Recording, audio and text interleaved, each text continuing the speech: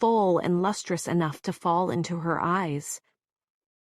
She has the strong urge to laugh, even as the possibility of laughing ever at anything seems suddenly impossible.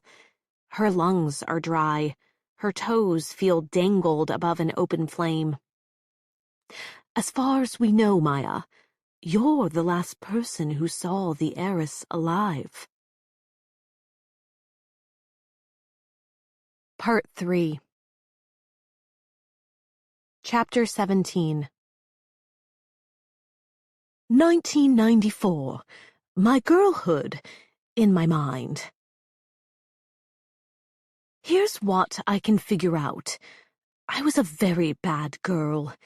How, exactly? In new and interesting ways, or the old terrifying ones? Is there any difference? These days have been a blur.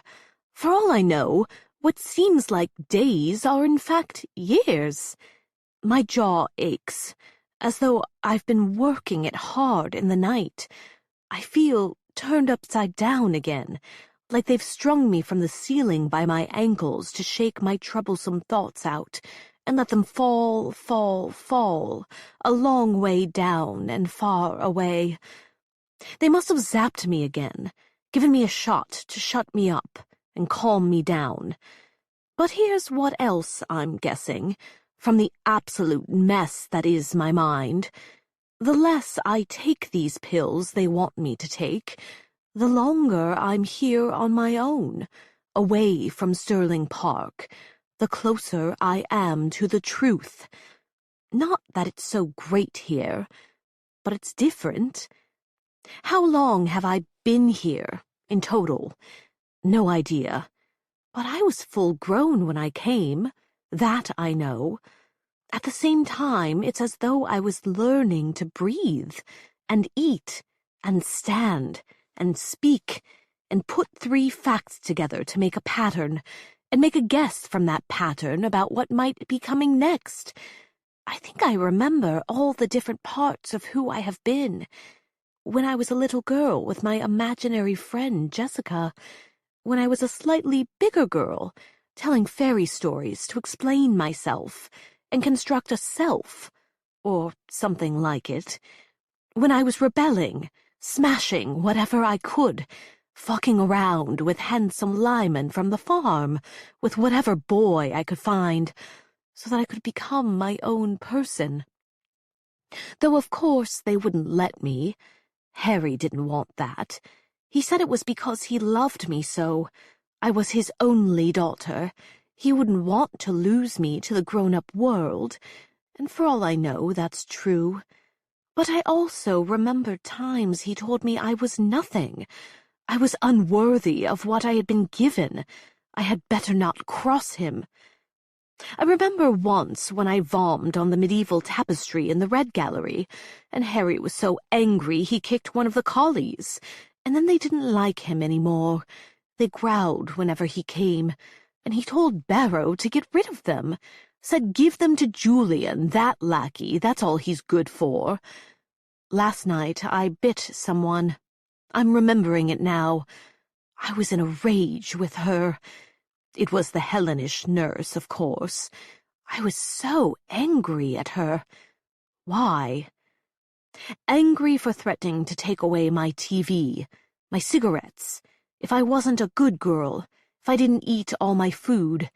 Angry for her part in the whole wide world, and all its unfairness, and for my lot. Alone. Always alone. The strange thing is, the past and present, it all bends into one continuous loop. I know that I am here, in this facility, wherever this facility is. But very recently I also knew that I was in Sterling Park, following Gigi through the tunnels, smelling that earthly smell down there. And we're on our way to the real world, the wide world of pulsing music and swirling lights. I could drink the whole world. I swear I could. And if Harry doesn't catch me, I will. There. You see? For a minute I was there. But then there's here, this journal, these notes I've written to myself so I don't forget, these puffy blue booties on my feet, the bruises on my arms. These really are hideous, pulpy bruises. From being restrained? Yes, I think so. But then what are these cuts and bandages about? I know sneaking around with Gigi was long ago and far away. That time when a normal life seemed possible. I was only 14. Gigi needed a friend. Her parents had died. Their helicopter, trying to get away from the paparazzi, went smashing into some Italian cliff. She was an adult, practically. She was proud of that, her adultness, and very sad, and very determined not to seem sad, even for a moment. In some ways, I must have still been 4 years old, still terrified that the slightest breeze of the outside world could harm me. But in another way, I was far older, because till then Harry had been my only friend. Then one morning in the office, Harry said, "All right, my dear, you've had your fun." Why was I there? Someone fetched me, I suppose. Harry said, "You're a sterling. It's time to get serious. We have to prepare you for what's ahead." I started laughing my head off. I was halfway across his office, that office we used to spend ages in. Later, tied down to the bed, they insisted that I was a danger to myself, and I kept saying, "No, no, no, no. I just want to be free, and what's freer than a window?" It was a nice summer day. The world was full of pollen, bees, boys taking their shirts off to wipe the sweat from brows upon which nothing had been written. I was hungry, and I wanted to feel free. I wasn't at all trying to harm myself. But no one believed me, like no one believes me here. I wasn't trying to hurt myself. I just wanted to open the window. Chapter 18. Maya wakes to the sound of screaming. Icy panic spreads from her belly upward toward her throat. In her mind, she sees the woman from the iguana bar, observes a sudden nervous constriction of that delicate mouth, as though she's seen a ghost, hears her parting words, "I'll be in touch." But now, she'll never be in touch, because she wasn't a journalist named Jessie. She was Ariana Sterling, and Ariana Sterling is dead.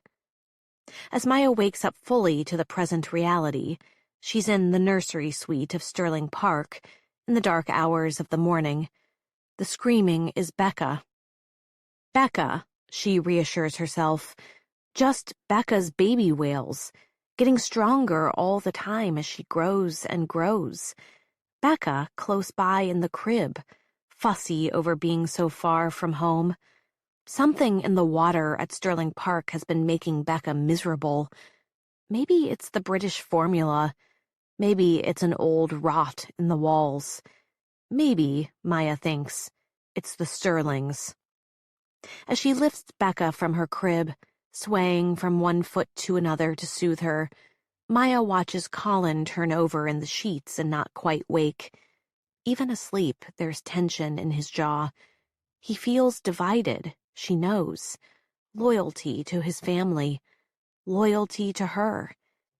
They promised to have each other's backs, but that was before Agent Chetan came, showed the Sterling family the photo of Maya and Ariana together in Mexico, right before Ariana died. The photo changes everything. Last night, getting ready for bed, their suite felt airless. "You really expect me to believe that you met with Ariana, not knowing it was her, and then she decided to leave you everything?" Colin strode across the room in frustration, raking his fingers through his hair. "Yes." Her voice was low, emphatic. Come on, you know me. Do you think I could have known that was Ariana? Kept the secret all this time? You've got to believe me. You did lie to me, though, he said, relenting. About being sick. The reason you didn't come with the rest of us. She grabbed his hand, pulling him to face her. Colin, please. I didn't ask for any of this. Colin closed his eyes, exhaled long and low, from some deep place of pain. And now they're going to try to turn you against me. You know that. Colin grunted. You're exhausted, was his curt reply, dismissing Maya's fears. She is tired, and she wishes she could sleep the way Colin is sleeping now. As Becca's eyes flutter shut, and her body grows heavy in Maya's arms, Maya tries to recall the details of that night in Mexico, the meeting in the iguana bar that she had so completely misunderstood. Some things seem obvious now. Jessie Moore's mouth was delicate, formed around a slight overbite, like Gigi's. Those darting pale eyes, somewhat shadowed by the low baseball hat, were a striking green, striking as Helen's.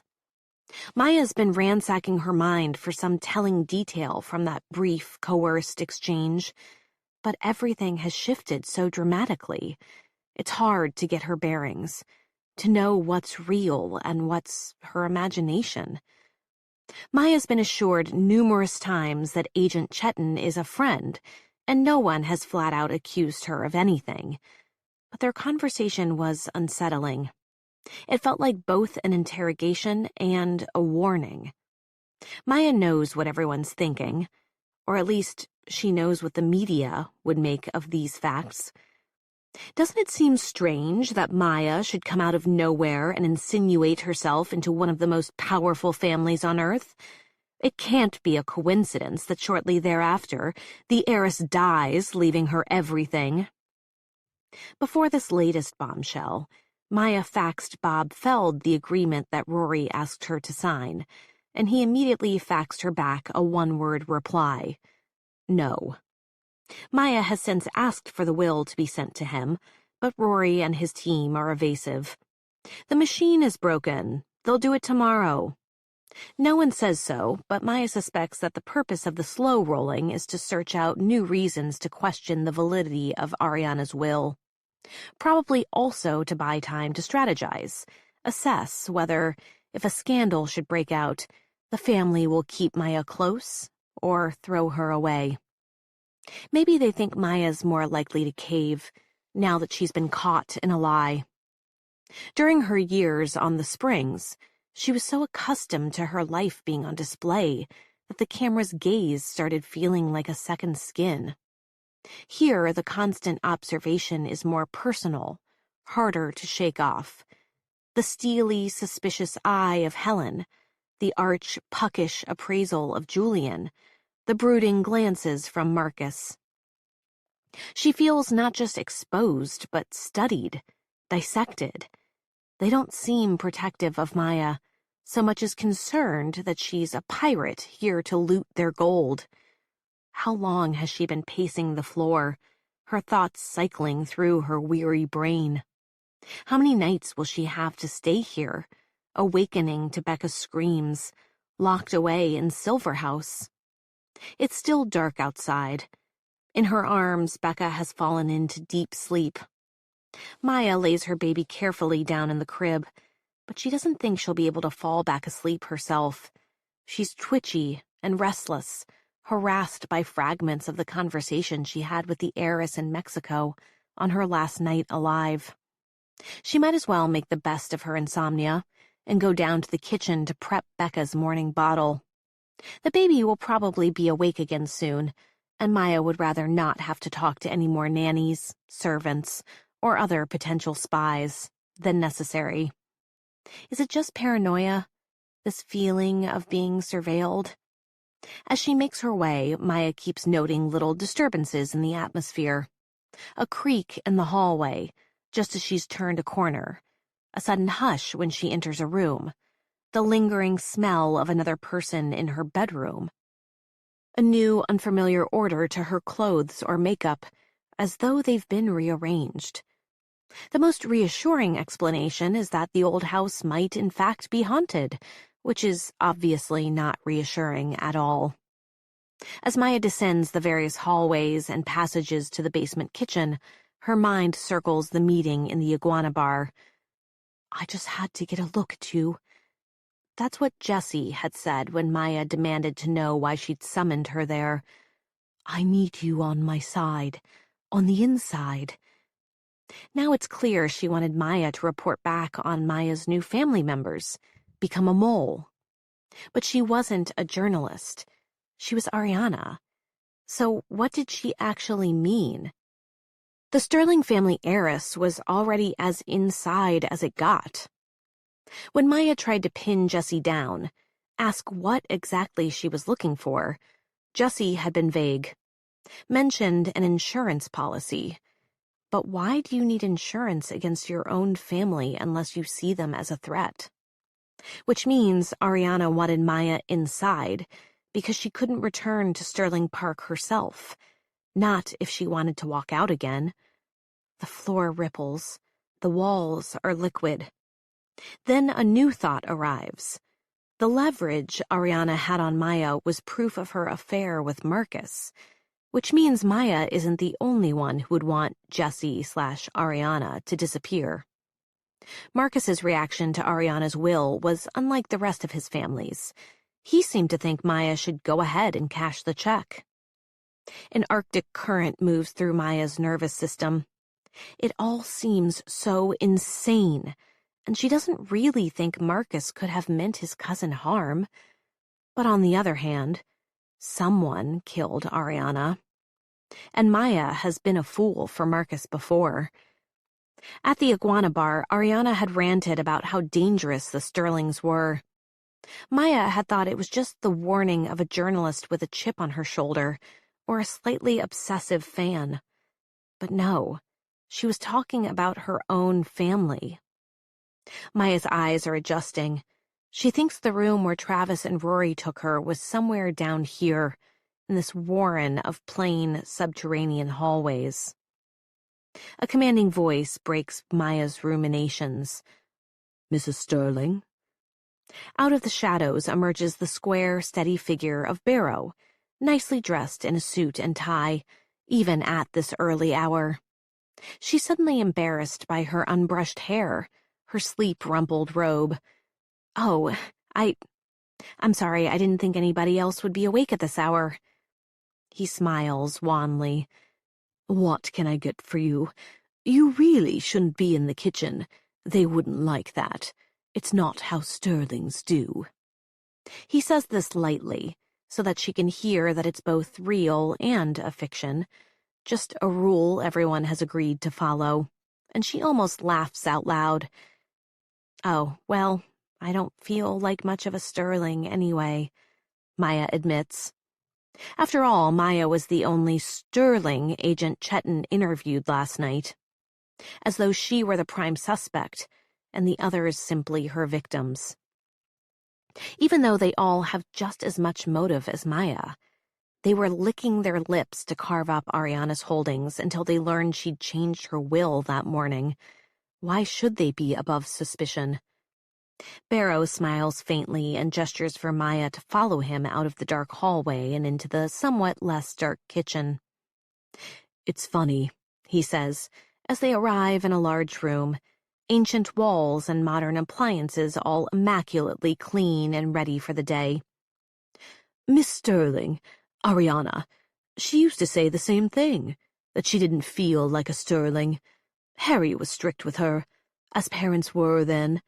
But when she came down here for a warm milk in the middle of the night, I let it be our little secret.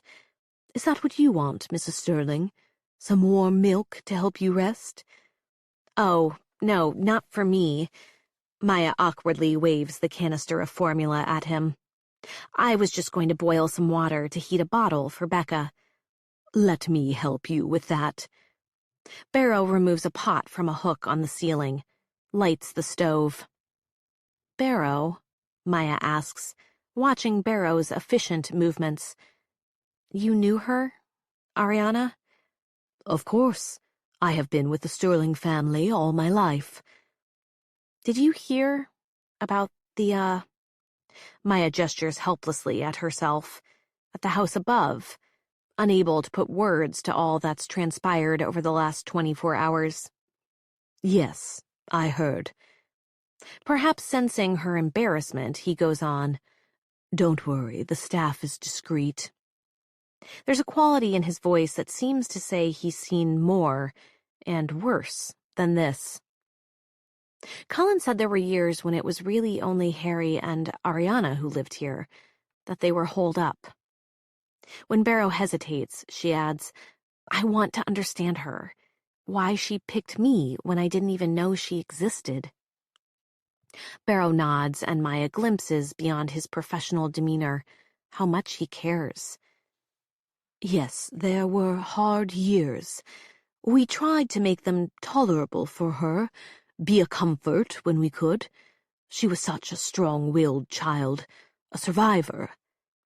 Was Harry abusive? Oh, no, I just meant the isolation, being without a mother, that sort of thing.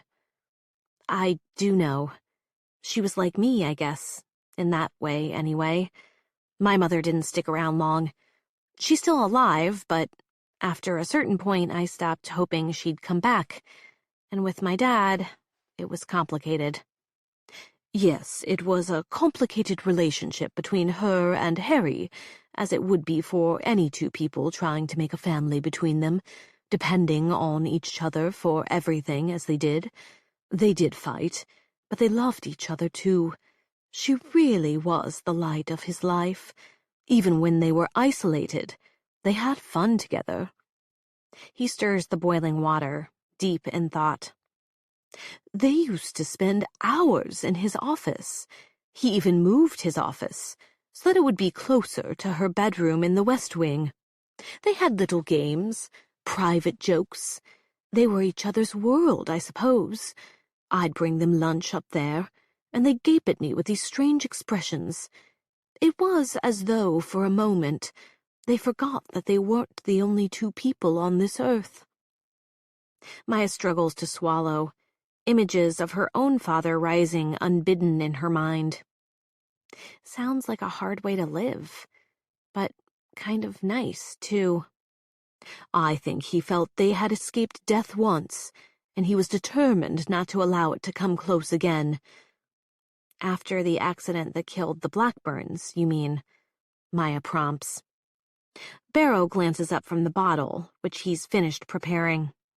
She senses that he's retreating from the conversation, that he's avoiding saying more. In a rush, she says, I had a father like that, you know? I mean, he was dirt poor, but it was just us a lot of the time, and we fought. But I loved him more than anyone, understood him better. It was hard to know where he ended and I began. It still is. Barrow nods deferentially. Maya feels sure now that he's regretting his openness, yet she continues, hoping for more. Colin said something happened, some break, that Ariana became difficult and that she was sent off to treatment or disappeared on her own. Were you aware of that? Did she run away from Harry? Did she... Mrs. Sterling, Barrow interrupts, and the formality of his tone makes clear that the conversation is indeed over. It's all a long time ago. Really, you shouldn't think about such things, and I should certainly not speak of the family. Maya can see that he's reached his limit. But she keeps on, allowing her true desperation to be visible on her face. I'm so confused, you must see that. How did all this happen? And what should I do now that I'm in the middle of it? I just want to understand her, that's all. What she was thinking. Why she named me. The grooves of Barrow's face are deep, exaggerated by the shadows in the dimly lit room. His eyes are deep-set, shrouded, yet they shine with warning. Is he just alerting Maya that she's transgressing the boundaries of their roles? Or is it something else? He puts the warm bottle in Maya's hand and, with a firm and gentle touch, moves her out of the kitchen. Unfortunately, she was a mystery to me, too. They both were, really. When Harry was young, he was so charismatic, so proficient at everything he did. Maya is surprised. She hasn't heard of Harry spoken of in this way. You admired him? She says wonderingly. Yes, of course. Maya thinks of that portrait of him in the hall near the nursery suite.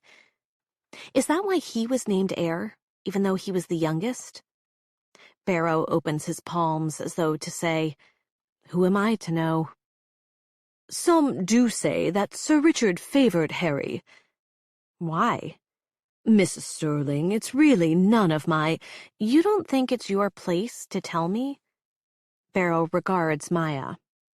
She shifts her weight, fixes him in a piercing gaze. But I am the lady of the house. And when he does not immediately reply, she assumes a more imperious tone, lengthening her neck. You know. I can see you know. Tell me, why did Richard name Harry? Barrow eyes her, considering his words. Helen was the eldest, the most impressive in some ways, but it was a man's world, and Sir Richard was a man of his generation. Does he not want to say anything about Dickie, the father-in-law Maya will never meet? And? I admire you too, you know, Barrow says, smiling faintly. Thank you. Maya declines her chin. Lets him picture her commanding a house like this. Shows him, with the steel in her eyes and the forcefulness of her words, that she could. Voice clipped, she says, Tell me. I insist that you tell me. With a sigh, Barrow begins. One night, when the children were home from school for a visit, Sir Richard proposed a game. He was always proposing little games. He said the winner would be named his heir. The children, knowing the spirit he most wanted to see, agreed with bravado. And then he had me serve them their dinners, and declared a race to see who could clear their plate first, but without utensils, without even their hands. You mean eat like dogs? Well, and Harry finished his dinner first? No, I can't, to be honest, remember whether it was Helen or Dickie who finished first, but Harry saw them going at it, like pigs more so than dogs, I would say, and refused. He had that inborn nobility about him, you know, and he was named the winner. Sir Richard had not said that the winner of the race was the winner of the game. One of his classic tricks. He had not said what the aim of the game was at all, and Harry certainly was the most dignified, the one who thought for himself. That was the real test. That's why you admire him. It was how he was. That's such a different picture of Harry than I've gotten so far.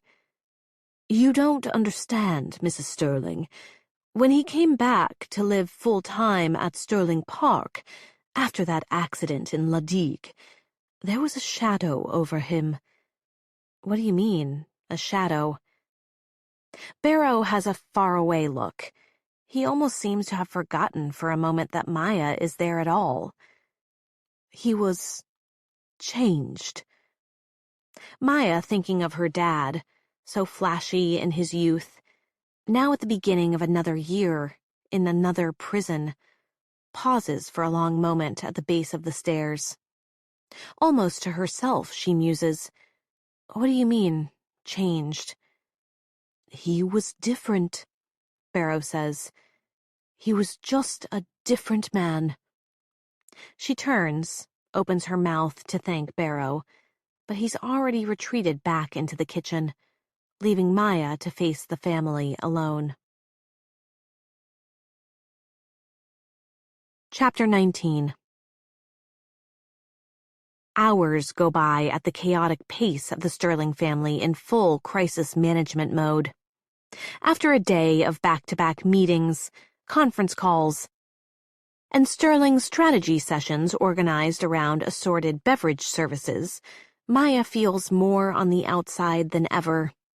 Between Rory burying her in legalese and the Sterling PR faction peppering her with possible NDAs and media plans, Maya grasps the family line toward her. And even if the countless assurances of, "We'll take care of everything," and "We're just trying to protect you," have placated Colin, on Maya they've had the opposite of the intended effect. Maya follows Colin up the wide stairs at the west end of the entryway. He's carrying Becca, humming to her softly. Maya wants to feel warmed by this blissful domestic image, but she's too knocked flat by 8 guarded hours of standing her ground to really absorb the sweetness. She's prevailed upon Colin that they need to skip the sacred cocktail hour to regroup, just the 3 of them.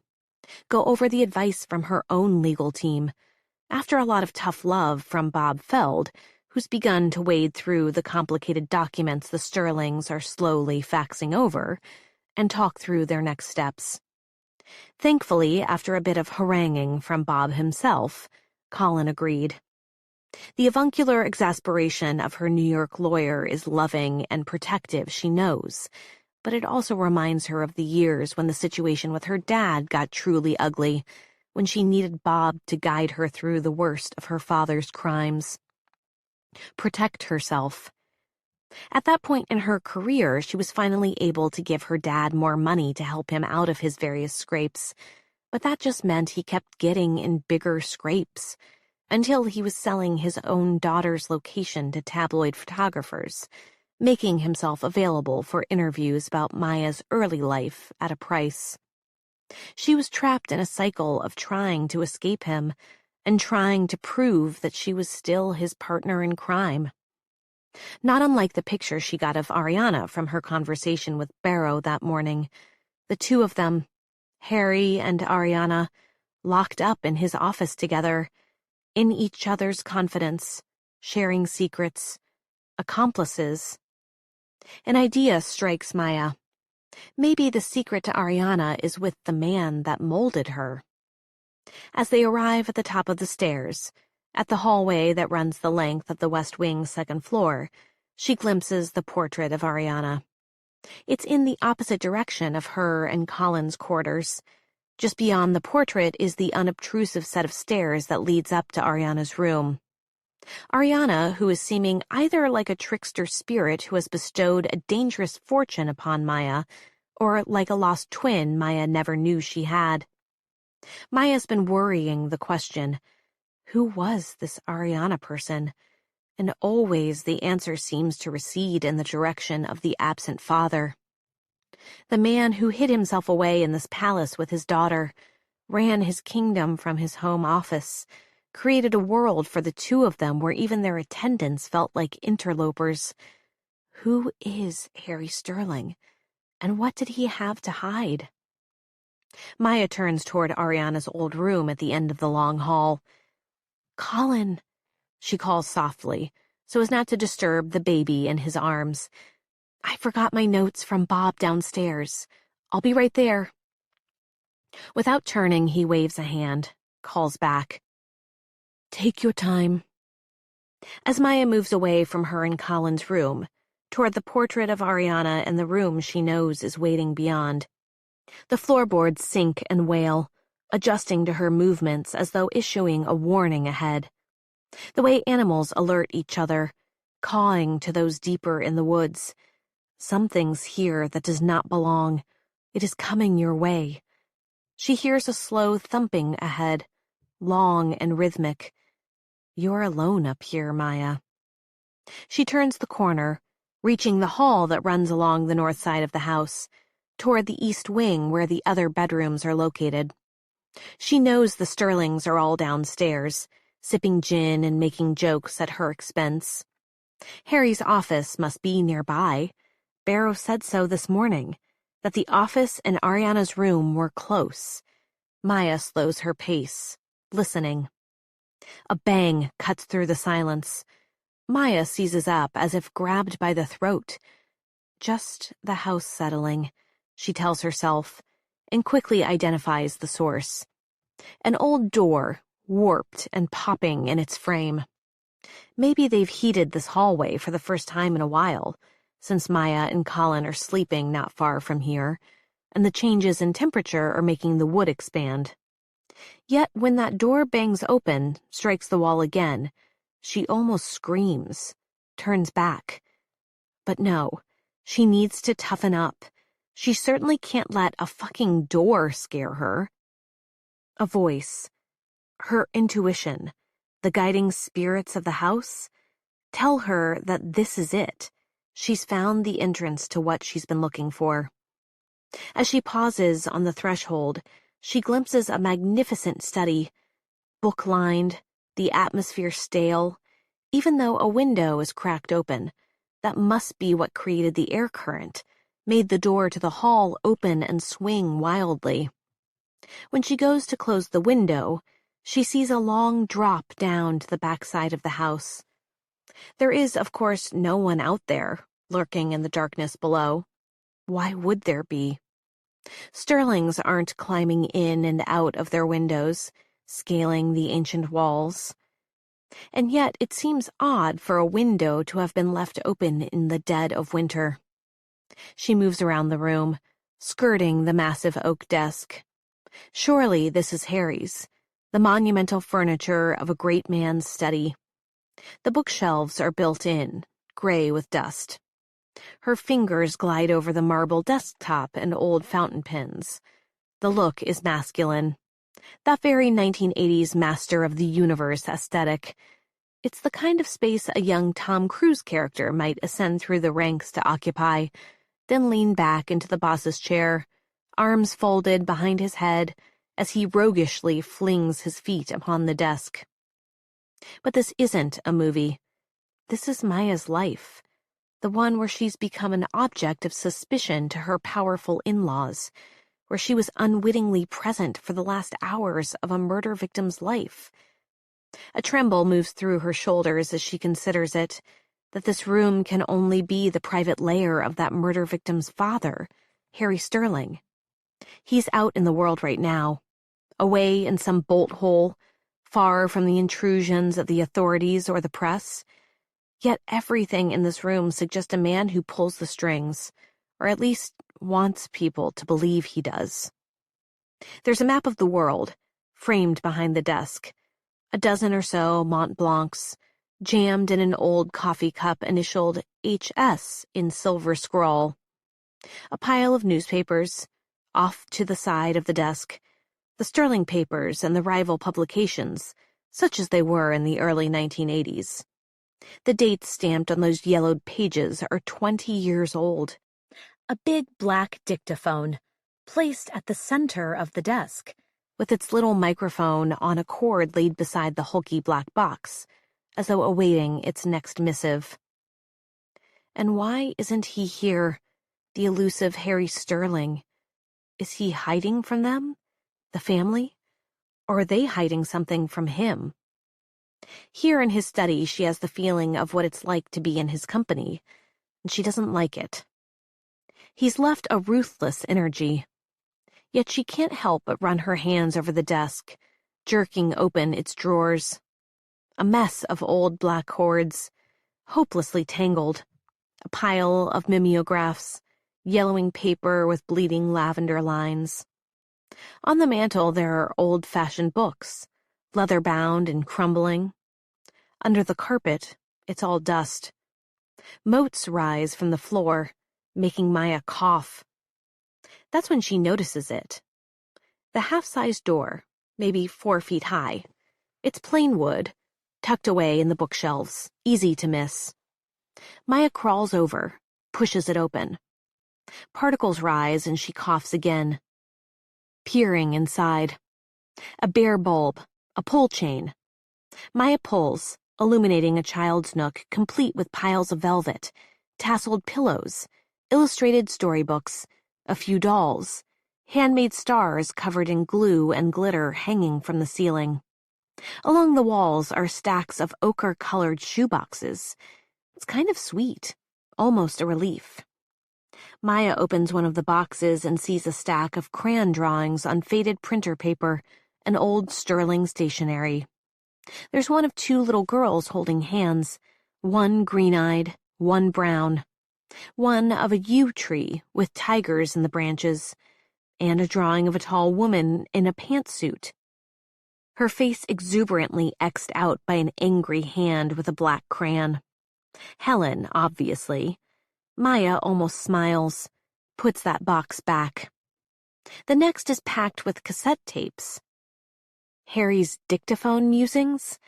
On whatever would have been a big business coup in 1987, Maya checks a few more of the boxes. More tapes, some unspooling, some in plastic cases, cryptically labeled with initials and inconclusive numbers that might indicate dates or might be some long-forgotten secret code. Or might indicate nothing, a shorthand, the meaning of which is lost to time. Maya sits for a moment, legs pulled against her chest, suddenly feeling very small in Ariana's domain. What did Ariana hear when she hid out in this cubbyhole? What conversations of her father's? About the business? About her own fragmented mind? After a moment, it occurs to Maya that even if she could somehow hear the spirit of Ariana calling to her from the interior walls of the old house, it still wouldn't do her any good either. Ariana obviously didn't know how to make it through. This connection to Ariana, this crazy notion that Maya's going to find something in some secret corner of the house that's going to tell Maya what Ariana wanted with her, why she tracked her down, why she named her. It's reminding Maya of the years she was at her worst, desperate, driven by fury and illogic, that time when they locked her up.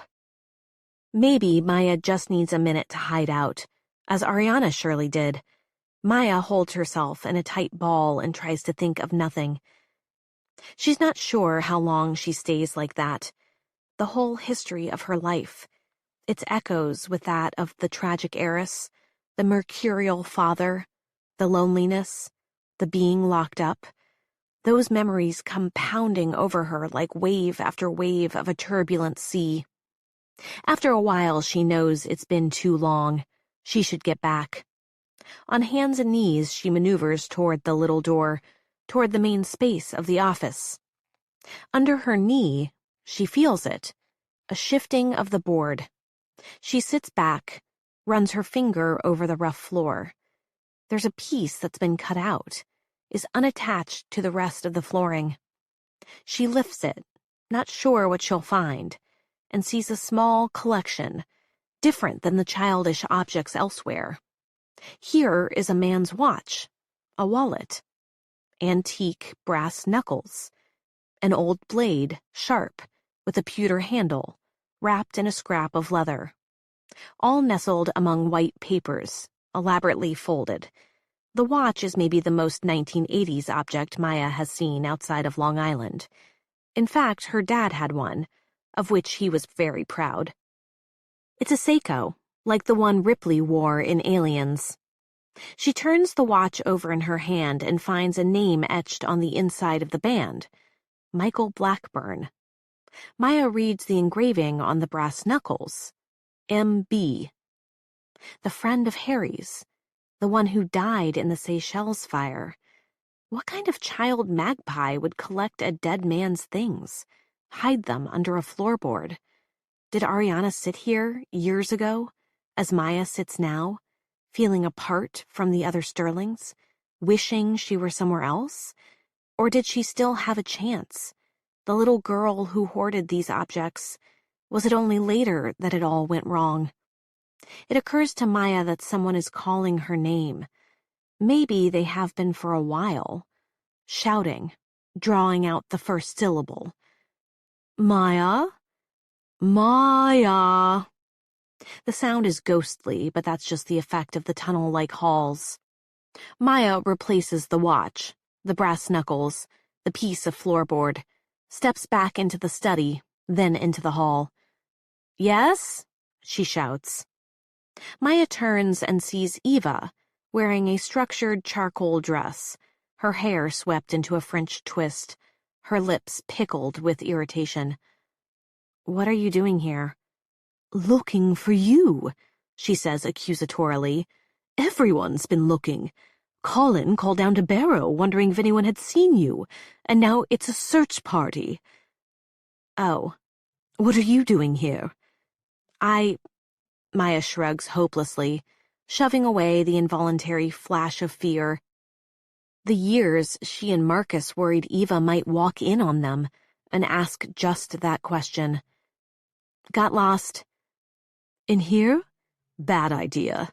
If Harry hears you're snooping in his things, he'll kill you." "But Harry isn't present? Are you a little dim? Just because he isn't here doesn't mean he isn't entirely aware exactly what's happening in his home. Everyone keeps tabs here. Tips the servants, listens from behind the drapes. Get a little leverage on a sterling and you might just win some negotiation down the line." She pauses, eyes flashing, smile feline. "For instance, now I know that you told your husband you went to fetch some notes, but then I find you here. Perhaps that little deception will prove useful when I need it. Perhaps it's not the first lie I've caught you in.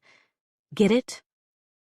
Maya tries to swallow the fear that Eva does have more on her, that she knows about the affair. The truth is, Maya used to think very little of Eva, dismiss her even. The cold wife of the man she needed so bad, who needed her. But standing face to face, Maya feels the wrong she's done. She can't help but think that Eva, of all the players, might have the most reason to ruin her. Does Eva long for her husband to notice her, love her, the man who only yesterday kissed Maya in the greenhouse? Eva turns, dismissing the conversation with a swish of her skirt. "They'll be paranoid you've run out on us if you disappear like that again. So be on time for dinner, why don't you?" Eva strides off, caroling. "You're welcome for the tip, Maya Miller." Chapter 20. After dinner, Julian proposes games in the Red Gallery, and Maya reluctantly follows the others through the corridors. The family, having exhausted each other wrangling over the family business, apparently must now seek out new modes of competition. Marcus and Colin are soon circling the snooker table. Eva and Helen become involved in a game of cribbage at the little table by the fireplace. Gigi turns enthusiastically to the bar cart. She's lapping everyone else in that category at the very least. Julian smiles broadly, gestures toward a small tabletop inlaid with a chessboard, and Maya decides she could do worse than follow his lead. Julian assumes the seat on the white side of the board and begins to methodically polish a set of carved stone chess pieces. He looks pleased with himself. He's apparently luxuriating in the sumptuous atmosphere around him. As Maya sits opposite, she feels the late Richard Sterling frowning down at her. The day was long, and Maya wishes she could retreat to her room. Through dinner, she couldn't help but marvel to herself that this is only her third night in Sterling Park. In so many ways, it seems she's been trapped here forever. New York, her old life, her freedom, that's all very far away. What remains is this grand house, this smothering family. Taking a sip of vodka, she lets her eyes slide back to Helen's husband. "Have you played before?" he asks. "A little." Julian hums in response, ducking his chin, and Maya feels eyes from over her shoulder. Marcus staring at her as he leans across the green felt of the table to make his shot. "Everyone is fascinated by you, my dear," Julian observes. He begins placing the pieces for a game as Maya flushes, attempting an airy ambivalence. "And does that include you?" "Well, yes," Julian replies drolly. "I am a man." Maya laughs, spins her queen idly in place. Julian removes the queen from Maya's palm, places it back on its starting square. But Ariana, what made her so interested in you? That's the billion-dollar question. I'd love to know, to be honest. What do you think? It's a true riddle. For all of us, I suspect. There's a merriness in Julian's eyes now. Maya has the sense that Julian likes her, that her coup amuses him. Maybe he shares his son's view. He'd be disappointed if Maya just went along with the Sterling mandate. What did she say to you when you met? Any clues? Honestly, Maya glances around the room, stalling. She likes him, thinks he could help her. But what Eva said earlier, about everyone snooping for a leg up, has put her in a distrusting mood. And the way Jessie, Ariana, ranted about the Sterlings being dangerous. Sterlings like to watch things burn. Maya isn't sure if that's something she should share, even with Julian. Overhead, the fearsome Richard Sterling glares down from his portrait, watching. Maya thinks about the history of this portrait, which Julian had mentioned in passing, and of the relics of Mikey Blackburn she found under a floorboard upstairs, and thinks maybe she should stay quiet for now, especially with a gift from the Blackburn patriarch hovering over her. Did he know his only son went out like a match on Sterling land? It was more like she was checking me out, Maya demurs. She told me she was curious about me, that she wanted to have a look, but she didn't say why. Between you and me, I'd be mum about the details of that meeting as much as possible. With the authorities, I mean. Helen really likes the family's business kept quiet. Julian emits a thoughtful hum, frowns at the chessboard. Though you can confide in me, of course. I understand the Sterlings, the way they like things done. And I think I understand you, the way you operate as well. He grins. And Maya feels that he really might. Ready? He says. Maya nods, smiles. Julian advances an ivory pawn 2 squares, and Maya mirrors his move with seeming thoughtlessness, so that her own pawn faces his down. Perhaps Julian does understand her, but he can't possibly know that her father taught her strategy for every game a bookie would take money on. When she was little, she and her dad played a lot. But she figures Julian will probably share more, be friendlier, if she lets him win. Of course, trying to win is an old habit, hard to break. As Julian considers his next move, Maya's eyes slide again toward the portrait. Maya is thinking of the watch she found in Harry's office, the name etched on its band. Julian, you said the Sterlings and the Blackburns were very entwined, didn't you? She asks offhandedly. Julian makes a fluid, evasive gesture of the hand. Did you know him well? Diego? No, before my time, really. Maya pretends to be absorbed in the board, considering her next move. And the son? The one who died? Julian shifts in his seat, eyes rising to meet hers. Maya senses that he's holding something back, that he's strategizing. She wonders if he knows less about the Sterlings and their secrets than he claims, if it's all bluster. Mikey was Harry's friend, Julian says casually. Not mine. Come on, have pity on a fellow outlaw, Maya presses. I'm still pretty hopeless when it comes to the family lore, but you're an expert. Lest this flattery be insufficient, Maya moves a knight farther into Julian's territory. I went to the archives, like you suggested. I noticed a blade that Mikey gifted to Harry. You must have seen it? Oh, yes, that. The story goes that Harry had gotten Mikey out of some jam or other, and Mikey gave it to him as thanks. It was a little joke that he'd want to grow up and be like Harry, but I think another part of him meant it. He was jealous of Harry. That was the ugly truth of their friendship. Julian captures her sacrificial knight, settles back into his chair. Jealousy is a horrible emotion, don't you think? Mikey and Harry, they were born the same year. Roommates at Gordonston. That's a boarding school, Julian adds when Maya gives him a blank face. Anyway, Harry and Mikey had parallel lives, youngest sons of powerful fathers. But Harry was his father's favorite. Was, you might say, anointed. Even better than being a firstborn in some ways. With Mikey, it was the opposite.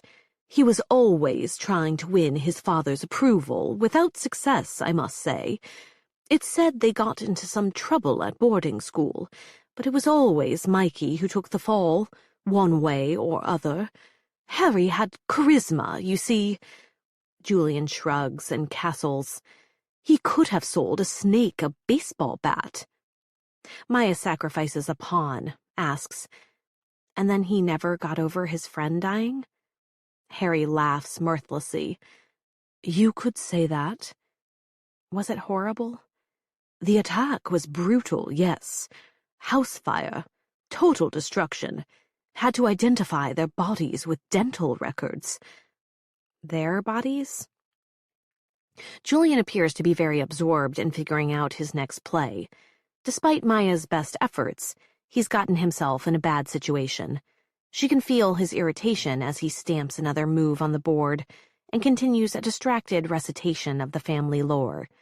Yes, as I told you yesterday, Mikey had a daughter, a little girl similar in age to Ariana. And like Ariana, Jessica's mother also died shortly after childbirth. You see what I mean about parallel lives? It's like that Blake poem, the one the Sterlings are so fond of, a fearful symmetry. That was part of what set Harry off down a bad path. Either he thought it was his fault about Mikey, or that the attack was meant for him. I mean, he said both at different times. And Ariana? Did she think the attack was meant for her?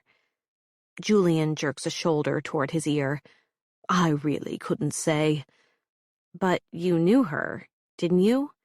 And Helen, of course, they were close. Julian looks pained.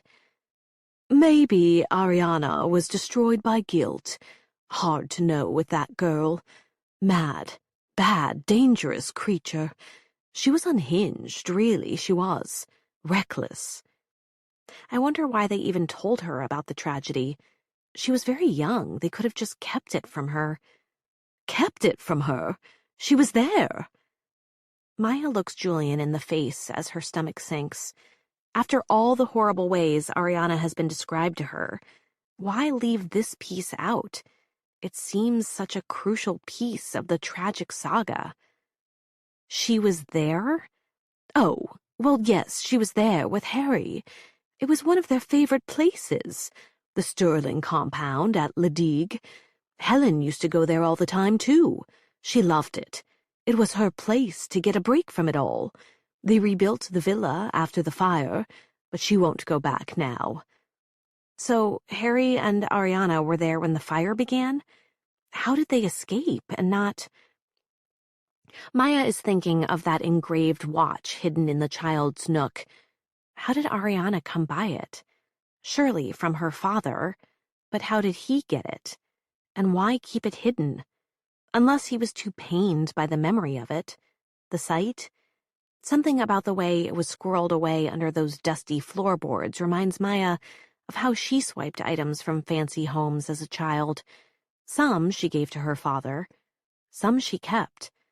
The way Ariana kept the watch, it seemed almost like a trophy, the kind of souvenir a soldier might snatch off a confirmed kill. Sterlings like to watch things burn, but only if they're the ones to light the match. Ariana had said when she was posing as a journalist. Was she implying that her father set that fire? I mean, Maya says to Julian, moving her queenside castle up a square, Harry was at the scene of the crime, but came out unscathed.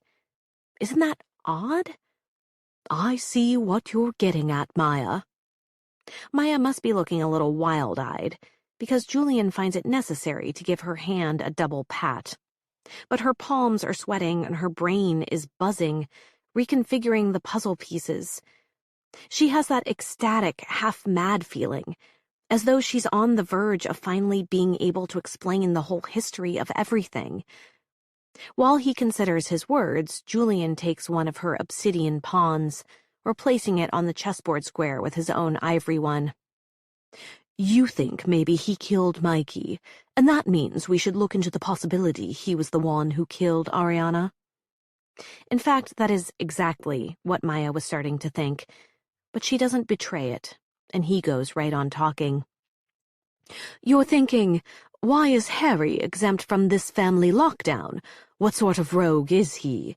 But you have to understand, his whole life was arranged to protect Ariana, and Mikey was his friend. No, in this case, I think the simplest explanation is the one that makes the most sense. Have you heard of Occam's razor? Maya suppresses the instinct to roll her eyes. Yes. Well, the likeliest thing is that this was an old house in a developing country with lax building codes.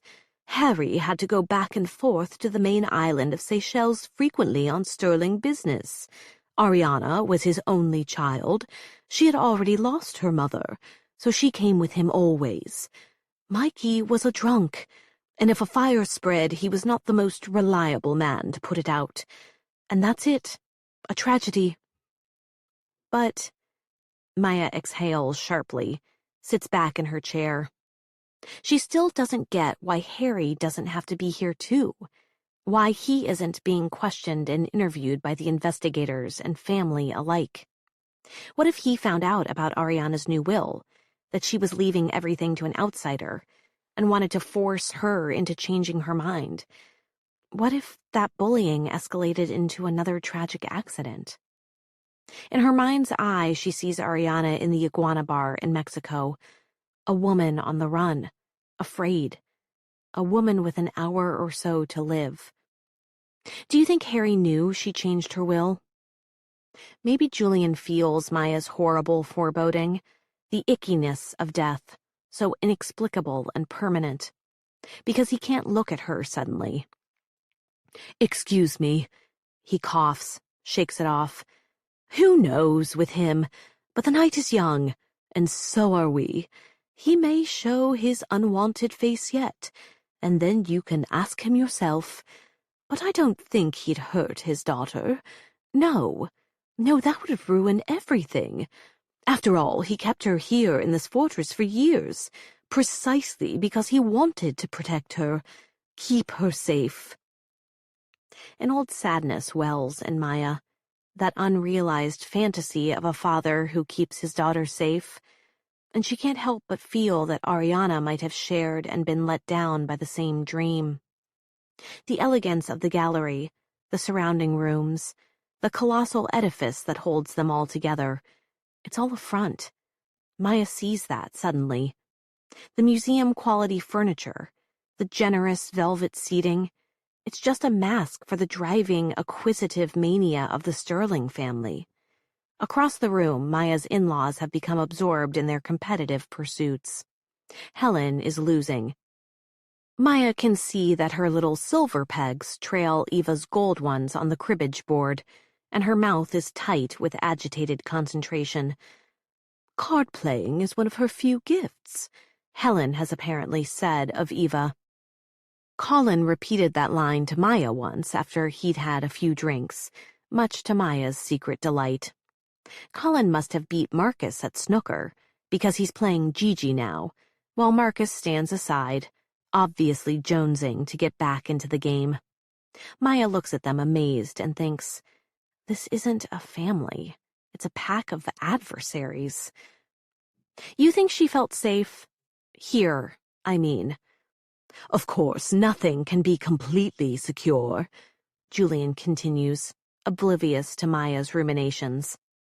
There are the old tunnels for getting to the different outbuildings in bad weather, for instance. I've heard the phrase Swiss cheese used to describe them. In a hollow voice, Maya replies, "Yes, I use those tunnels to get back from the hammam." "Ah, yes, well, they were extended during wartime. One or two may go as far as the nearest farm. I know back then the staff, and Harry himself, made an effort to ensure they were properly fortified. But Ariana was tricky. She must have discovered the tunnels as a teenager, or maybe before. And if she could get out— Wait, what are they talking about? Maya had drifted into her own past and lost the thread of the conversation. So this place wasn't safe for Ariana? Julian speaks in a blustery rush. "The security here is world-class. She was safe here. She just wasn't safe from herself. The chaos she could cause out there. That's why they put her in Portus. For her own good. If she just stayed there— Well, anyway, I'm rambling on now, aren't I?" The ambient sounds of the gallery recede. There's a fierce ringing in Maya's ears. Portus? Do you mean Portus Bronchus? Julian eyes her. She can see him trying to pull himself back from his emotional ramble. "Excuse me," Julian replies, pushing away from the board. "I've upset myself." He stands and walks across the room, leaving Maya alone before the chessboard, unsure if Julian knew his defense was weak, that she was only 2 moves from checkmate. Probably he did not. He's a sloppy player, impulsive. Even at a distance, he appears consumed with emotion. That's a little stroke of luck, because Maya is too thrown by this revelation to mask the shock on her face. Ariana Sterling, before she died, was in the Portus Bronchus facility. The same place Maya, after Marcus, when she was at her very worst, was locked up. Chapter 21. Day 1000? Have lost track of time. Here's something to remember. Here's a super hot tip for the future me who's forgotten everything again, or the unknown captive who finds these pages and is strategizing how to survive here in Portus Bronchus. Dear future me / stranger captive, I have no words of hope for you. The world is devoid of goodness or sense. I can only say this. Avoid, if you can, stabbing out a cigarette in the fat arm of a nurse. Love, past me / long gone compatriot. Tempting as it may be, to sear their skin-deep, happy, jolly act and get right to the blackened core of their intentions, the result will be— listen to this— that your cigarettes are confiscated and your window privileges are rescinded, and if you are unremorseful, which unfortunately— yup, guilty, you will be put in a room in the basement, with the absolutely worst shade of pink walls, padded naturally, and a mattress on the floor, a foam one, no springs for you, you naughty melancholic, and you'll be taken out for twice daily zaps, and force-fed under observation, blended healthful meals full of pulp and seeds and the like, until you forget what a ravaged, nasty, glorious beastie you have lately become, and they let you out. Back to your room with the highly lauded low-to-the-ground window, and what will you need? What will you need, my dear? A motherfucking cancer stick, obviously, but you shall not have one.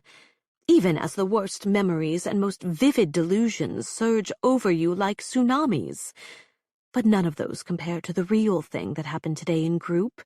I'm still shaking over the whole thing, still trying to nail down what was real. So picture it. There I am in the big bland room, sitting on the plastic armchair with the blankie on it, listening to these self-pitying, monosyllabic girls I've been forced to live with. Listening to them hollowly reciting the very stock positivity mantras that they force upon us here, saying that they're grateful for air and water and the most pathetic things. And then it's my turn, and I'm so out of sorts from my time in solitary, from my nicotine deprivation, and then my nicotine fix, and the hallucinations that feel as real as anything here, anything in Portus Broncos, and I just start talking, saying I don't know what. I only know from the face of the therapist that it's bad what I'm saying, that I'm saying entirely too much, that I'm being too honest. Saying, I think, I hate my family. They're evil, they're criminals, they really... And then the therapist interrupts, smiling idiotically, and says, "Thank you, Ari, that's your time." And then we go around the circle a bit, and then I see her. Her! She's sitting in one of the plastic chairs, even more gorgeous in person, the sleek hair and pillow lips, and this very sharp look in the eyes, the baby blue matching sweatsuit, the lashes that are so long they look false, but must be real, because none of us are allowed makeup here, much less false eyelash glue. Of course, I think I'm hallucinating, even when it's her turn and she speaks. When she gestures in my direction and says, "I agree with that one. This is bullshit. You don't want us to be better, you just have an insurance scam going. And the insurance companies have a scam with the government. The powerful men who run everything and pull the strings and think women are disposable. I'm not crazy. She's not crazy. None of us is crazy. It's the system that's crazy." The therapist is frowning vigorously. "Maya, do you know what Portus Broncos means?" Maya, the newcomer, has walked off my television screen and into the asylum. She has made her big eyes extra wide as she scans the circle. "I mean, it's like they're telling us, here you are, girls, at the pearly gates. Last port of call. Life is over for you. Move along now, move along." "Thank you for that, Maya," says the therapist with finality. "But we're not here to editorialize. We're here to feel. How do you feel?" Maya Miller, the girl from the Springs, my immaculate delusion, folds her arms over her world-class tits and slouches into the chair. She raises an eyebrow in my direction. "I feel," she says, "like shit." The therapist sounds really impatient now. "Care to elaborate?" "Sure. I worked my ass off, okay? I made a lot of money. I thought, what is money for if not to help your family, you know? I gave my dad an allowance. I gave him the keys to the kingdom. And then I ended up in jail. And I call him, which, let me tell you, I have received plenty of those calls from him. But the one time I call him for help, he says, 'Oh, sorry, I spent all the money you gave me. Can't bail you out, honey, wish I could.' And you know what? That's it. That's the last time. I'm cutting him off. I'm calling my lawyer and telling him, take my dad off my payroll, take him out of my will. He doesn't get another dime." At this point, it still felt like I was watching some bonus episode of the show. I suppose I've watched a lot of The Springs. It's as embedded in my brain folds as the rest of my little tragedies. This was a monologue I could have written for her myself. Later, when I was passing through the common room on the way to lunch, I heard her talking loudly on the payphone, talking with her press agent, sounded like, of all things, in a very even manner, none of that frantic energy from before, just calm determination. And even then, I still thought Maya Miller here in the facility was my mind playing tricks. It was Wynne, the nurse, Sarah Jane, the one who was always smiling, the one with the fresh cigarette burn, crossed my path, and said with a sweet face and venomous tone, "Looks like your idol came for a visit." That I believed she was real. Sarah Jane is real, unfortunately. And if she said, pretending it was a good thing, but really just to make fun of me, that Maya Miller was here, in the facility, then it must be true. Objectively, observably, in the world outside my head, whatever, in reality. I turned away from Sarah Jane and walked toward Maya on the payphone. I smiled at her, waved my hand. She glanced at me, a flinch of irritation, then recognition. She covered the mouthpiece of the phone with her palm. "Hey, I really appreciate what you said earlier. You're the only real one here." I was kind of struck dumb, but I think I nodded at her that I agreed. "Listen, I gotta finish this up before I run out of quarters. See you later?" I hope I smiled, or in some other way conveyed that I hoped I did see her later. As I was walking away, I heard her very nearly shouting into the receiver. "The New York Star says what? Fuck the Sterlings. Fucking fuck them. I don't care. If they think I'm going to just disappear, they have no clue who I am." Part 4. Chapter 22. 2 years ago, New York. Everyone in the city was still fucked up over the towers falling, their country careening.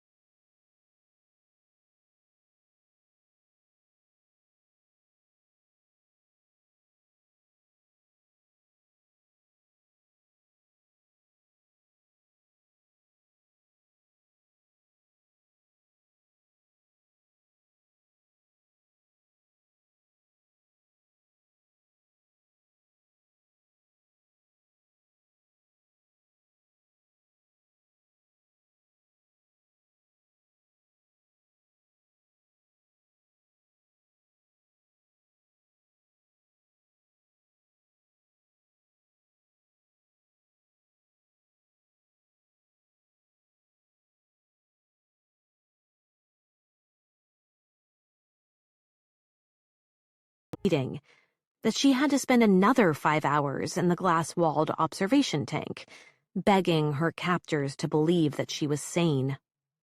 If Marcus felt bad about her stay in the psych ward, she never knew. She didn't see or hear from him again until she arrived at Sterling Park in the wake of Ariana's death. And he told her that it had all been a lucky PR break for her.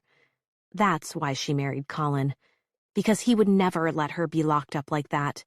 He'd never think being humiliated and exposed was lucky, because Colin likes to save. Maya must have overlapped with Ariana at the facility.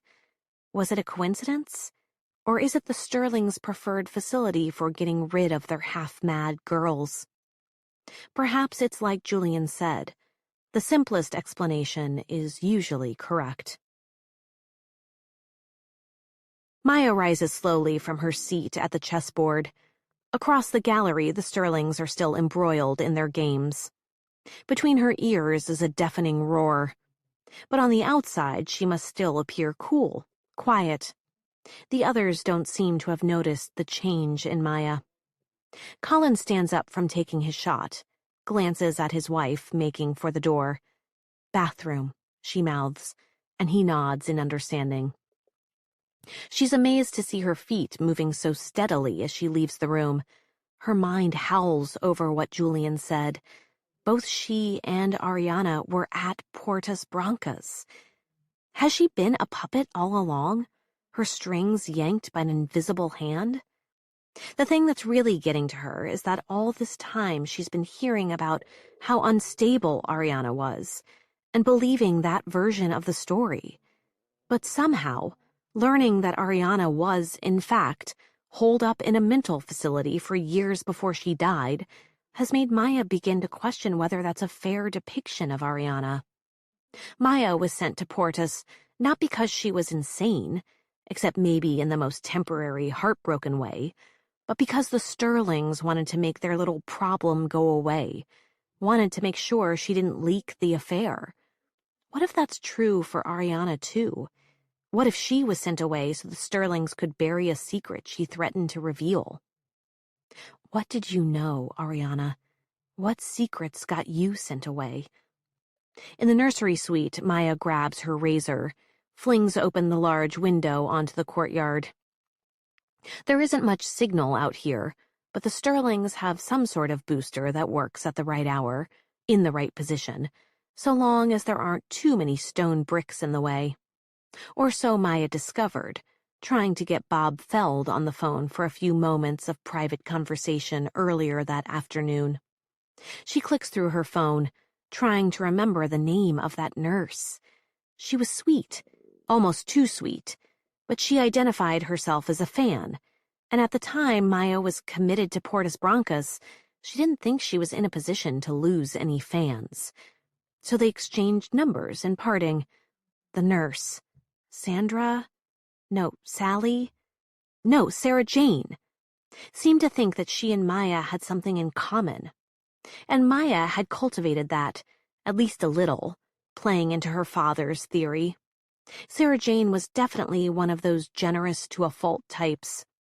But what with her dramatic tutting at Maya's predicament, the way she allowed Maya extra phone privileges over those few days, Maya knew that inside she possessed Angel of Vengeance potential, too. As the phone rings, Maya tries to think through all the excuses for why she hasn't been in touch till now, or even some natural way to open the conversation. The nurse was genuinely kind to her in the facility, helped her secure special privileges. She was celebrity crazy, but she was also just genuinely nice. Maya thought so anyway, and as soon as Maya was free, she ignored her. On the fourth ring, Maya's insides sink. Why would Sarah Jane pick up the phone? But then she does, opening with a giddy and confused, "Maya?" "Hey, girl," Maya replies, trying to sound natural, like they're old friends playing phone tag. "Wow, I thought I was hallucinating there for a minute." "That's not you, hun, that's the patients," Maya says, and then winces, worrying she said something offensive. But Sarah Jane chuckles gamely. It's good to hear from you anyway. I just wasn't expecting it. Well, yeah, I should have called earlier. You were kind to me at a really dark moment, and I wanted to tell you how much that meant to me. I mean, who knows? It could have gone another way for me. But it turned out okay. I just got married and... Maya, I know, she snorts. Everyone knows you're a sterling now. Right. Well, suddenly Maya feels foolish. Why would Sarah Jane be anything but wary of Maya, checking in after all this time? But apparently Maya is misinterpreting Sarah Jane's interruption. Maybe she's just been trying to contain herself, because the next thing she says is, I mean, really, good for you. When I saw the announcement in People, I was so happy for you. And girl, your hubby is cute. I know, right? Maya replies, trying to match the enthusiasm. She squeezes her eyes shut and hopes she's remembering right when she says, How's that guy, the one who managed the restaurant? I did just what you said, always waited at least 24 hours to call him back, always had somewhere else to be, and you know what? I'm engaged. Oh my God. Right? Yeah, wow, congratulations, that's huge. Maya takes a deep breath and tries to make a natural transition. Sarah Jane, listen, I've been meaning to ask you something. It's a bit awkward, and I don't want to put you in a difficult position professionally. Yeah? I mean, it would, obviously, but you're really the only person I can ask, who I trust, anyway. You see, I've learned that my husband's cousin, Ariana, was at Portus at the same time as me. You don't remember? Sarah Jane says carefully.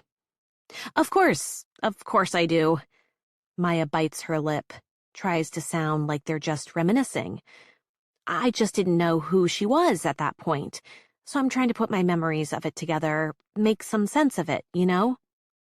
Well, it was so soon after you left that you and Colin got engaged, so it did seem like a really giant coincidence. I figured you were probably already dating him. It just wasn't public yet. So once I put it together, I assumed it was as simple as the same people who helped her get treatment helped you. Oh? What made you think that? Well, it was the same lawyer guy who came after you were discharged that showed up when Ariana went missing. Oh, yes, that'd be Rory. She wants Sarah Jane to keep talking, like they're friends, simply reminiscing. But her mind has stuck on that last word. Missing? So Ariana wasn't released from Portus Brancas prior to her death. She escaped? Was he helpful with that? With Ariana leaving? He was furious. Well, that's not fair, surely. No, I mean, we aren't a prison, but it is bad for business. Patient going on the run. And now all our procedures are tightened. It's really made everything difficult. Maddening, really. That doesn't seem fair.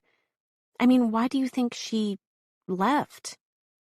Sarah Jane sighs heavily, then continues in that regretful yet excited tone people use when they detail the sins of their workplace enemies.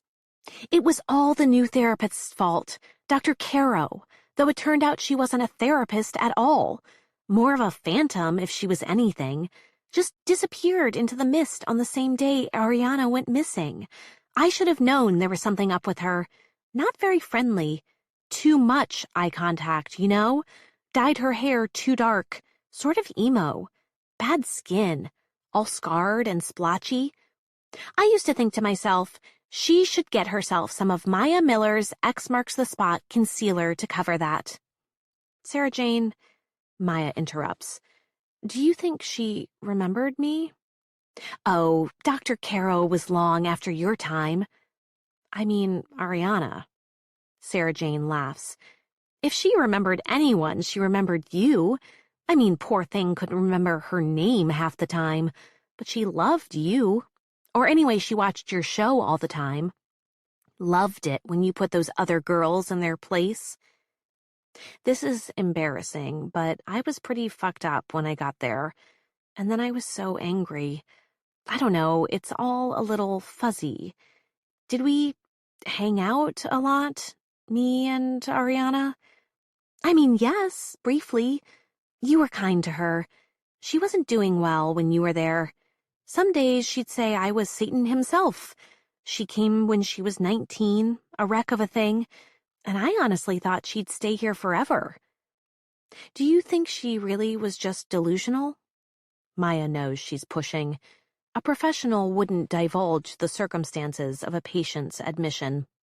But she's hoping Sarah Jane's urge to connect with Maya will override her professionalism. Was Ariana just a fucked-up rich girl with a tragic past? Or was she someone who simply knew too much? Well, Sarah Jane replies in a halting, haunted voice, when she first came, they said it was on account of her drinking, but her hallucinations seemed like more than withdrawal to me always. It was spooky, really. She kept saying all these things about her family. About your family, I guess. Sorry, I shouldn't... That's all right. Maya tries to keep the desperation out of her voice. Go on. You know, Sarah Jane says in a tense whisper, she'd say that they're all murderers. That kind of thing. Poor dear, she really was seeing things. That must be hard to watch. For you, I mean. Half the time she was screaming murder. Half the time she was singing 80s rock songs at the top of her lungs. She used to... Suddenly, Sarah Jane's voice is very different. You got it, Mom. We'll talk tomorrow. A supervisor or somebody must be passing by her station. There's a pause, and for a moment, all Maya can hear is a woman breathing far away. Then Sarah Jane returns with a hushed, Sorry, I have to go, but thanks so much for calling. I miss you, girl. Wait, could you... Bye, Mom, bye, Sarah Jane says in the cheery theatrical tone, and then the call ends. Maya listens to the dead air.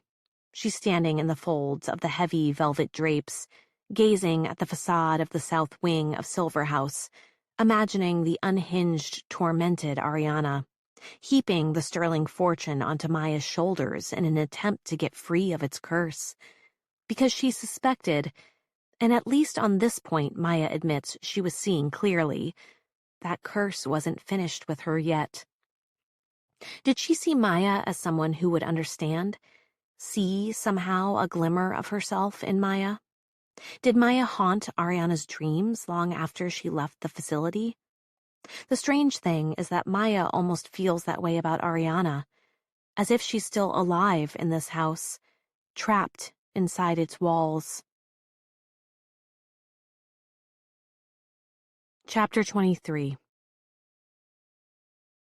Another day, Portus Brancus. Surprise, surprise. I'm sick with some heinous flu that's going around the ward. Instead of my usual schedule of therapeutic activities, I got to stay in bed and watch TV. Well, you'll never guess. The OMG channel has a new news program, and the news was all about the marriage of Maya Miller to, wait for it, my cousin. At first, I have to say, I experienced this as more proof of the conspiracy against me, and wasn't even really surprised. It's been what, 6 months since Maya was here? A year? I've got no way to measure these things, and it all felt like a fever dream in the first place. If my dream memory can be trusted, she was only here a few days, and then, poof, she was out. And here she turns up on the tube, and I'm watching her kiss Colin, doing a fake shy smile and wave for the photographers. Colin is nice, but he is such a sterling true believer when it really comes down to it. Here's what I figure. Colin started dating Maya, and then the powers that be had to scramble to get her more presentable, take care of her little drinking or shoplifting or binging and purging problem or whatever it was. Throw in a little brainwashing at the loony bin while you're at it, and voila. The thing is, though, I don't think they succeeded. In the brainwashing bit, I mean. The OMG channel keeps playing a clip of Helen coming out of headquarters in London, the paps yelling questions at her about Maya. Any words of wisdom for the newlyweds? That sort of thing.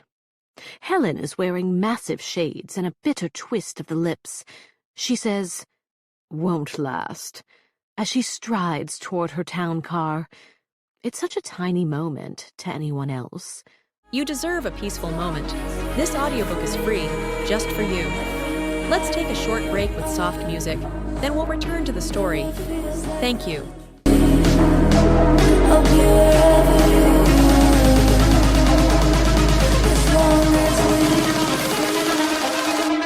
As long as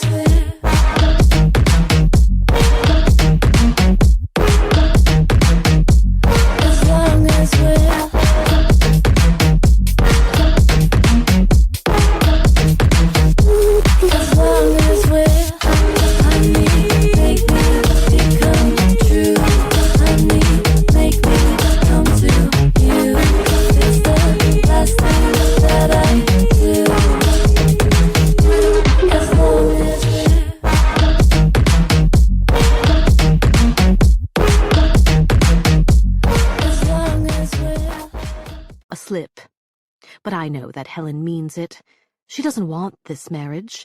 It's killing her that this walking tabloid cover is marrying into her formidable family. Somehow Maya got them. So that got me laughing hysterically, laughing so hard it kind of hurt, and laughing made me remember Maya saying she was going to cut her dad out of her will. And I'm realizing that I have a will, too, and a father to cut out if I want.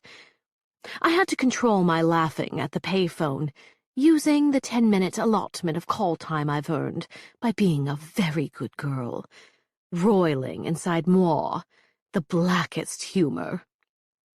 If they kill me, I want them to have the rudest surprise.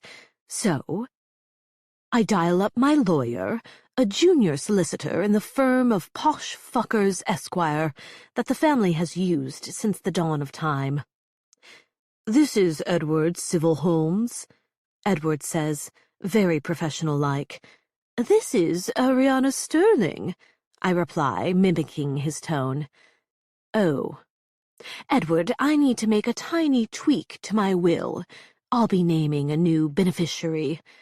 I try to sound firm, confident, like Maya did talking to her people. "Ariana, I don't think—" He's going to say I don't have the authority to make such big changes while I'm in here, because of course he and all the Sterling puppets must know that the heiress was very naughty and has been sent away. "Eddie," I cut him off, "it's just for a joke, all right? We can always change it back later. Respectfully, madam, when you came to Sterling Park with that mountain of paperwork, do you remember?" "Yes." "Did we—" Long pause. "Yes." I had a feeling. I remember him coming to set up my will when I turned 18. He was baby-faced and muscular. In those days, I fucked whatever I could get my legs around. I can't honestly remember most of the dicks I've caught, but opportune I caught his. "Good, I'm glad to have made your intimate acquaintance, Eddie, but you know, that was a bit unprofessional of you, wasn't it?" Yet a longer pause. "Indeed. Don't worry, though. I'm not going to tell anyone. Here's the thing, though. I need you to do me a favor. After that call, I slept like a baby, dreamed of walking out of here. Invincible now. Oh, they can still come and get me, I know. They can even kill me if they want. Good laugh that would be. I'll be rolling in my grave. Ha ha ha. Portus Brancus. I can't stop laughing about it, but they seem to think it's a sign of my increasing madness. They're saying I'm a hopeless case. The therapists are afraid to work with me. One that was assigned to me has supposedly been institutionalized herself. Ha! Now here's a new one. Dr. Caro. Surprisingly young to be a doctor, or anyway she has the look of youth. Dr. Caro has dyed her hair an ugly black. Maybe that's the only option with that bad skin of hers. It's a bit punk rock, that choice. Unusual in her profession. Respect. Still, she started off with a very suspicious prompt. "Tell me about Harry," she said. "He was my best friend. I used to want to be just like him," I replied. "And now I'd sooner die." "Why is that?" I shrugged violently. "He's a capitalist pig." "That's a very abstract thing to say about one's father. Anything else?" "No." "Tell me about your aunt. Tell me about Helen." "Me. I'm very tired." And though I'd meant it to be hostile, to end the conversation, this insidious snooping on behalf of the Sterlings, surely they put her up to it. I was, suddenly, tired, I mean. I thought this Dr. Caro would probe, but she didn't. She tilted her head in sympathy and said, "I understand. Why don't you get some rest and we can talk more tomorrow?" Tomorrow. Today, Dr. Caro started off with this. "Tell me about Lyman, the first boyfriend." And I was so happy to hear that name. It reminded me of being young and free, and what it was to be touched and to touch and have fun, that I just began babbling. I told her about the time we rode through the Peak District on his motorbike, and the time we made love standing up in the croft at the edge of Stirling Park, and the time he took me to Manchester, to a disco, and how he got me a fake ID, not like the counterfeit one I'd bought at a dodgy tourist shop, but the license of a real girl. He showed me how the license shimmered when you turned it against the light, the little squiggly lines that appeared. That's how you could tell a real license. My tourist shop one didn't have those. He told me that a real girl, who looked passably like me, had procured this license from a real government agency. I felt uneasy suddenly. "You don't think I'm real?" I asked. "What?" he said. "Of course you're real." "Do you think this other girl, the real one, is she dead now?" "No," Lyman replied. "Why would you think that? Don't be mental." I said, "You really think I'm mental?" And he smiled so kindly and took me in his arms and told me it was just a saying, that there was nothing wrong with me, that I was real. He was holding me so tight as he explained that the girl probably lost it. She probably had a new license by now, and I was glad my face was pressed against his jacket, because I was crying by then, and it felt so nice to be told I wasn't crazy, that I was real, and there was nothing wrong with me. Well, I felt very proud recollecting all this. So many memories.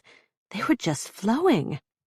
And I smiled at Dr. Caro, thinking, what's next? But she just said, "That's very good. That's enough for today. You get some rest, and we'll pick up tomorrow." It's odd. Usually I hate the doctors, and can't wait to get away from them. But I was disappointed to be leaving so soon. "Maybe tomorrow, but probably not." They fucked with my meds again. They pumped me with I don't know what. Woke up this morning in my own room, the one with the window, view of tropical flora, monkeys, blah, blah, and I swear to everything holy, Harry was there, sitting in the plastic armchair, legs crossed, smoking a cigarette, saying, "Would you like one, dear?" "Yes, I know you would." "Well, that won't be possible, lovey, but if you can just see it our way, if you can just see that you're mad, darling, then maybe I can see my way to giving you a few ciggies." So you see, something's not right with the meds, chaps. Something's not right at all. Because after Harry, there was Gigi, saying, "Come on, there's going to be a great DJ at Club Verve tonight. There will be cute, dumb boys for the picking. Let's go."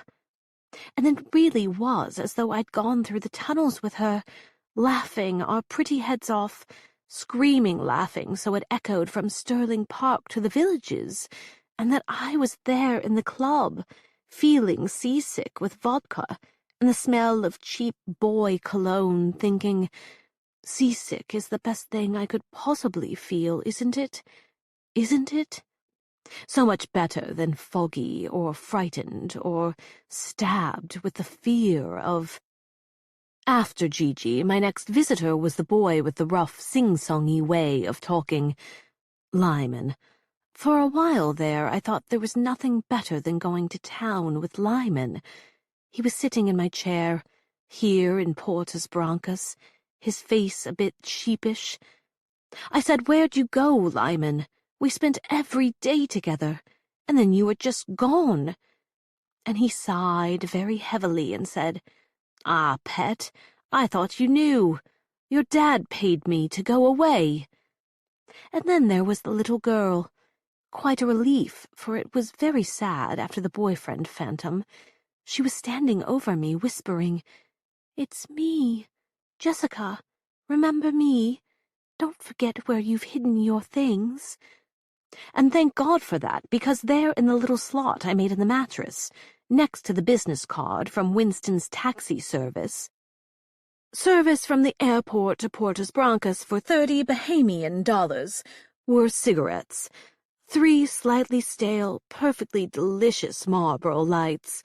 Now, trying to write and smoke and think all at the same time, and it's too much because this smoke smells like Gigi. I miss that raggedy cunt. I need her now. Wish she'd jailbreak me out of here like she used to back home. I can't stop crying. I miss the world. Chapter 24. Although Maya promised herself she wouldn't drink tonight, she was overwhelmed with thoughts of Ariana, locked up in this place for most of her childhood, then trapped in the bright prison of Portus Brancas. Across the warm expanse of the parlor, Colin kept flashing his eyes at her to slow down, but she couldn't. It was all too much. When she wakes later that night, mouth well brined from all the vodka, she remembers how he barely spoke to her when they retired to their own suite. "To hell with you," she thought. Or said. Then she just lay down on the bed and let Colin deal with Becca. Now she sees that her clothes are strewn on the floor. She did manage to get a black silk slip-on, one of those nice things he had sent over from Paris. She thinks with a punch of self-flagellating guilt. It's cold in the nursery suite. The heavy drapes are open to the outside air. Maya shivers, pads across the room to close the window. As Maya pulls on the old leaded glass pane, she notices a flash of color across the courtyard. A light goes on in another bedroom. Gigi's. Maya stands in the darkness, wrapped in the drape, staring at the old edifice of the East Wing. The moonlight gives the windows a metallic sheen. There's an illuminated square on the second floor in which Gigi is now vamping in front of her bathroom mirror.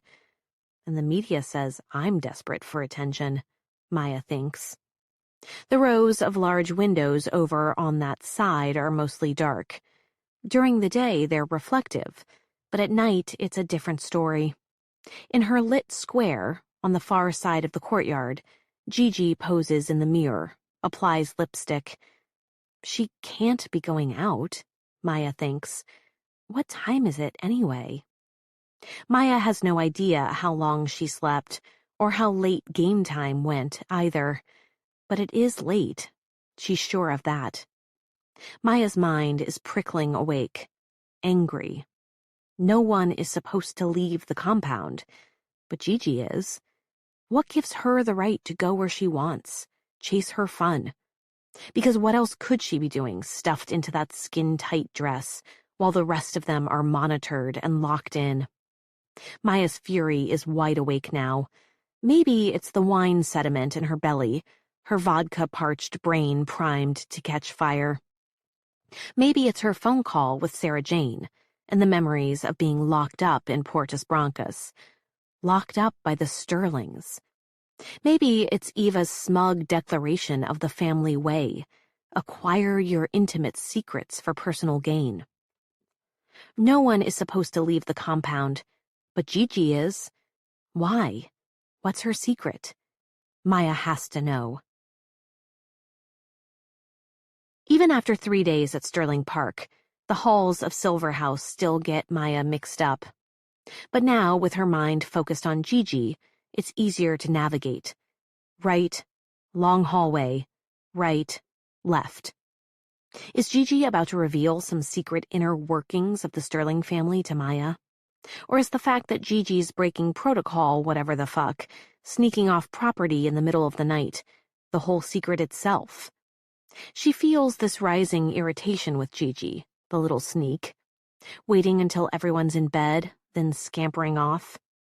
Maya's a little out of breath when she reaches the hall that leads to Gigi's room, and she only just catches a glimpse of her sister-in-law as she disappears through an inconspicuous door onto a servant's staircase.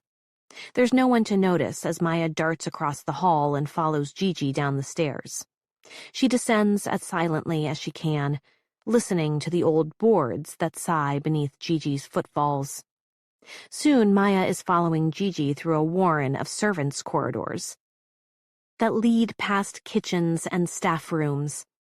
The temperature drops as they reach the lower levels of the house, passing pantries and cellars, stores of onions, potatoes, apples, bags of flour, tea tins, crates of Sterling gin. The tunnels were built out for the staff during the war. They were built to survive a siege, to bring in supplies, or to escape the stronghold if necessary.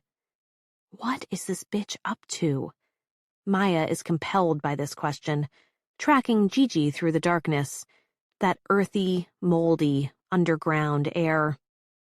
"I've heard the phrase Swiss cheese used to describe them," Julian said. Maya keeps her bearings by running her hands along the damp plastered walls, following the weak swish of a flashlight up ahead. She thinks about how easily one could get lost forever down here, especially a young girl. She can picture a young Ariana, slipping through inconspicuous doors, exploring these halls during her years of solitude. Maya has this uncomfortable feeling of the dead girl as a teenager, her phantom, nipping at her heels. If the house has hairy energy, the dim subterranean labyrinth seems to be as likely an expression of Ariana's mind as anything else. Maya keeps having these visions of Ari, stuffed into a van unwillingly, driven to a private helipad, and flown off to the tropics with no idea where she'd be deposited. Shot up with sedatives and subdued. The way Maya was in her first few days coming to, within the awful walls of Porta Brancas. She shivers, shakes off her own toxic associations. She strides faster, away from that ghost and goblin thinking, yet her mind turns back to the woman who forced her to meet in the iguana bar, her frightened expressions and strained voice. She must have been aware, when they sat there, lightly sparring over some paparazzi shots, that she and Maya had both been committed to the same psychiatric hospital, sent there with the help of the same Sterling lackeys. Sarah Jane said as much. Ariana saw Maya in the facility, knew who she was. As they continue on their underground path, Maya loses sight of Gigi a few times, only catching a crunch of gravel up ahead, a glimpse of bouncing light. At some point, Maya's legs start to feel fatigued, the lack of sleep and first signs of a hangover slowing her down. They've walked a long way. She wonders if they've crossed the property line of Sterling Park. A little while later, she's sure they have. Maya thinks of her warm bedroom, but she can't quite abandon her mission, finding out what Gigi is up to. The tunnel begins to slope upward, toward what Maya realizes must be a garage. Cement floors, smell of gasoline, dimly lit by moonlight through dirty windows.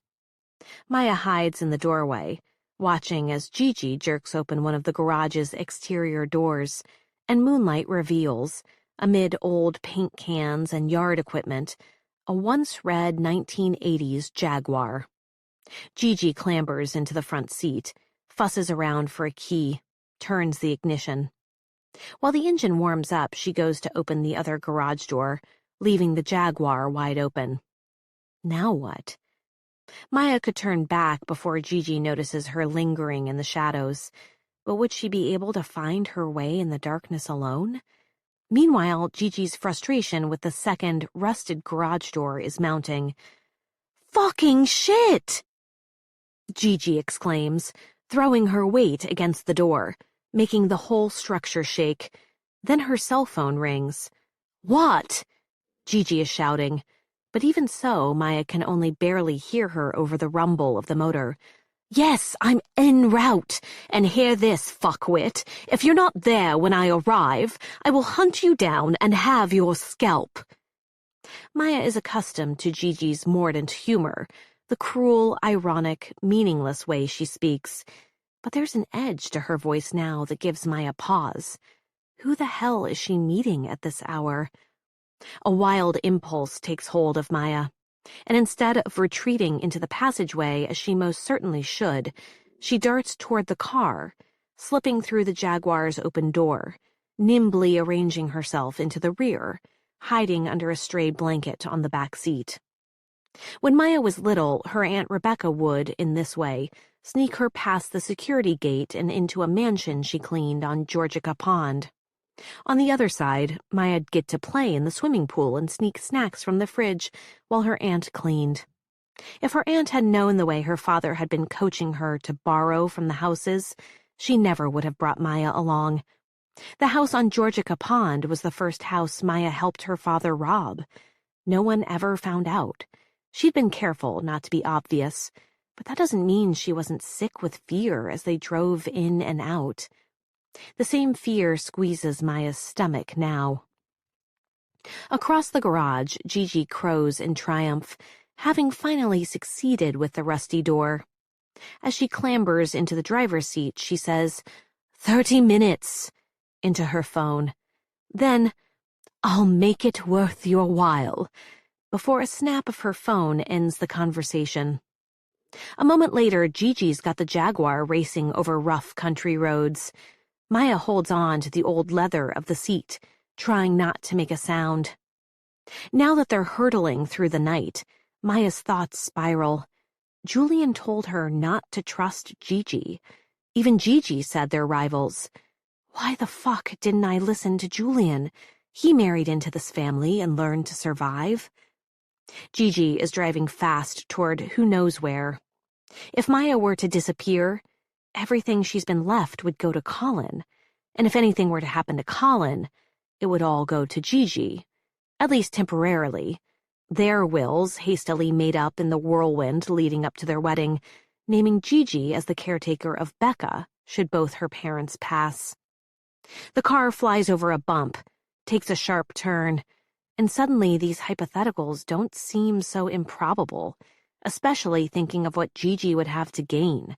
She would be next in line to control the Sterling Empire.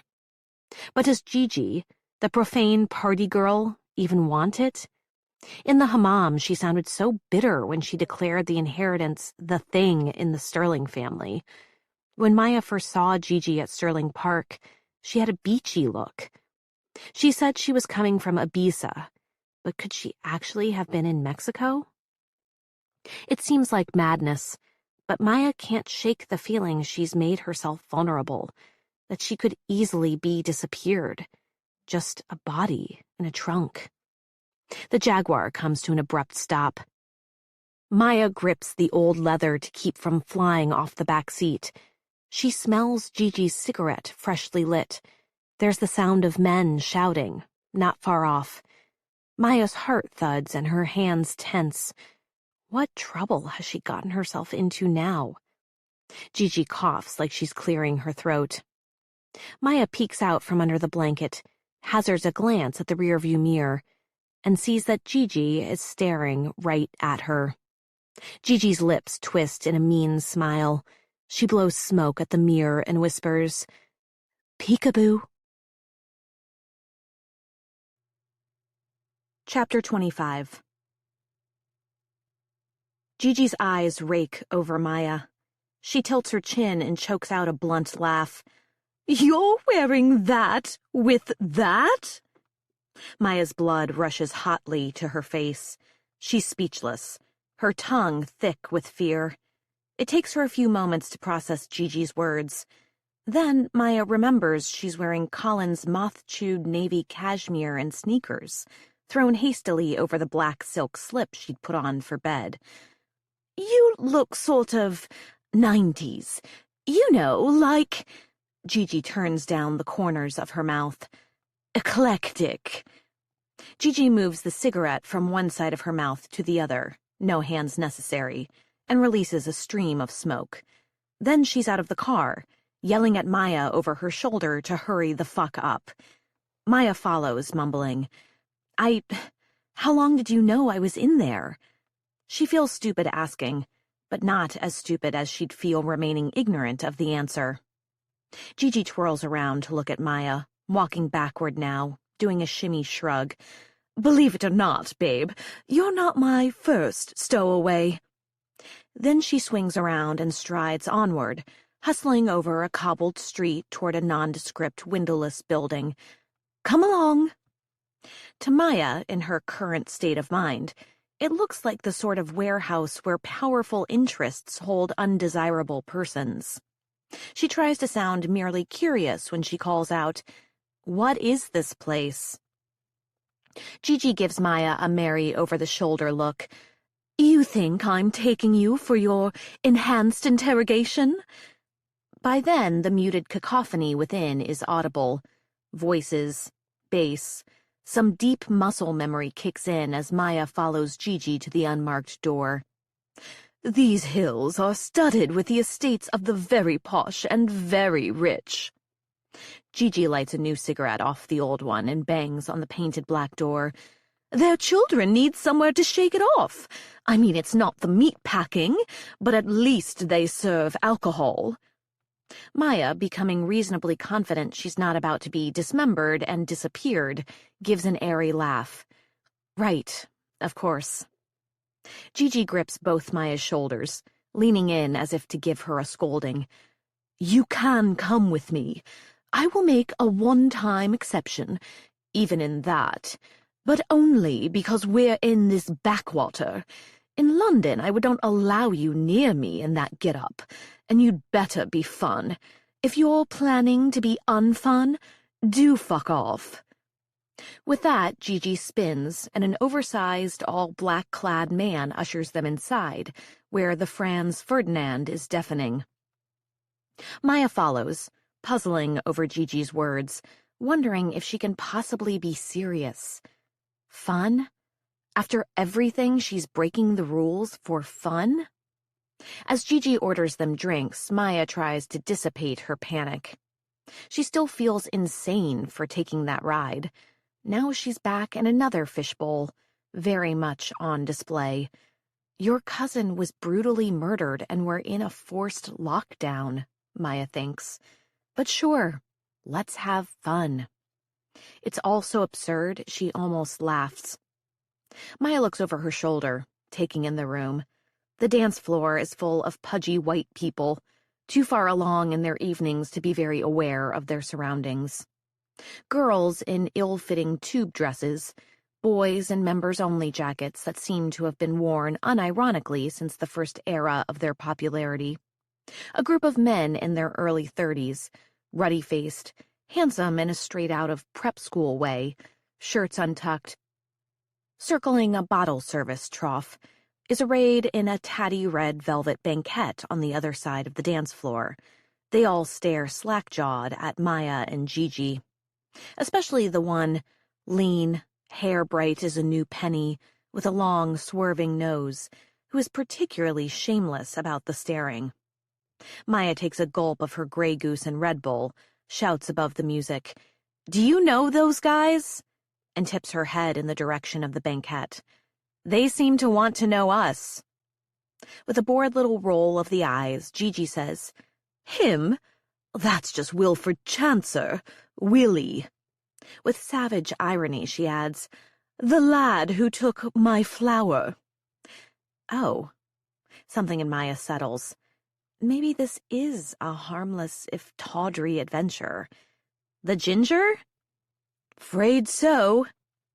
Maya briefly wonders if Willie is the one who called Gigi when she was in the garage, if he has been waiting for her, and if so, where is Gigi hiding that animosity from earlier? Or is that just how she talks to her friends? Probably. Maya can't help a little laugh as she sips her drink. Huh, he's sort of cute. What's wrong with him? "You mean why aren't we together? That was an age ago. I was 13. 13? Gigi snorts. "What? How old were you when you bloodied the sheet?" Maya dodges this question. The tension in her jaw is ebbing.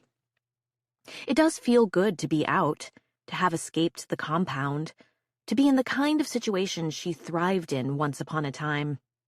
It was paranoid to think Gigi could be up to something nefarious.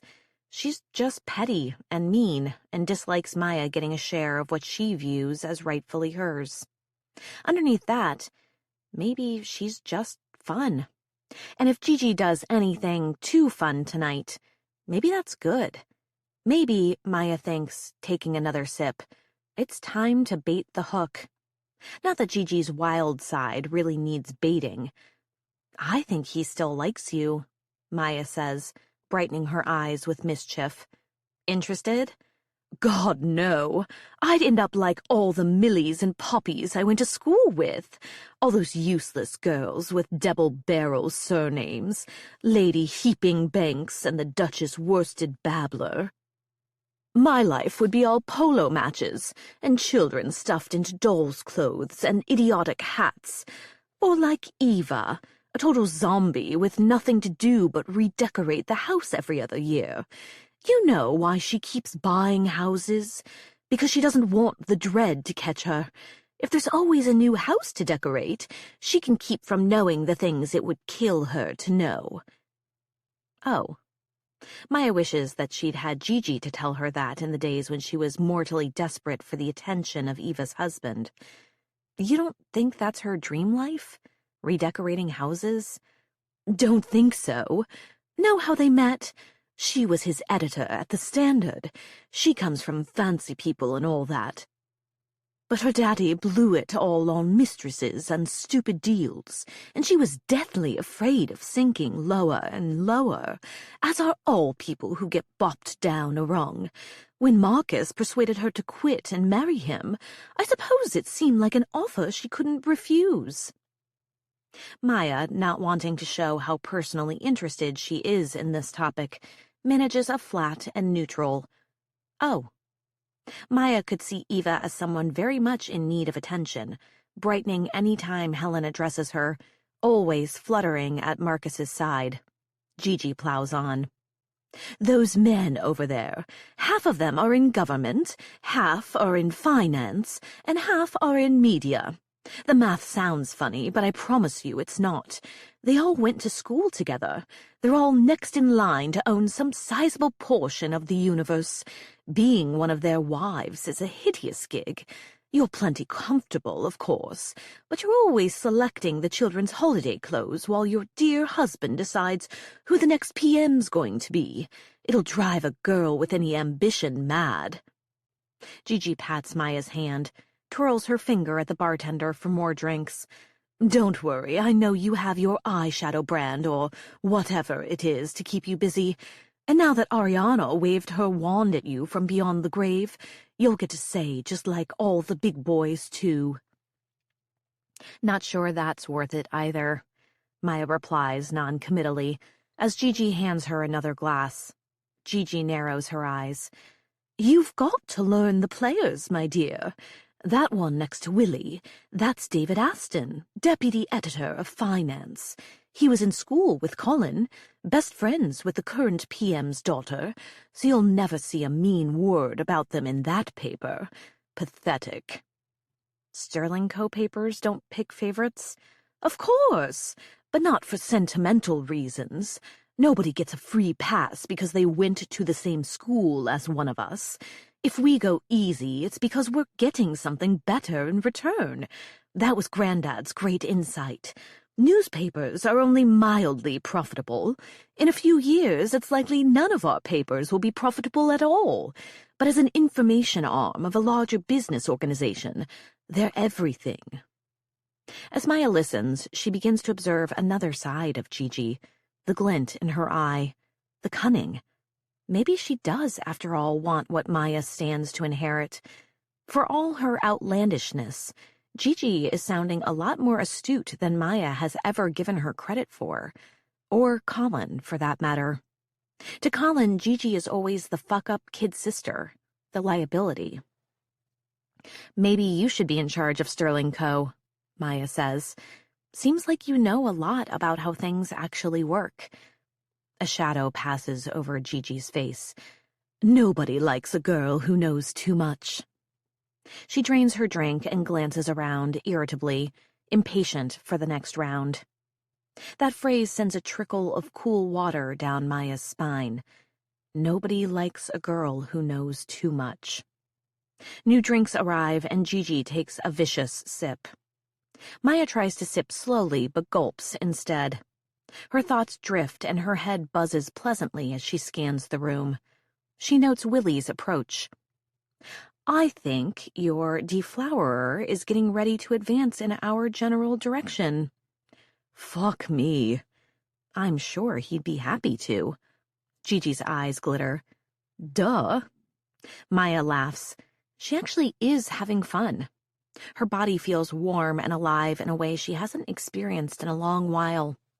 Even her honeymoon was orchestrated and largely for the cameras. This is simple, like the Springs bar after hours, those hot summer nights when she was 19 and nobody cared what she did. Is this what it was like back in the day? Teenaged Ariana and Gigi sneaking out of the house to party, before everything went so terribly wrong and Ariana was sent away. Beautiful, young, untethered, still with a chance in the world? When the story still might have had a different ending?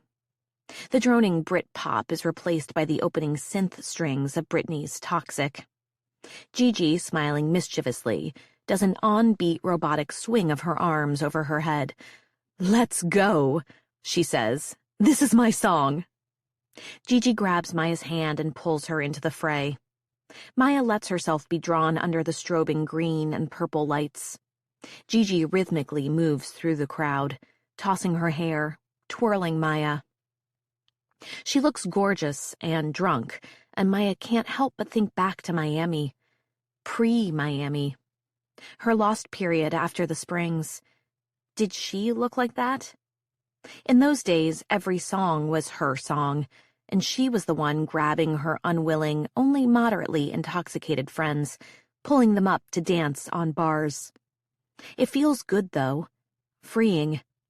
For just a moment, Maya wants to cast off the heaviness of playing Sterling, not to mention the pillaging thief role her family-in-law has cast her in. They bump hips, swing their arms, scream about being too high to come down. Maya was wary of being spotted when they first arrived, but the crowd doesn't seem to recognize them. They're just two girls dropping to their knees, popping back up, whipping their hair around.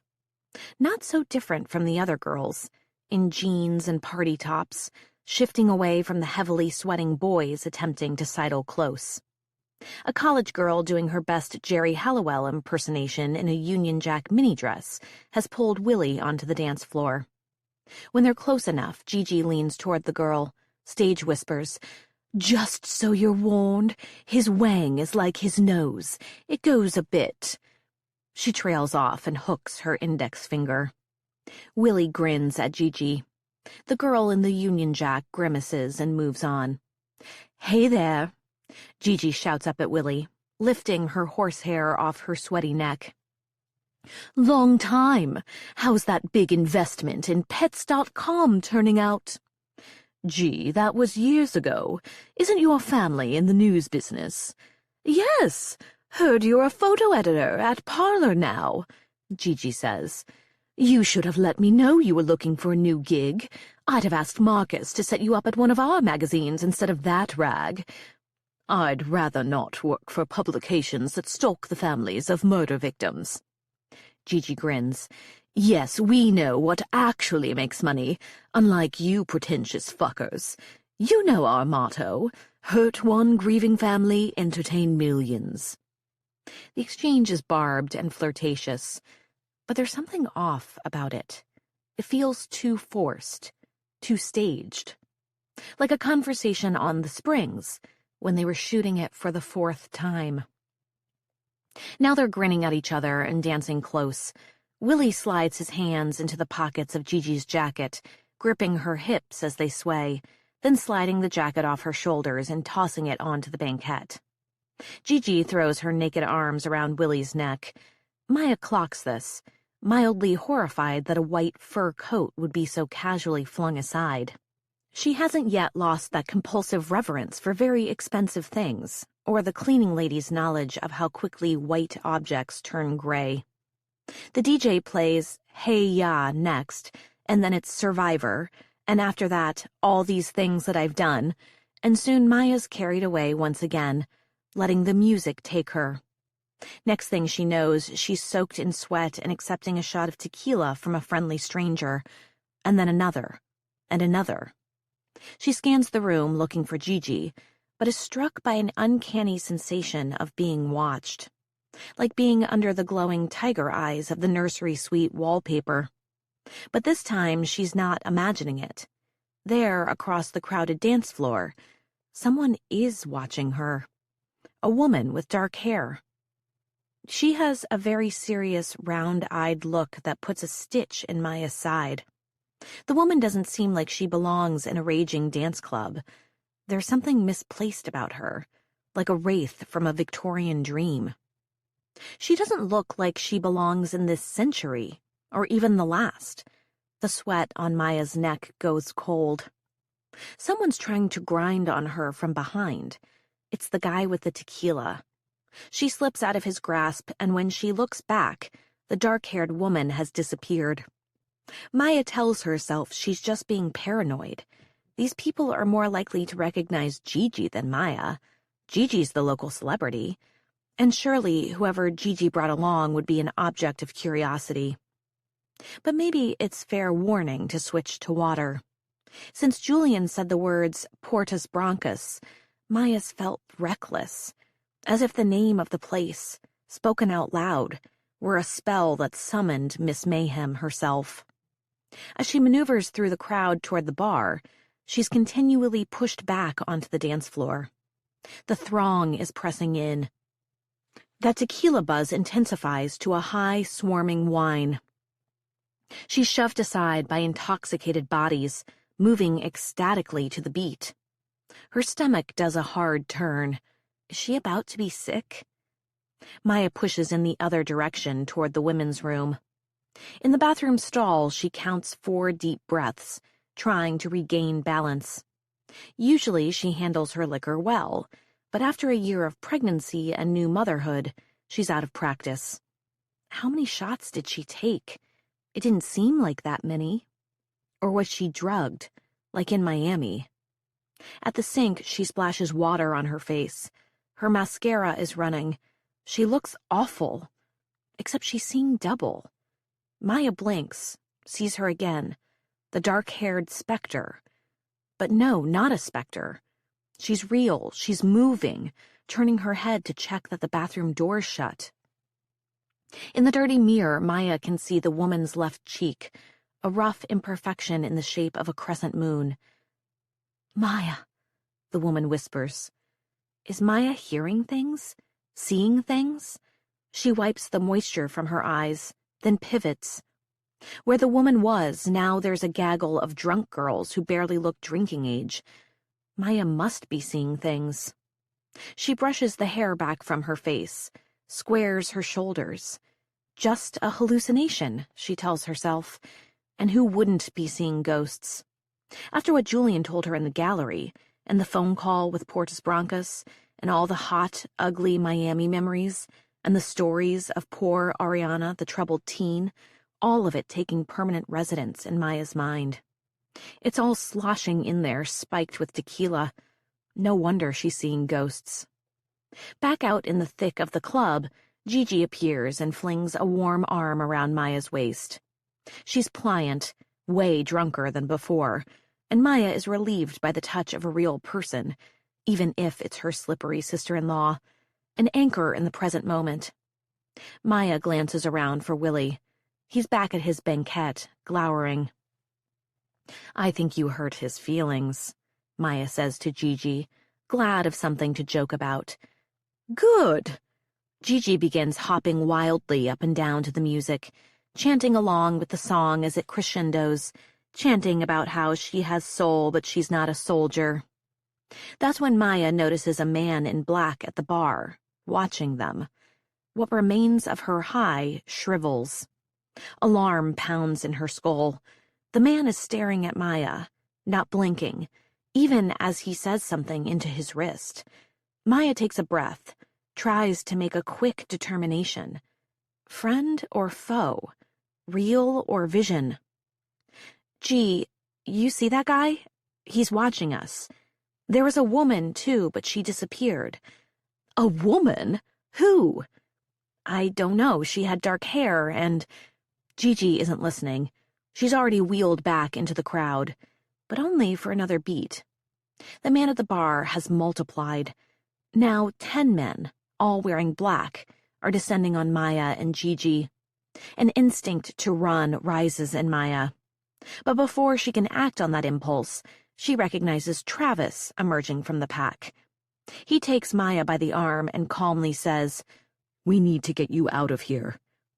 She's petulant again, chafing under that overwhelming force of the sterling strong arm. But why? Is he suppressing an eye roll? If so, he succeeds. His reply is bland. "This is an unsecure location and against protocol." Maya feels her inner fire dwindle. Her head is pounding. She thinks of Kendra, the southern girl on the spring, saying, "Girl, your slip is showing," which is, at this moment, literally true. Maya does feel exposed here. Maybe an escort home is a lucky break. Maya moves with Travis toward the door. Gigi, however, is unpersuaded. One of the other men in a black suit has her around the waist. She kicks the air as he hauls her off the dance floor. The dancers stepping back in shock, eyes big with voyeuristic glee. "Fuck this! I'm just getting started!" Gigi screams. Maya, shielded by Travis, hustles toward the black SUV at the curb. 2 security men exit the car, one from either side, surrounding Gigi. "Time to go home, Miss Sterling," says the driver. Gigi, still struggling, cries out, "Let me go, you fucking dorks!" "Come on, G," Maya calls, climbing into the shiny black box of the town car. The security guy deposits Gigi in the back seat a moment later. She's pummeling the back of the driver's seat with her fists, but she's too drunk to do much damage. "Oh well," Gigi sighs, throws up her hands, giggles. "Found me again, boys." Maya snorts, leaning over Gigi, belting her in. She brushes against her bare arms, cold and slick with sweat. "Shit," Maya says. "Your jacket." "Oh, Maya, you're such a wet blanket," Gigi says. "I thought we were going to have fun." "We did have fun," Maya says, sincerely. Now that they're pulling away from the club, from the mayhem and the hallucinations, now that they're in the safety of the armored car, she can admit it. It was fun. Gigi is fun. Maybe Maya misunderstood her harsh words in the hammam, her little tricks. "I'm just worried about the Gigi is slurring. I mean, you're so hopelessly plebeian. Your jacket. Listen, I'll just buy another fucking jacket. Here, look. She opens up a compartment in the car, pulls out 2 cashmere blankets, throws Maya one. Get used to it. You're a sterling now. So you admit it. I'm a sterling. Despite the recent panic, Maya grins. Gigi arches a plucked brow. A savage clarity flashes in her eyes. No, Maya. Why don't you ever listen? I know the real you little operator. You were going to get a piece of sterling, one way or another. And now look at you. You get more than me, a girl who's been a sterling her whole life.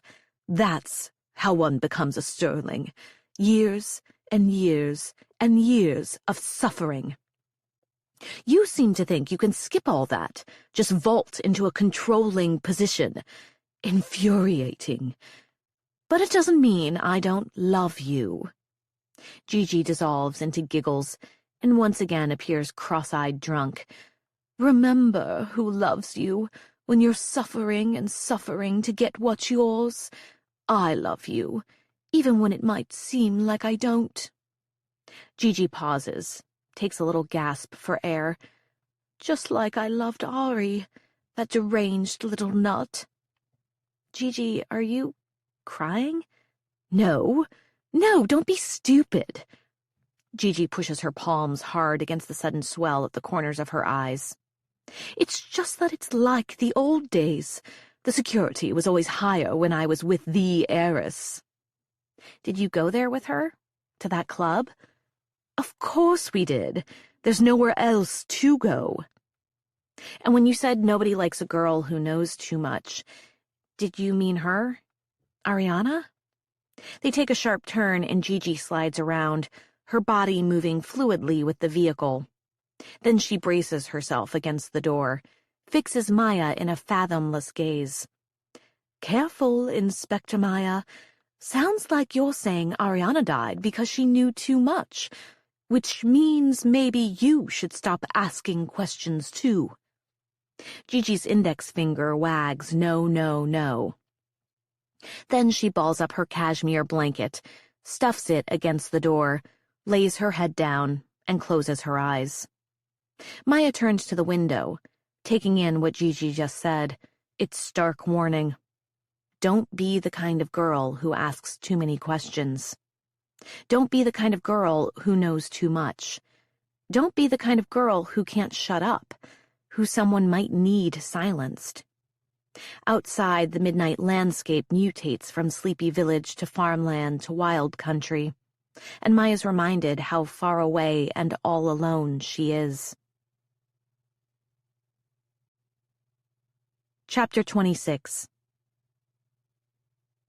At the door to her bedroom, Maya observes Colin and Becca sleeping peacefully, unaware that Maya ever left her bed. She should go to them. Her head is still throbbing from the club music and the commingling of vodka and tequila and the grim projections that hounded her as they drove home through the inky country dark. After Travis ushered them inside to safety, Gigi staggered off to bed, but Maya can't bear to do the same. She's vibrating with something she can't explain, a speedball of paranoia and guilt. Miss Mayhem came out ripping tonight, and Maya let it happen. Now a little pack of demons sits on her shoulders, pouring horrible fortunes into her ears. She closes her eyes and sees the woman with the scarred face. Maya isn't even sure she's real. She does hope it's just the ill-advised mixing of hard alcohols, a fearful projection. In fact, Maya is coming around to the realization that the car ride didn't sober her, that she's still drunk. As if in a trance, Maya drops her hand from the doorknob and moves away from the nursery suite, down the halls and up the hidden staircase. An inner refrain sounds with each step. Nobody likes a girl who knows too much. It's almost like she's levitating, drifting on ghostly currents, back onto the threshold of a garret room, preserved in 1980s girlishness, The night she saw this room for the first time seems a lifetime ago, though it's only been a few days, really. Besides Helen's absence, the scene is the same. The mauve chair, the telephone booth, the toys. The walls inscribed like the suite where Maya sleeps, with Blake's poem about the tiger and his burning eyes. Maya advances into the room, no longer merely curious, more like compelled, as if Ariana herself could be waiting for her within, with a table all laid for a dead girl's tea party. She wanders about the room, touching fabrics, fingertips drawing lines through layers of dust, tracing the gold lettering along the forested wallpaper. Did he who made the lamb make thee? To a nook bookshelf packed with antique volumes. Leather covers, gold leaf titles, crumbling, grand. Among them some poems by one William Blake, of course. Moldering old tomes from which the Sterling family took their bedtime lullabies. Maya pulls the book out. Dust trails it in a smoky plume. She flips the pages, moving to the window where moonlight streams in. On the front end paper, there's a book plate with an image of a rose and a serpent, and the name Ariana Sterling in sweeping script. Maya turns to the title page, reads the words, William Blake, Songs of Innocence and Experience. Inside, the poems have been hand-illustrated, with haunting paintings. They are beautiful, but they also remind Maya of the watercolors that she saw in the art therapy room at Portus Brancas. Distorted, impressionistic, the hurried lines and images of a feeble hand and disturbed mind. She flips through the pages, trying to find the tiger. That's when she sees it. Tucked between the pages is a very thin piece of paper, a little yellowed, with a poem written in looping, girlish script. The Little Girl with Dark, Dark Eyes, after William Blake, by Ariana Sterling. Tiger, tiger, he of towering height, my father who goes off into the night, my best friend who never says goodbye, is there anything you cannot buy? An airplane to take you through the skies, beautiful women and their sighs, while I languish in a mood so dire, can you interpret my dreams of fire? Did you think you could keep us apart? What I know inside my heart. And now my heart's begun to beat. What dread fate must I meet?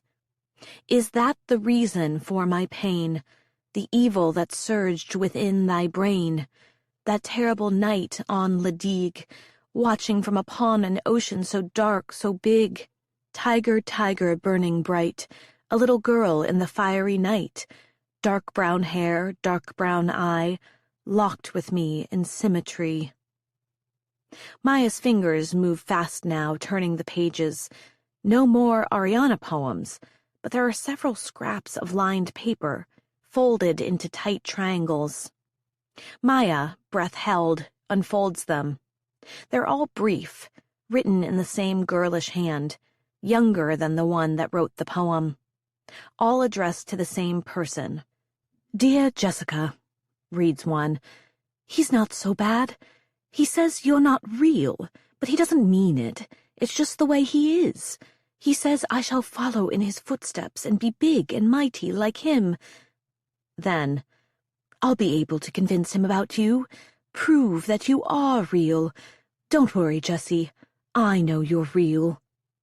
A feeling of pity surges in Maya at the heartbreaking naivete of the note.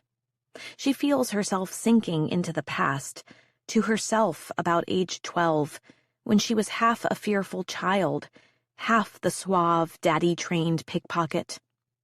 Dear Jessica, reads another, Harry is a monster. He was drunk last night and smashed up a beautiful supper service. I have to get out of here. He lies. I can't see the truth anymore. If I stay here, it'll kill me. Maya's fingers are trembling. Dear Jessica. Dear Jessica. Dear Jessie. So many notes, all to that one lost girl. Dear Jessie, I know he lit the flame. I know. That high-floating sensation has drained away, and Maya feels murky and slow with the sorrow of this lonely, troubled child who scribbled her greatest fears on scraps of paper.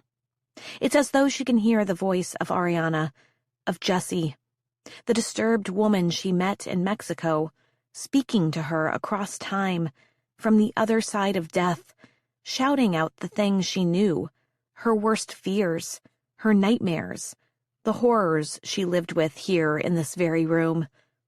Of course she used the name Jessie as her cover, the name of the girl she was bound to by unspeakable guilt, the friend she lost at a young age, Jessica Blackburn. Little Jessica Blackburn, who burned alive in the same fire in Leduc that killed her father. And Harry, the man who lit the match all those years ago, and Ariana, who knew what he'd done and was punished for knowing. A punishment that ended with spectacular finality in her murder. Maya's fingers are trembling. The idea that Harry Sterling killed his own daughter fills her with terror. The tragedy of it is a blow to her chest. And not just a tragedy, but a looming threat. Nobody likes a girl who knows too much. By naming Maya the new heir to her fortune, did Ariana also bequeath a dangerous curse? Will Harry, the roguish, violent Harry, come for her now too? She has to learn more, has to find proof of all this, but then a cracking sound below. A heavy foot on an old board.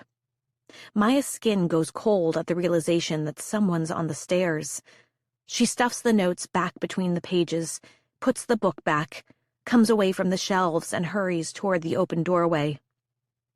The adrenaline rushes through Maya's body as she reaches the hallway. She pauses, unsure which direction to go, which rooms are safe. She's afraid, and at the same time she can hear the reprimand. What's she doing wandering around the house in the middle of the night like this? Again. Her vision is murky, the tequila charging her blood, confusing her path in this rabbit warren of a house. Sound travels strangely, echoes against the high ceilings. The groan of old wood planks. Her heartbeat is crazy loud, though, so fast it doesn't seem survivable. Was she hallucinating the sound of someone following her? Just like she hallucinated the dark-haired woman at the club? She hears footsteps now, whirls around. Fuck. Where is she? Where can she hide? She turns, collides with another body, and is forced up against the wall. A hand covers her mouth, smothering her scream. Chapter 27. Tuesday. It's a Tuesday. Dr. Caro told me so. I asked a test to see if she's on my side. Usually they won't tell me. They just say, patronizingly calm voice, "What day do you think it is?" But Dr. Caro smiled like I was some precocious child asking the big questions, and said, "Today is a Tuesday." Then she said, "Do you want to tell me about her?" I was about to be coy and say I didn't know who she was talking about, but something inside me had already begun cracking open when she asked me that. Everyone else tried to steer around it, avoid her name, for fear of re-triggering my trauma. But how could I forget, even for all their attempts at brainwashing me? Sometimes I'd wake up in the night, sure I was her. That's how connected we were. I know it's crazy. We were so little. But it was like she was a part of me, like she was me. Jessica. For an hour I talked about her. A jumble of memories, associations, images. It felt, well, the way vomiting up a huge meal feels. like being scraped out from the inside, but also a relief. I told her about those nights, the many dreams, the ones where I woke up crying out my own name, convinced that I, Ariana, was consumed in flames. "We have to save her! We have to save Ariana!" I'd say. And then the overpaid nurses and doctors and therapists would gather with their knitted brows the next day to tell me that I was Ariana, and that I was safe, and that it was Jessica who was gone and I needed to let her be gone. But how could I? Who else did I have? She and I were one. I learned eventually to keep it a secret, though, our little relationship, Jessica and mine. The pictures I drew of her, and notes I wrote, things I wished I could tell her. "Tell me more about what really happened to Jessica," Dr. Caro said, which made me angry. I did just tell her what happened, but Dr. Caro seemed to want something more. "What did Harry do?" "I don't know." "Are you sure you don't know? Or do you just not remember?" Inside me, it was as though a security gate went up. My exterior felt hard and smooth. Deep within there was a chaos of memory and sensation coming to a boil. But between that mess of feeling and the world there was the gate, impenetrable. For my own safety, I believed. But a part of me, yet too weak to speak, doesn't believe that anymore. I don't remember anything. My voice sounded dead and automatic. I heard myself say it again. I don't remember anything about that. Nothing at all.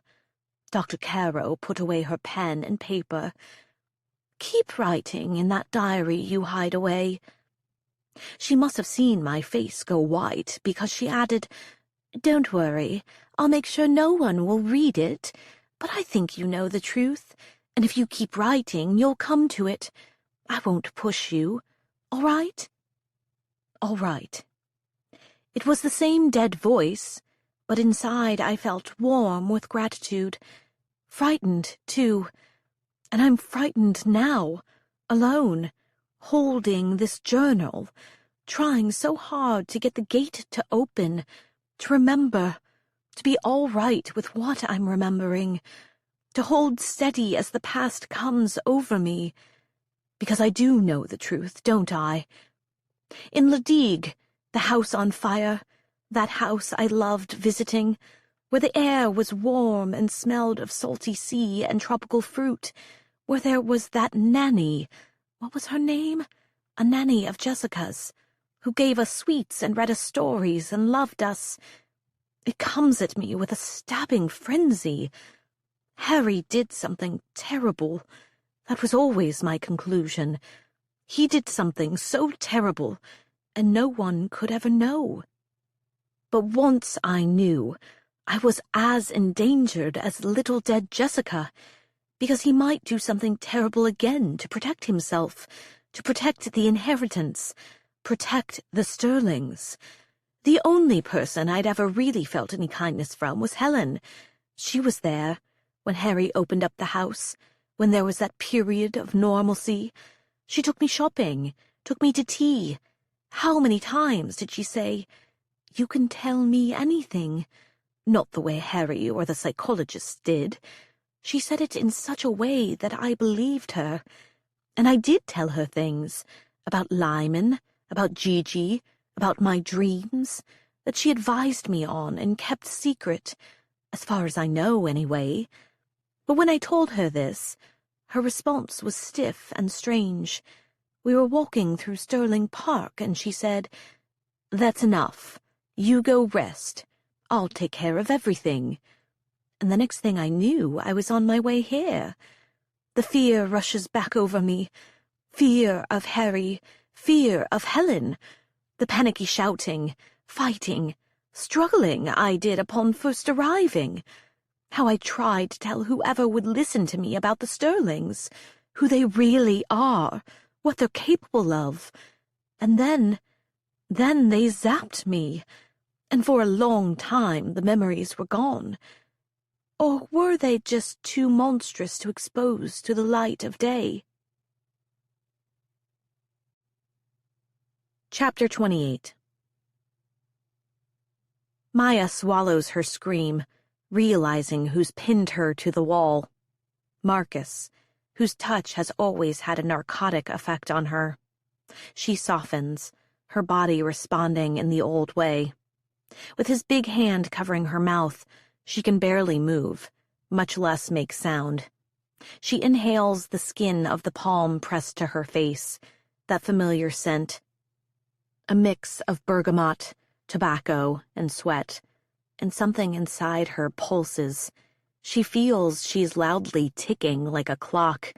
Marcus relaxes his grip. He was holding his breath, she realizes. Marcus, she whispers. Being alone with him, it's like standing at the edge of a cliff.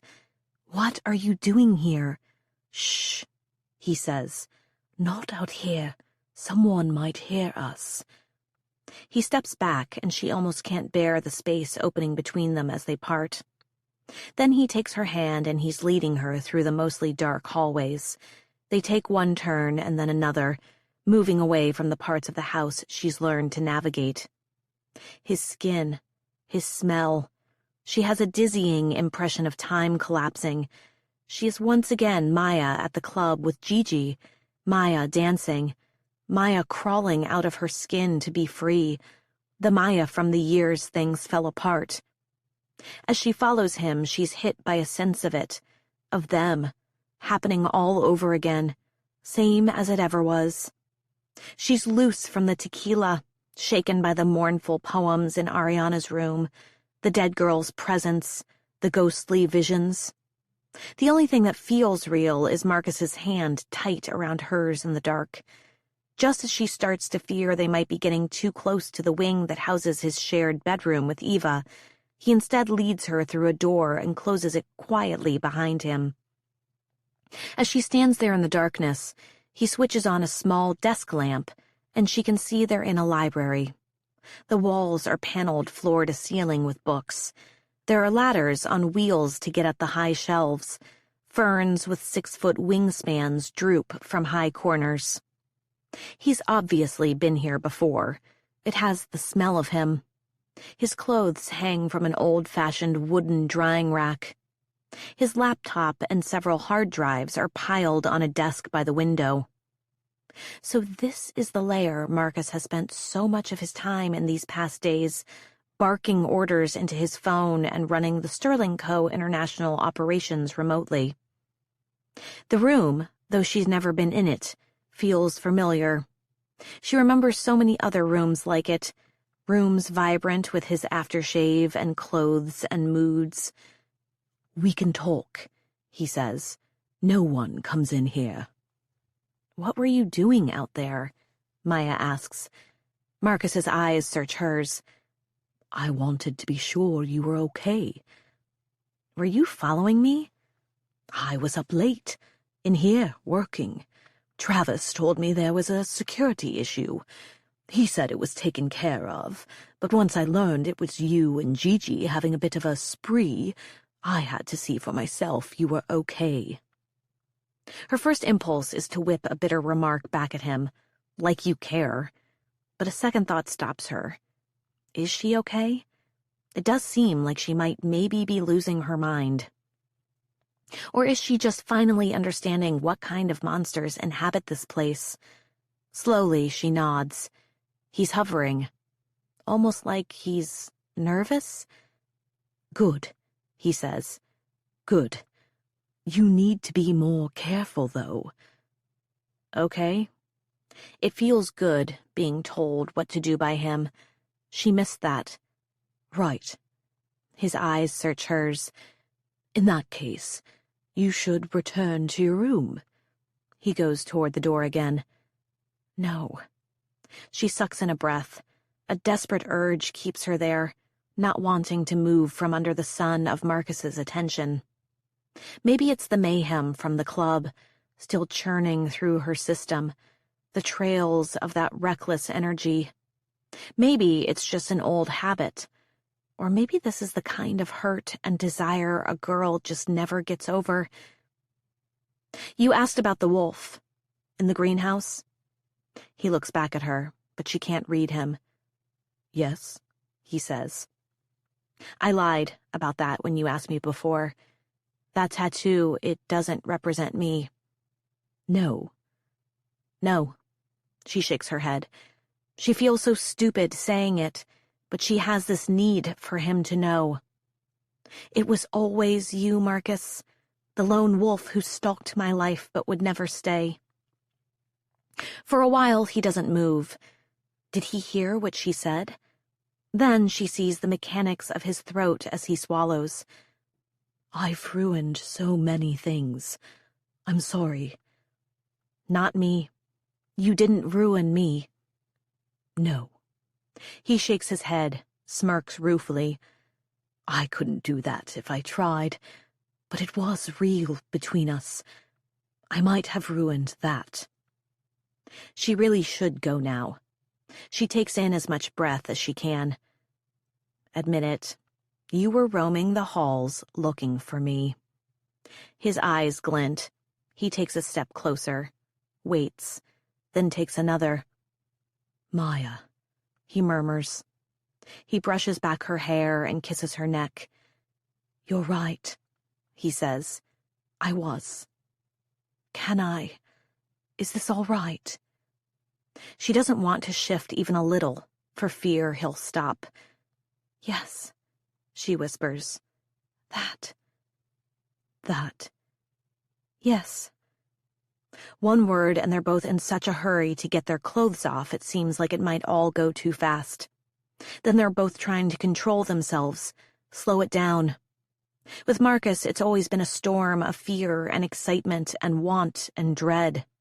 But there's something new now, in the way his big boxer's hands cup her jaw, in the way he tugs at her sweater, nudging it off her shoulders, his fingertips almost tentative, wanting to rush, trying very hard not to.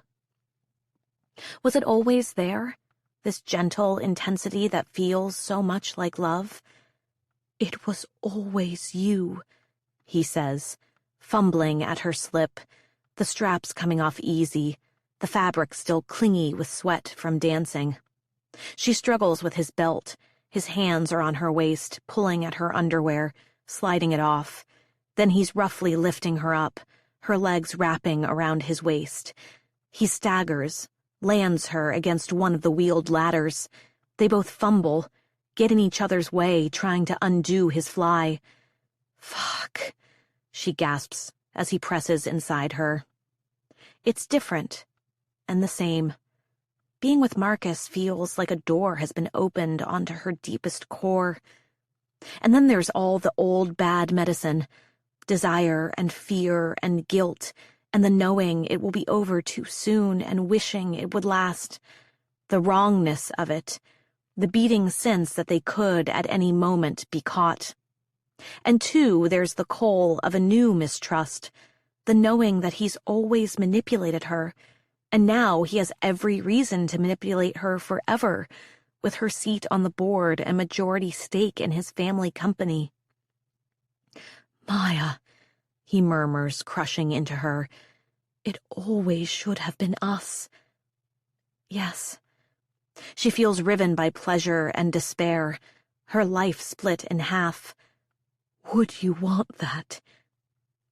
Right now, she just wants this to continue, all its danger and impossibility, the groan of the ladder holding their weight, the rhythm of Marcus bearing into her, the rough skin of his neck against her face, as Maya lets her mind shut off for once, gives herself to the moment, tightens a fist around his hair, whispers, This is what I want. Oh, God, Maya, he says. Their breathing is rough and matched. He holds her hips, speaks into her neck. It could still be us. We could leave. We could... They're so close right now.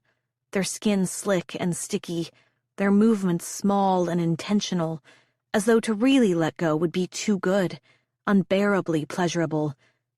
Don't say anything you don't mean. she whispers.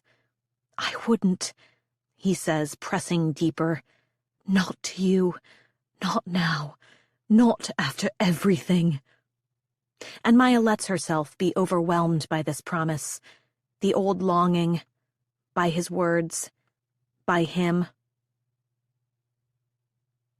Then it's over, and they're hurrying to get their clothes back on, Maya racing to smooth her hair, cool her skin, soothe her system back to normal. She smells like him. He smells like her. Nothing but a shower could erase the evidence. Maybe not even that. A line's been crossed. She might not be able to go back. It was bad enough to be on and off with both Colin and Marcus during her single years. But now she's married to one of them. To Colin. Good Colin. The lover who doesn't know about the other. The elation of the previous moment is blown away by the chaos of what they've done. Wordlessly, they advance toward the door. Maya's afraid to look at him.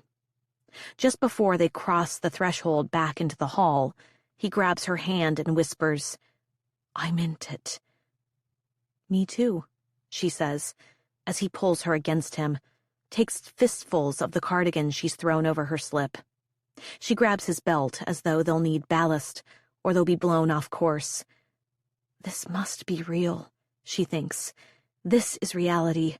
It feels like the only real and true thing I've ever known. She's thinking this, even as she tightens her heart into a fist. Even as she knows she's felt this way 100 times before, and found out she was wrong to trust him, that it wasn't good for her, that Marcus is her own personal vortex. Even as her hand slips in his back pocket, nimble like her father taught her, opposite fingernails digging into his forearm to distract his attention. The kiss lasts. She thinks they'll have to go back into the library, that she won't be able to resist. But then they do pull away. They walk side by side, breath slowing, neither speaking, tranquility coming over their features, their movements, until she can't really hear him, and without discussing it, when they come to a fork in the hall, they take separate paths. She doesn't look back, keeps walking. When she takes another turn, she scans to make sure she's alone, that no one followed her. That's when she removes the BlackBerry tucked into her waistband, filched from Marcus's back pocket. Now why'd she do that? An impulse, she rationalizes. Some old muscle memory. But she knows the real reason. She took it because some part of her wants to trust him, and another never will. And also, of course, because she could. As Maya walks alone, she remembers a night toward the end of their first fling, Marcus leaving the hotel room around midnight. He'd been in New York on business, and he'd taken her with him to a party, a dinner, another party. They were out in the open together, and even if that was only for a few minutes at a time, she allowed herself to imagine a shared future, a whole fantasy life, pictures of them in magazines, their homes, their children, all enviable and on display. She'd thought at the very least that for the night it was their hotel room, not his room, which he allowed her to visit for a few hours or a night. But it wasn't. It was her hotel room. He'd reserved it for her alone. They fucked, and then he showered, dressed without explanation. At midnight, when she asked him where he was going, he glanced at her like some minor irritation. "You didn't think I was going to leave my wife, did you?" he said at the time. She spent days in that hotel room. She'd go down in the morning for a mimosa at the bar. She'd swim naked in the rooftop pool. She'd dare the staff to kick her out, but they never did. They knew who'd paid for the room and had to tolerate her. Those had been deranged days, acute with abandonment. She'd berate herself for thinking he would leave his wife. Eva, the woman she couldn't stop Googling. She'd stare at herself in the mirror, drunk, slothful, makeup down her face, a beautiful wreck, spit wine at her reflection, call herself an idiot. Only now does it occur to her that she wasn't being an idiot. She could have lived in that hotel room for years. Could still be living there now, probably, if she'd wanted to. Squirreled away and safe. Even when Marcus had turned away from her, he'd left orders at one of the finest, most discreet hotels in Manhattan that she was to be protected, that she was to be taken care of and could stay as long as she liked. Maybe that wasn't an act of pity, as she'd concluded at the time. Maybe that was in fact what he most wanted, until Maya ruined it all in Miami.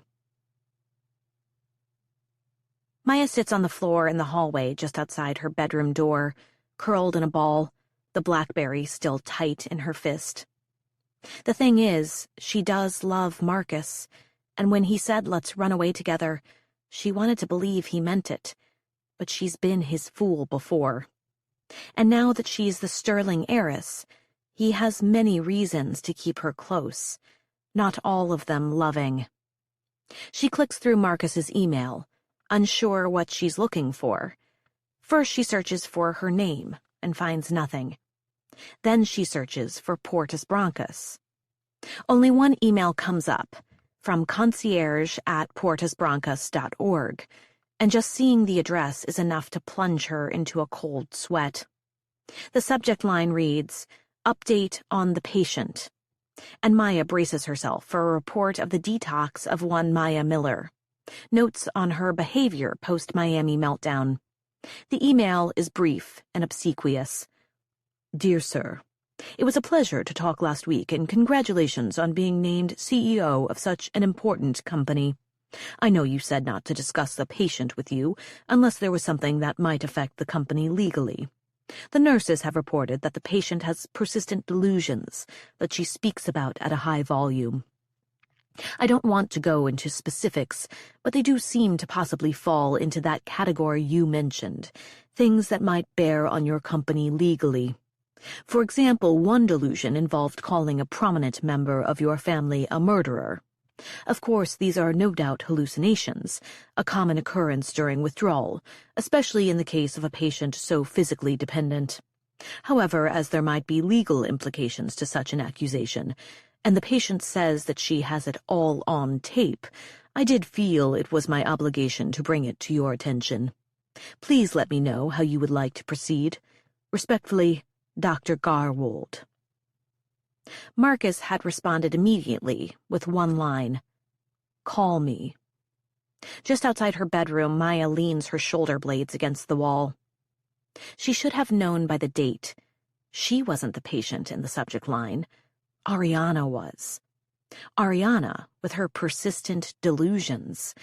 Ariana, who knew what her father did, that he killed Mikey Blackburn. She threatened him with that knowledge somehow, got locked up in Portus Brancas, and then she got out of that place and turned up dead, and Marcus knew where she was all along. Chapter 29. "Sterlings like to watch things burn, but only if they're the ones to light the match," says a voice. That shaky, girlish voice. It's a dream, Maya knows, but she can't seem to surface, can't wake up. Hands are on her body, sterling hands, holding her down, transmitting a malevolent magic. "I just had to get a look at you first," says the voice. The voice travels across a distance, Ariana's. She's wearing cutoffs and has a bullet hole in her forehead, a gory, blackened third eye, above her two piercing green ones. Maya wants to ask Ariana for her help, wants to ask her who among the Sterlings she can trust, but already Ariana is receding. The other Sterlings are in between them, one palm print at a time. They are turning Maya's body to ash. The relief of waking, of feeling the solidity of her body against the silk sheet, is intense but short-lived. Maya is alone in the suite, groggy and hungover. Colin must have gotten up at dawn with the baby, again. When she stands, a hard object clatters on the floor, Marcus's blackberry.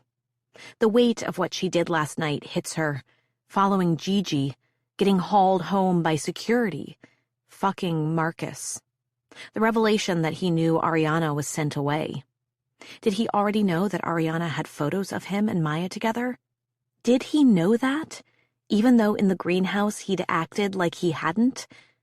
Did he kill Ariana himself to keep the affair a secret? Or was it Harry, who found out his daughter had escaped and believed her when she threatened to tell his secrets? By breakfast, it seems everyone has heard about Maya and Gigi's little outing. When Maya arrives in the room, freshly showered and blow-dried, having washed Marcus, the club, off twice, once late in the night upon finally entering her room, and then again this morning for good measure, she is met by a new level of hostile agitation, a higher grade of side-eye. A retaliatory fury spikes in Maya.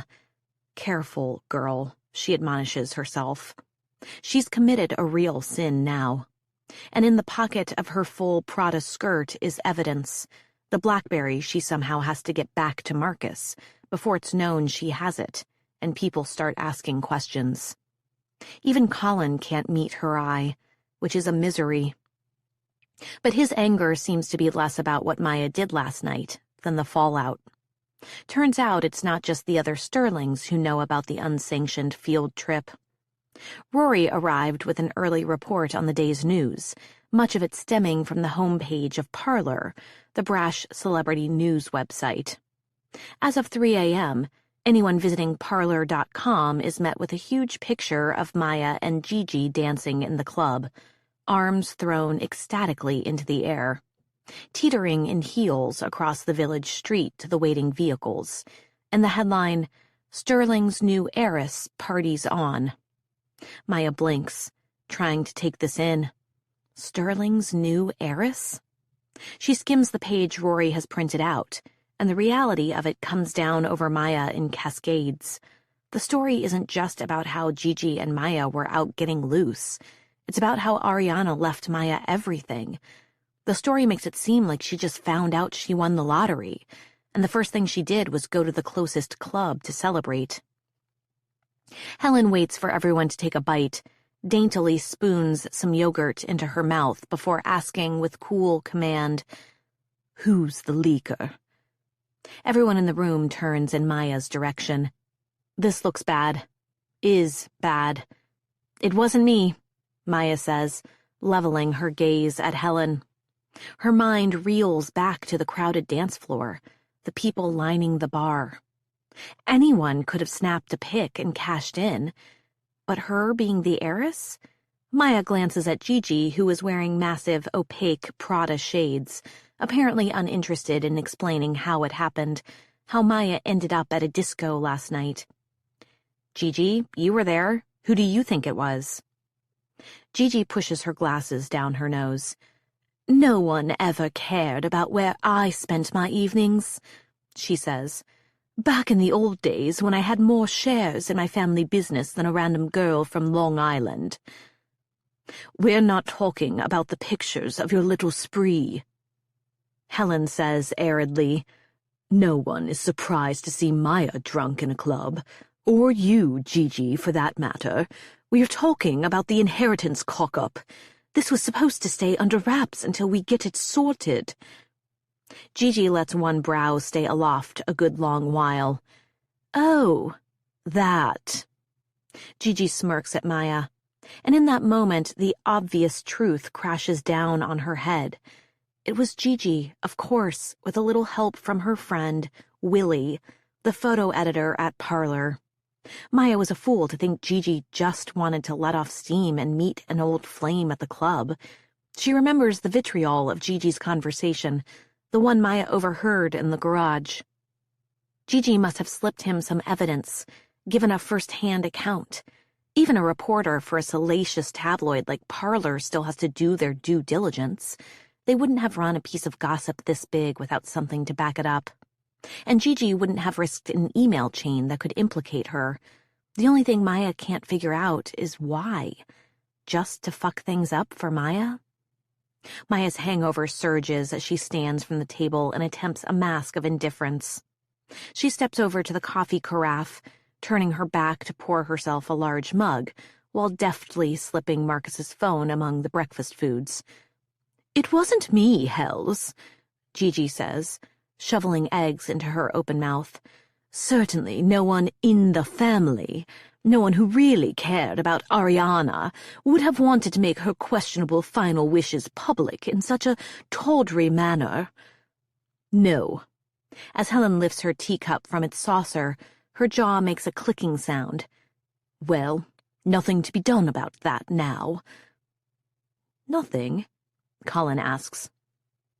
Is he having a hard time looking at Maya as she retakes her seat, or is Maya having a hard time looking at him? She's not sure. Maybe she's afraid for him to really see what's behind her eyes.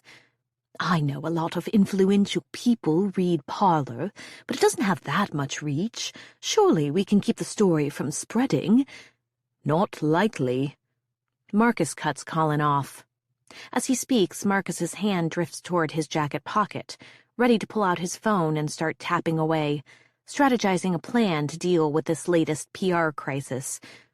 "Has anyone seen my—" At that moment, a pretty maid refilling the sugar lifts Marcus's BlackBerry in the air. "It was on the breakfast buffet," she says as she brings it over, places it in his hand. Maya feels like an idiot, and she's not sure Marcus quite believes he set his phone down as he was getting his plate, especially as his eyes stray her way. He knows he didn't bring it to breakfast, but then, is he really going to share that? "I must have dropped it," Marcus says, taking the phone from her outstretched hand. Then he waves his arm, moving on seamlessly as if he hadn't just realized that a dirty little thief stole his phone and had it all night. "Let's not make this a bigger story than it already is by clumsily throwing our weight around," Marcus says. It's disarming how calm he is. Colin winces but nods at his cousin's command. "Let the story play out, and give it a chance to die a natural death." Marcus eyes Maya for a moment, perhaps a moment too long, and her face reddens. She wonders if this is exactly what he said behind her back while she was being flown to Portus Brancas, and the tabloids were profiting mightily off her pain. Let it play out. She feels smacked by the easy cruelty. "Yes," says Gigi aridly, "let us all pray for a natural death." Back in the nursery suite, Colin finally looks Maya full in the face. "What the fuck, Maya?" "I'm sorry." The words come easily because they're true. "I never should have gone out. Your sister is a lot more persuasive than I gave her credit for." As long as the scandal getting out is Gigi's fault, Maya figures she may as well blame her for everything else, too. Colin sighs. "You're a mother now.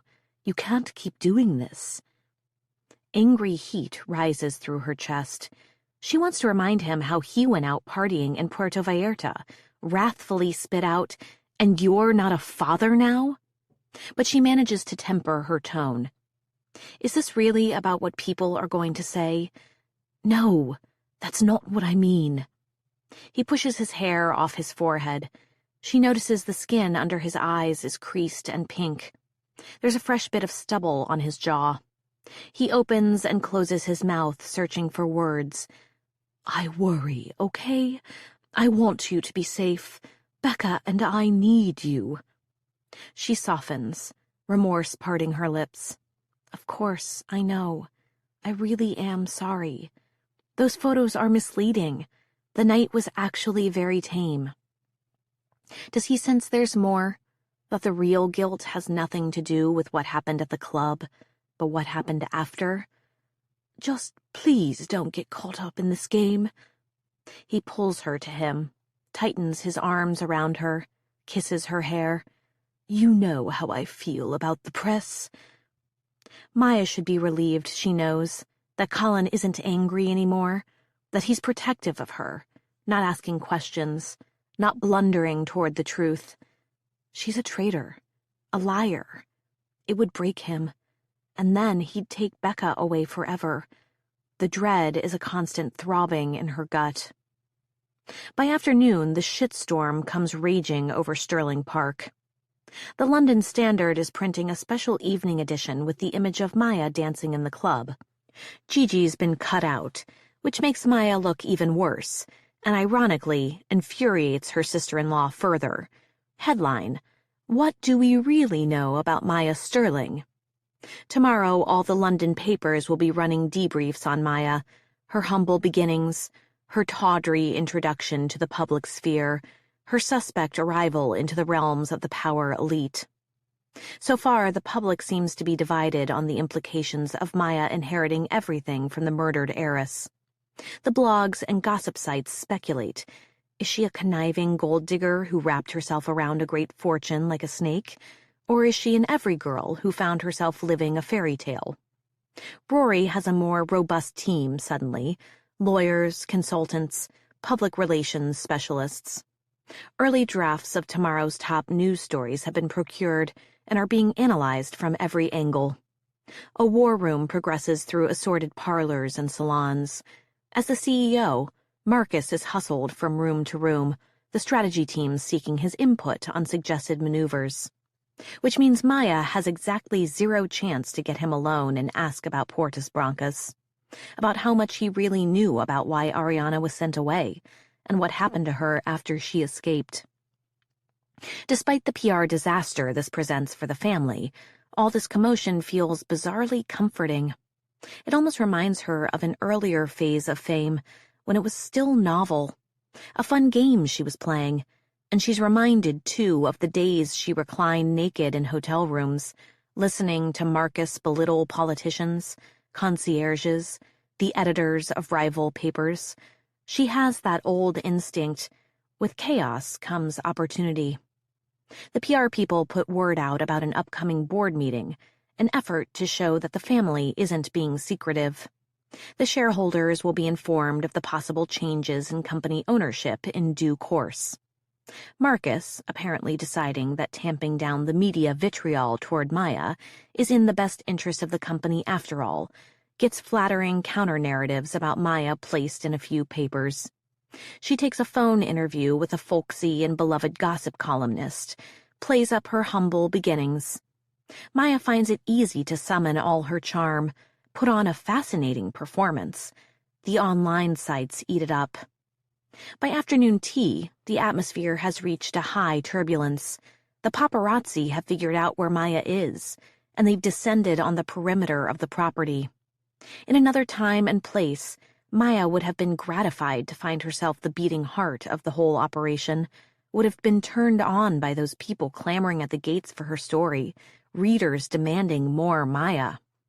But now, as she stirs sugar into her Darjeeling, she feels like her mind has gotten caught up in the swirl, too.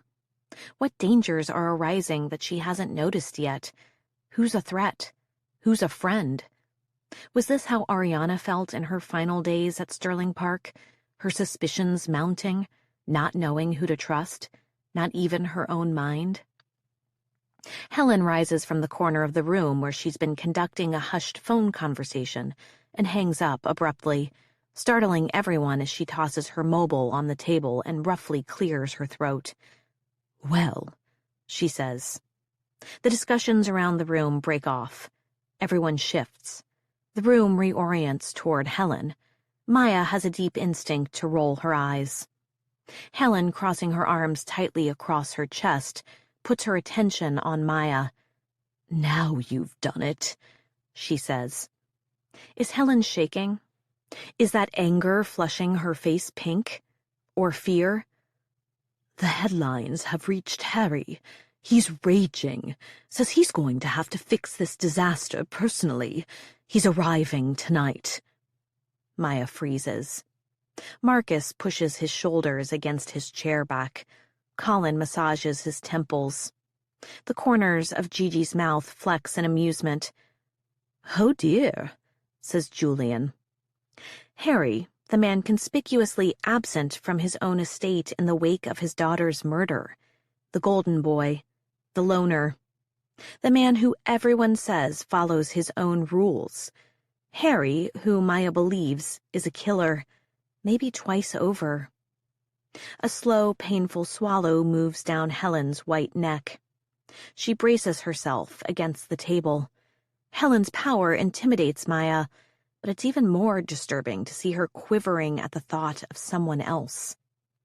To Barrow, in a voice low with significance, Helen says, "Prepare the staff.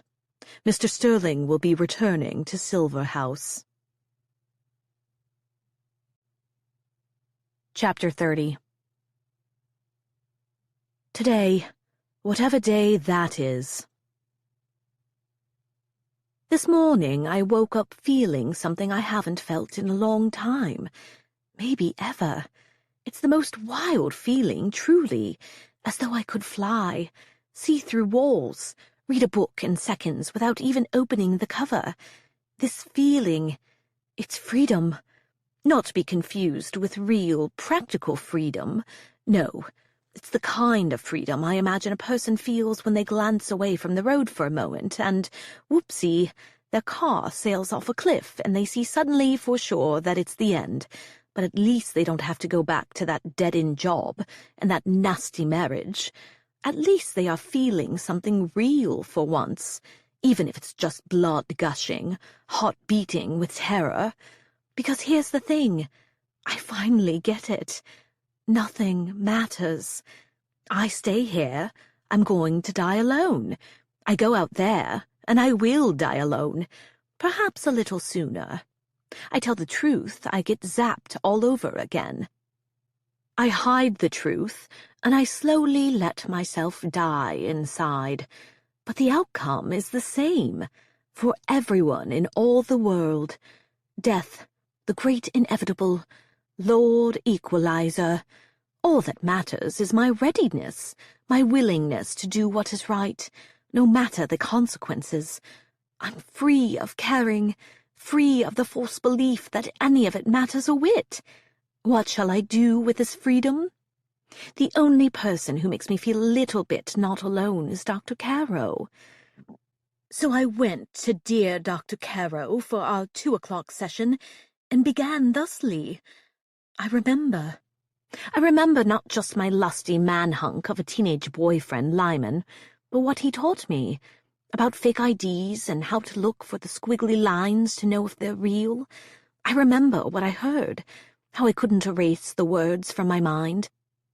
Couldn't cover over them mentally the way I covered over so many cassette tapes in those years when I was trying to record songs from the radio.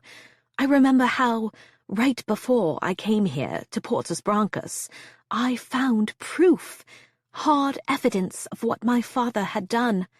Or at least the man I thought was my father. Now I don't know what he was. The only words that come to mind are monster, liar, murderer, thief. He stole it all, everything. He stole my life. And the craziest part is that when I told Dr. Caro, she had the gall to look at me and say, "Good." Good? I must have looked like a madwoman, slack-mouthed, bug-eyed, etc. How is any of this good? Now that you remember, you're ready. Ready for what? Her dark eyes changed, the empathy burned off by some more intense emotion. Anger, maybe. To get out of here, she said. Which is why I'm writing in here now at the dead of night, waiting for her to come, as promised, to take me away. Part 5. Chapter 31. Colin takes Maya's arm to lead her into the east drawing room, where the family has gathered before the supper hour to wait for the latest arrival. This room boasts a massive fireplace, tall enough for a man to stand inside. Maya feels the warmth, the solidness of Colin's arm laced with hers. It's good, she thinks, possibly the only good thing about this day, but she'll take it. They look unified, even if that's not entirely how it feels, like the power couple they are, and a very sharply dressed one at that. But there's an ever-widening distance between them that physical proximity can do nothing to close. Maya's eyes drift across the room to where Marcus is chatting with his father, both sitting cross-legged in stuffed chairs, the border collies in a heap at Julian's feet. Eva hovers nearby, a whiskey in hand, boredom immobilizing her face. She must feel Maya's gaze, because suddenly Eva gives Maya a knowing glare. For a moment, Maya sees the woman who, once upon a time, managed to captivate Marcus Sterling. She slides her hand down her husband's arm with easy intimacy and sends a pointed glance Maya's way, before erupting into laughter at whatever joke Julian's just told. "You may have gotten your dirty hands on the Sterling fortune," her gestures seemed to say, "but this is mine." Looks like Maya will not be getting a chance to pull Marcus aside tonight to demand information about Portus Broncus. "You want your usual?" Colin's voice at her elbow brings Maya's attention back. She's grateful to find nothing like Eva's aggression in his soft hazel eyes, and braces herself for another swell of self-loathing. How could she risk something so pure? This kind, fiercely loyal man, so sincere that his own grandfather used to joke he must be a changeling because he showed none of the toxic guile the rest of his family possessed. "Thanks, I think I'll just stick to water tonight." Colin nods, a small smile forming. And in that moment, their partnership feels real, and she's confident that she can put Marcus behind her, bury last night's mistake, let the wound heal over. But Colin's approval isn't the only reason to stay sober this evening. Harry Sterling is due around 7, just in time for dinner.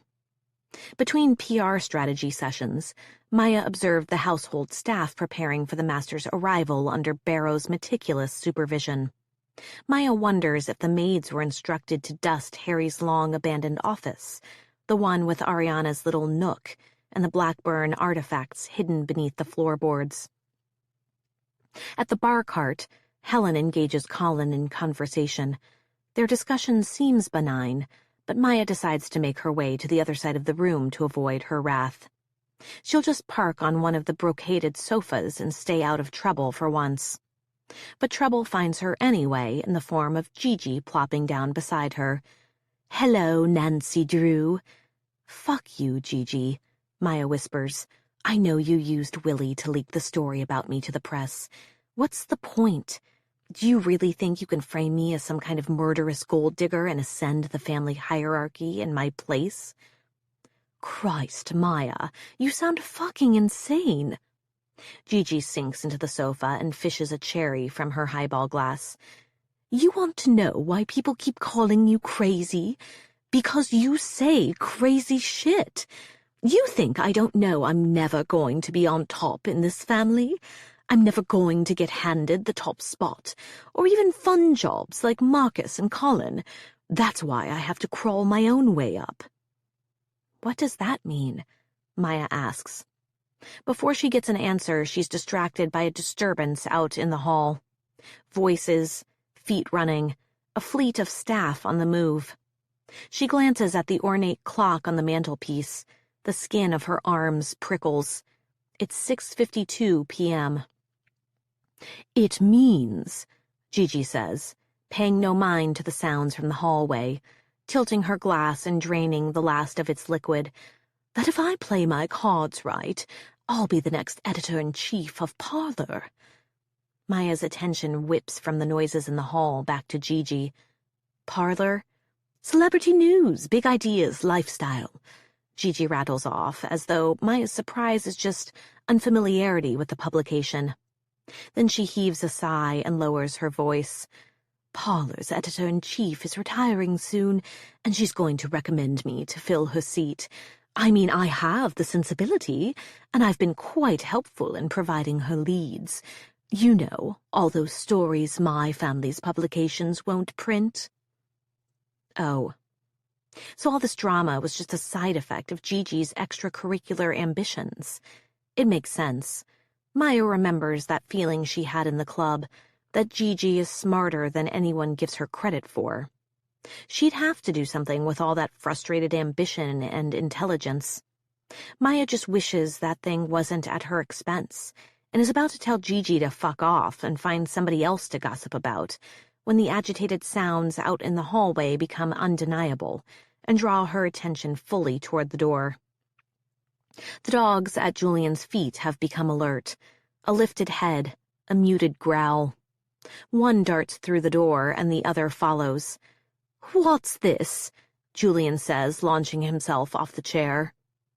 Out in the hall, in a voice deep and loud, "Where the fuck is she?"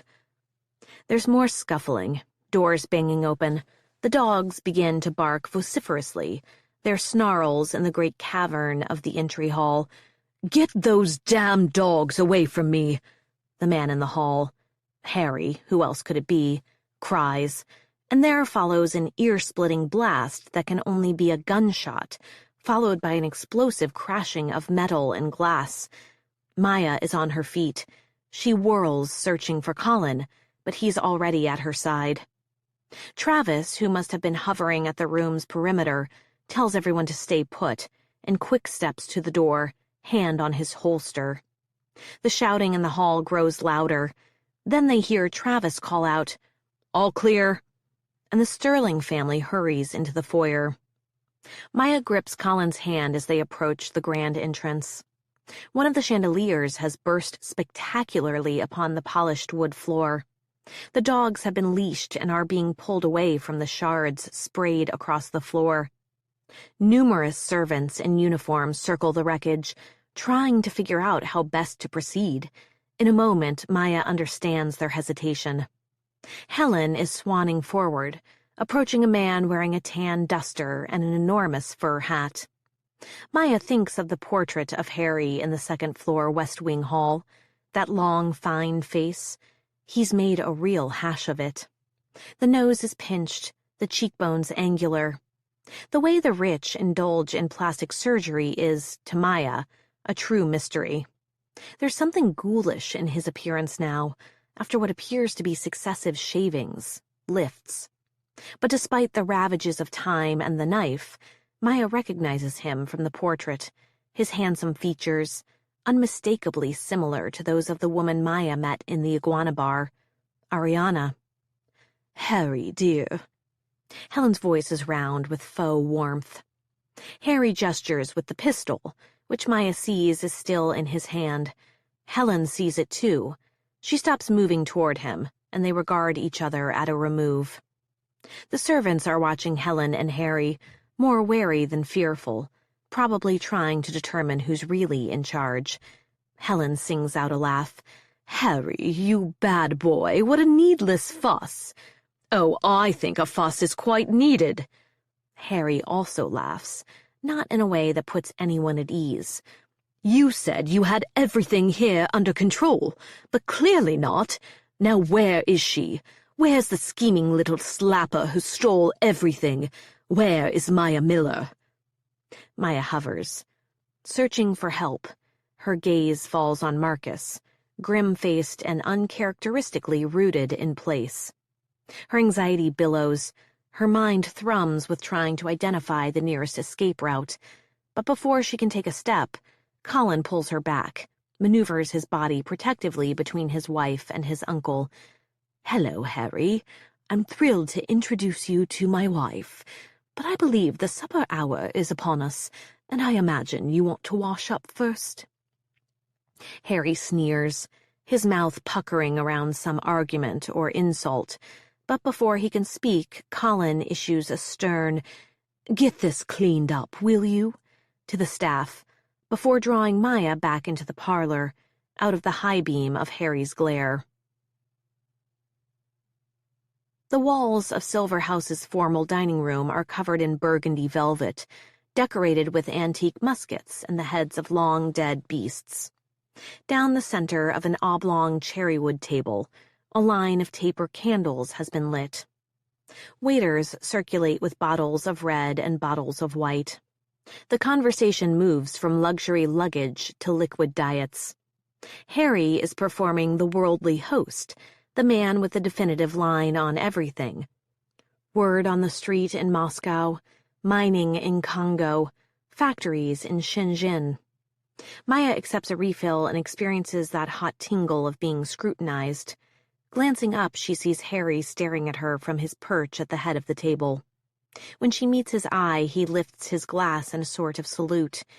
Is he toasting a worthy adversary? Or wordlessly saying, "You've had a good run, girl, but it's all over now." Once everyone's been served, Harry at the head of the table stands and clinks a butter knife to his glass. "First of all," he begins, blessedly not looking in Maya's direction, "I hope you'll all forgive my rather theatrical arrival. You always did put on a good show, Uncle Harry." Gigi grins and lifts her glass. Harry gives a little bow of the head. "A toast to our dear Ariana, to my daughter."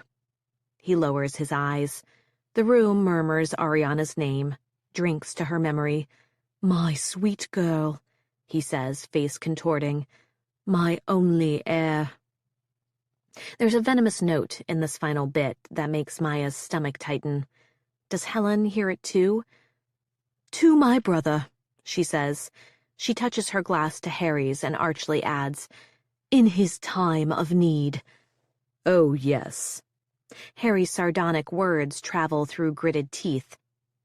"You've really been ringing me up non-stop, asking what you can do, what I might need."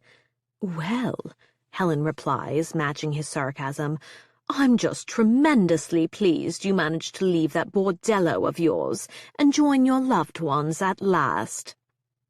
If Maya weren't so on edge with Harry's arrival, she might find this amusing. The tartness and venom, this business about a bordello. Helen can't mean that literally, can she? Maya glances around the room, wondering if the rest of the Sterlings will turn away from this sibling spat. No one does. Harry sneers. "Is that what you hoped for? That I would be in mourning, and you could manipulate everything while I grieved?" "Grief," Helen spits out the word. "This has nothing to do with your grief. If you were really mourning, you would have been here 4 days ago. This is about business." "Yes." Harry fixes his eyes on Helen.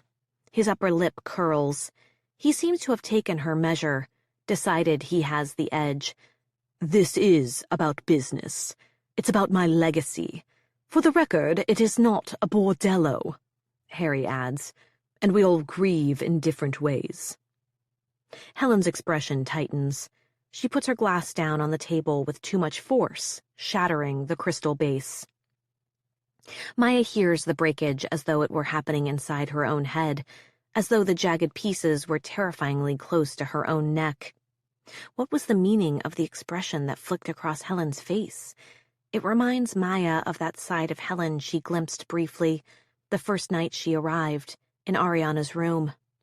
But it's gone in the next instant, and Helen curses, brushing away the wetness of the wine on the table. She must catch a shard, because she gasps and cherry-red droplets spring from her fingertips. A waiter rushes to blot and press a cloth against the wound, but Helen scarcely acknowledges this. With irritated self-justification, she says, "We felt very tenderly toward Ariana." Harry savagely quotes, "How tender 'tis the babe that milks me." "Harry, don't," Helen warns with icy exasperation, examining her fresh cuts. Gigi leans toward Colin and whispers, "Christ, are they really going to do this? Now?" But Harry persists, chewing and spitting out the words, "I would, while it was smiling in my face, have plucked my nipple from his boneless gums and dashed the brains out, had I so sworn as you have done to this." "Jesus," Helen mutters. "Shakespeare, actually," Harry says in a correcting tone. "Lady Macbeth. By it she means baby." "Some scholars interpret those lines as signifying that the Macbeths lost a child in infancy, as was, of course, common in medieval Scotland." Harry breaks off. His gaze sweeps over his family members. Then he smiles, as if at a private bit of rude humor, stands, begins to pace around the table. With alarm, Maya realizes he's advancing in her direction. He rounds one end of the table, pauses just outside her peripheral vision. Maya feels what he must want her to feel, vulnerable to attack, like prey. But she summons her grit, the resolve of the little girl who saved herself from worse. She pushes her chair back, faces him, unwilling to appear afraid. He pauses, arms crossed over his chest like a professor in thought. "What do you think, Maya? Or do you Americans not read Shakespeare in school?" In fact, Maya has read Macbeth, along with all the other plays in that beautiful, pilfered volume her father deemed worthless. There's this one line she thinks of all the time. She wrote it over and over on the inside cover of her spiral-bound notebook. Illustrated it with a ballpoint doodle of a rose. During her years playing the femme fatale on the Springs, that line was a kind of mantra. Maya sips her wine with as much nonchalance as she can muster, then meets Harry's gaze.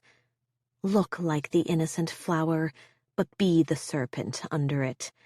"Ho, ho," says Harry. "Colin, you didn't tell us your little wife was a scholar." Colin grimaces at Harry, but says nothing.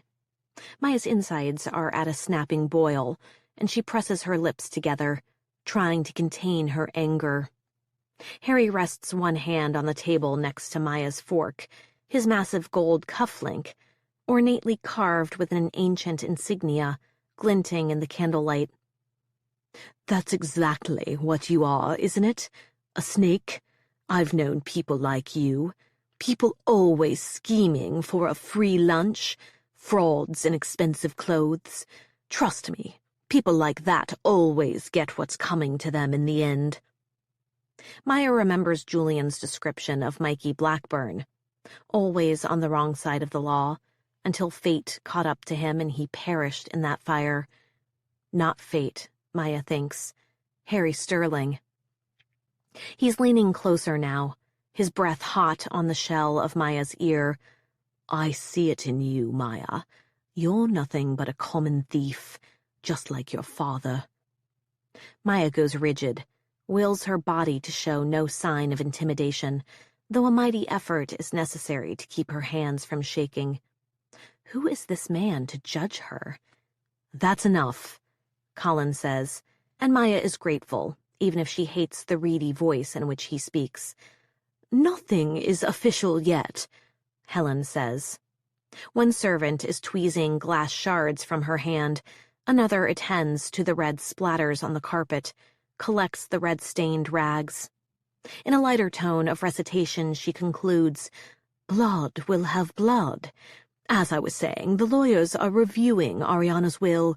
Due diligence. It's to be expected." "Oh, the lawyers," chirps Harry in a girlish tone. In his own deep growl, "To hell with lawyers. To hell with the chairwoman of the board." "If you didn't like the way I've been running things," Helen says hotly, "you could have come back at any time, instead of hiding God knows where all these years, instead of leaving me to clean up your messes as usual." This rebuke seems to smack Harry. He pauses, absorbing it. Then he shifts into a lower gear, no less prancing and intense, but quieter. He's completed the circle, returned to the head of the table, to Helen's side. "I think we both know, Duck, that is not entirely true." With jarring gentleness, he shoos away the servants and performs the final wrappings of her bandage. Helen sucks in breath, surprised either at his touch or some vile subtext. When he finishes taping her up, Helen speaks in a wondering tone. "In what distant deeps or skies burnt the fire of thine eyes?" She's quoting something new. Maya can hear it in her voice, but she doesn't think this is Shakespeare. Too sing-songy and mystical. As Harry puts an old-fashioned kiss on Helen's knuckles, she continues in the same tone. "On what wings dare he aspire? What the hand dare seize the fire?" Maya glances at Colin, hoping for some guidance, but he's staring at the hearth, the roaring flame just beyond the head of the table. He appears dazed and transported to the past. They all do. In the next moment, the Sterlings are quoting with feeling the poetry Maya recognizes from the walls of the nursery suite. Tiger, tiger, burning bright, in the forests of the night, what mortal hand or eye dare frame thy fearful symmetry? The words, spoken in unison, have the sound of an incantation. Maya feels cast under a powerful spell, under the sway of ancient invisible forces, and echoing against the walls is Ariana's version, a child's frightful reinterpretation. Maya wants to scream, wants to interrupt this strange, fucked-up interlude, wants to flip the long table on its end and shut up every Sterling with their stupid formalities and their creepy poems. "Know that one, Maya?" Harry asks. Maya is jolted from the moment and tries not to appear as unsettled as she is by the chanting. "Yes, it's on the wallpaper in our room, Blake." Harry's smile glints and spreads. "Indeed, Blake from the wallpaper. Very good, Maya the scholar." Colin's gaze finally does rise to meet Maya's, and for a moment she glimpses him as a little boy, a stranger among his fearsome family. "Why do you all know it?" Maya asks. "What's so special about that poem that you each got told it like a bedtime story?" "Oh, they just thought it had a nice rhyme scheme," Harry says dismissively, at the same time as Helen says, "It's about the duality of man." Julian, who had risen to refresh his drink at the bar cart, breaks the tension, softly quoting, "The small gilded fly does lecher in my sight." The room's attention swings toward him. His mouth purses around the words as he continues to quote, "Let copulation thrive." "What's that about a fly?" Harry asks. "And what's that about copulation?" Maya thinks. "Leah," Gigi says, as though this is all very tiresome, as though she's the bored, brightest student in the class. "You know the play about the king whose daughters tried to kill him?" Helen's eyes blaze in her husband's direction. "Julian, do shut up."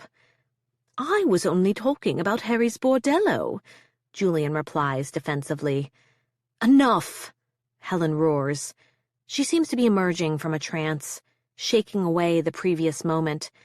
"Come on, let's have another round." With a languid toss of her fingers through the air, she sends the waiters back around the room, refilling empty glasses. Harry gives Helen's hand one last pat, then turns to address the rest of the table. "I regret I have been away from Sterling Park too long, but I'm back now. This is a time of sorrow, but we must find ways to be together, enjoy what we have. What say we have a little fun tomorrow for once? It looks like the pond has frozen solid. We're long overdue for a skating party. We'll put a good face on things. The Sterling family in top form." Colin leans toward Maya and quickly explains the tradition Harry is referring to, a tradition Colin's grandfather started decades ago. When the pond freezes, the gates of Sterling Park are thrown open, and the local villagers invited to come and skate. It sounds lovely enough, but Maya doesn't want any part of it. She doesn't want to be in the same place as Harry any more than she must. "We'll invite some press, all friendlies, of course. Marcus, I'll let you sort that out," Harry says. "We'll do it tomorrow. Let's show the world that Harry Sterling is back, that our family is ancient and noble, and we won't be brought down." He looks right at Maya before adding, "I, for one, never go down without a fight." Chapter 32. Next day, a blanket of ice crystals glimmers on the lawns and statues and paths of Sterling Park, as if even the weather has bent to Harry Sterling's command. The pond, situated on a picturesque plot on the far side of the greenhouse, is a hard metallic oval. The air is astonishingly cold and dry. Maya, layered in borrowed sterling clothes, feeling shaky, steps out onto the snow. Look calm, she tells herself. Look like you suspect nothing. Look like the innocent flower, or at the very least, an idiot American. The staff have set up a white tent for guests. White tables laden with refreshments, and built fires and iron braziers for warmth. The cold has a way of effacing all the modern updates of the place. If Maya had a picture of this tableau, cropped in the right way, it might seem 100 years old. A member of the staff appears, drapes Maya in a fur coat. Colin steps away from Marcus, gestures for her to join him, filling Maya with relief and shame. As Maya approaches, she notes Harry's position in the group. He's swathed in head-to-toe sable, topped with a hat worthy of a Muscovite. The fur coats are part of the tradition, Colin explains. There's enough for all the commoner guests, a great display of sterling largesse. Maya is amazed at this. 1 or 2 days a year of being treated like royals was apparently enough for the nearby villagers to tolerate pauperism the rest of the year. That's the kind of compromise Maya has never been able to accept, yet the scene at the pond is cheerful.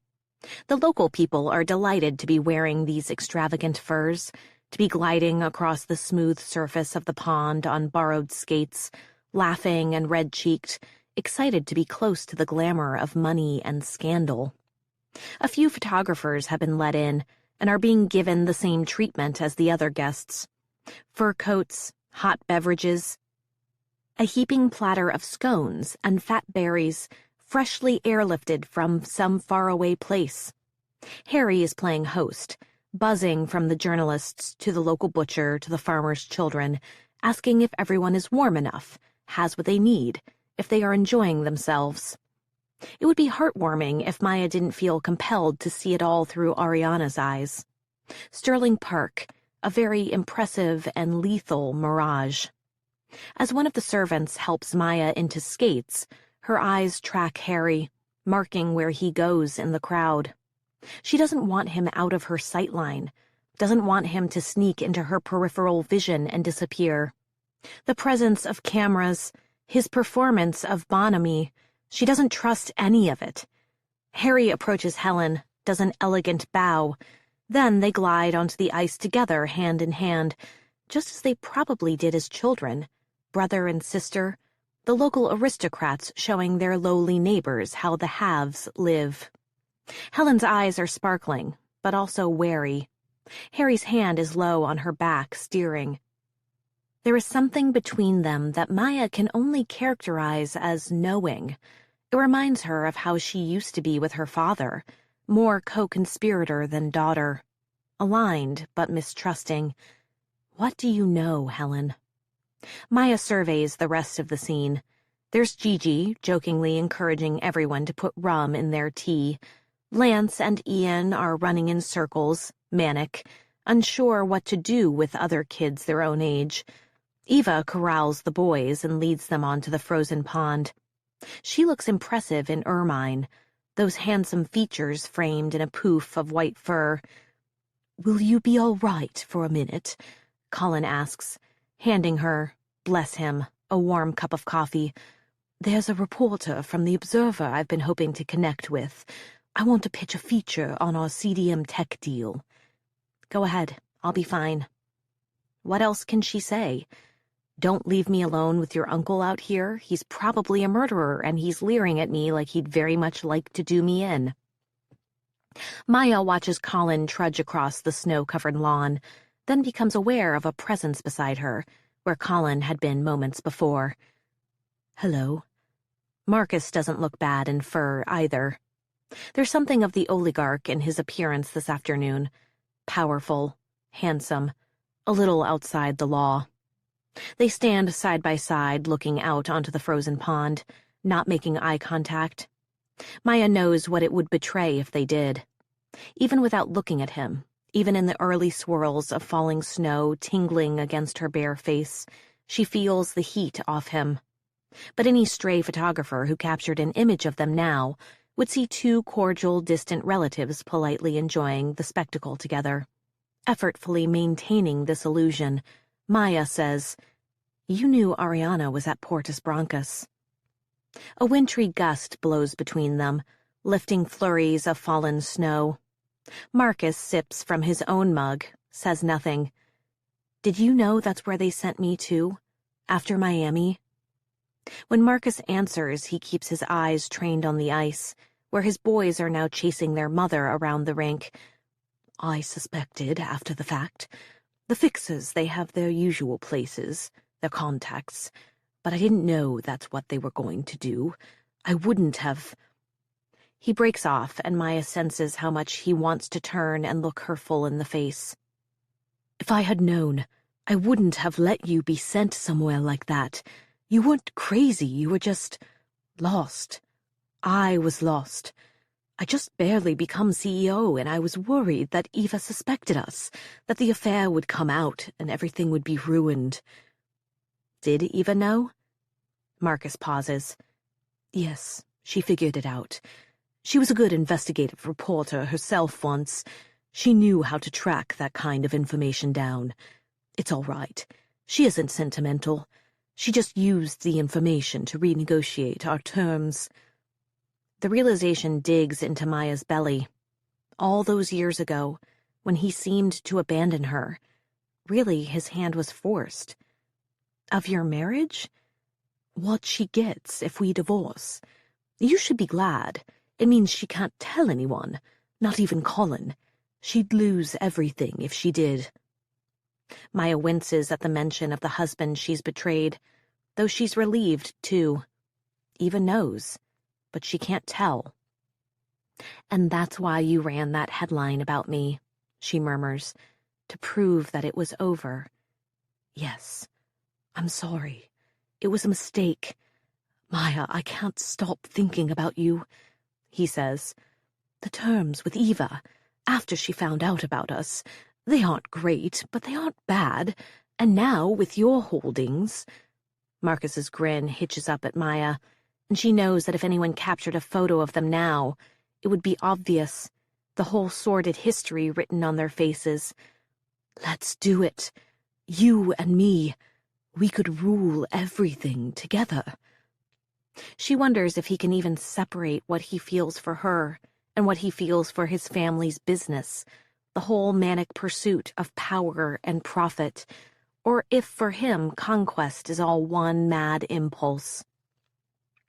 Maybe he guesses her thoughts because he adds, "I love you, you know." Does she love him? She's never really asked herself. She's only wondered if he loved her, like a little girl pulling petals off a daisy. Her heartbeat is expectant. Her skin is yearning for his touch.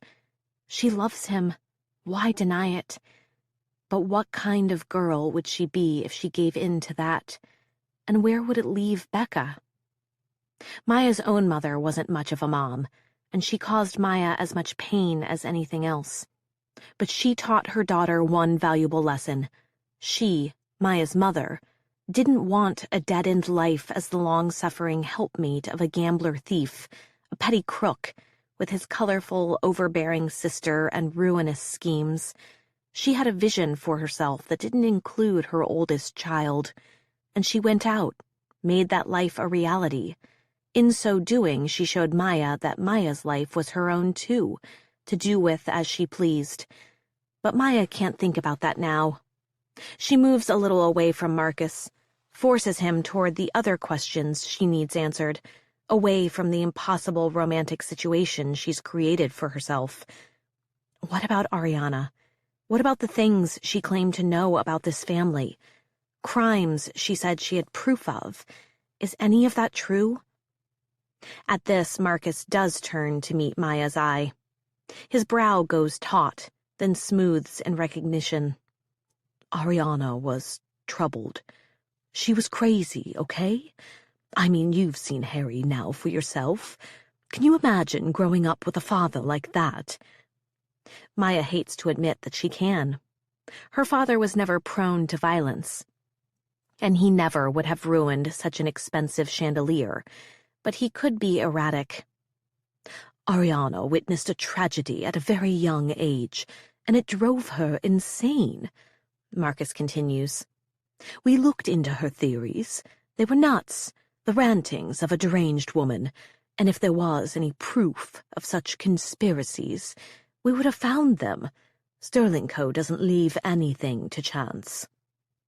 Maya's not sure if this is the whole truth, but she's fairly certain that Marcus believes it's the truth. She can hear this break of pain in his voice, an effort to earnestly tell her what he knows. She wants to say more, about what happened 2 nights ago in the library, about what he just said, about what it does to her, this shattering attention. But suddenly Colin is at Maya's elbow. He playfully comments, Marcus, stop trying to flirt with my wife, which skewers her. Then he's linked arms with Maya, drawing her along with him toward the ice.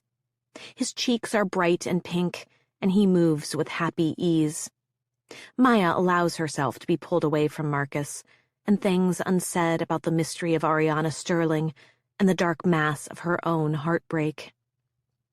Colin is skating backward now, showing off.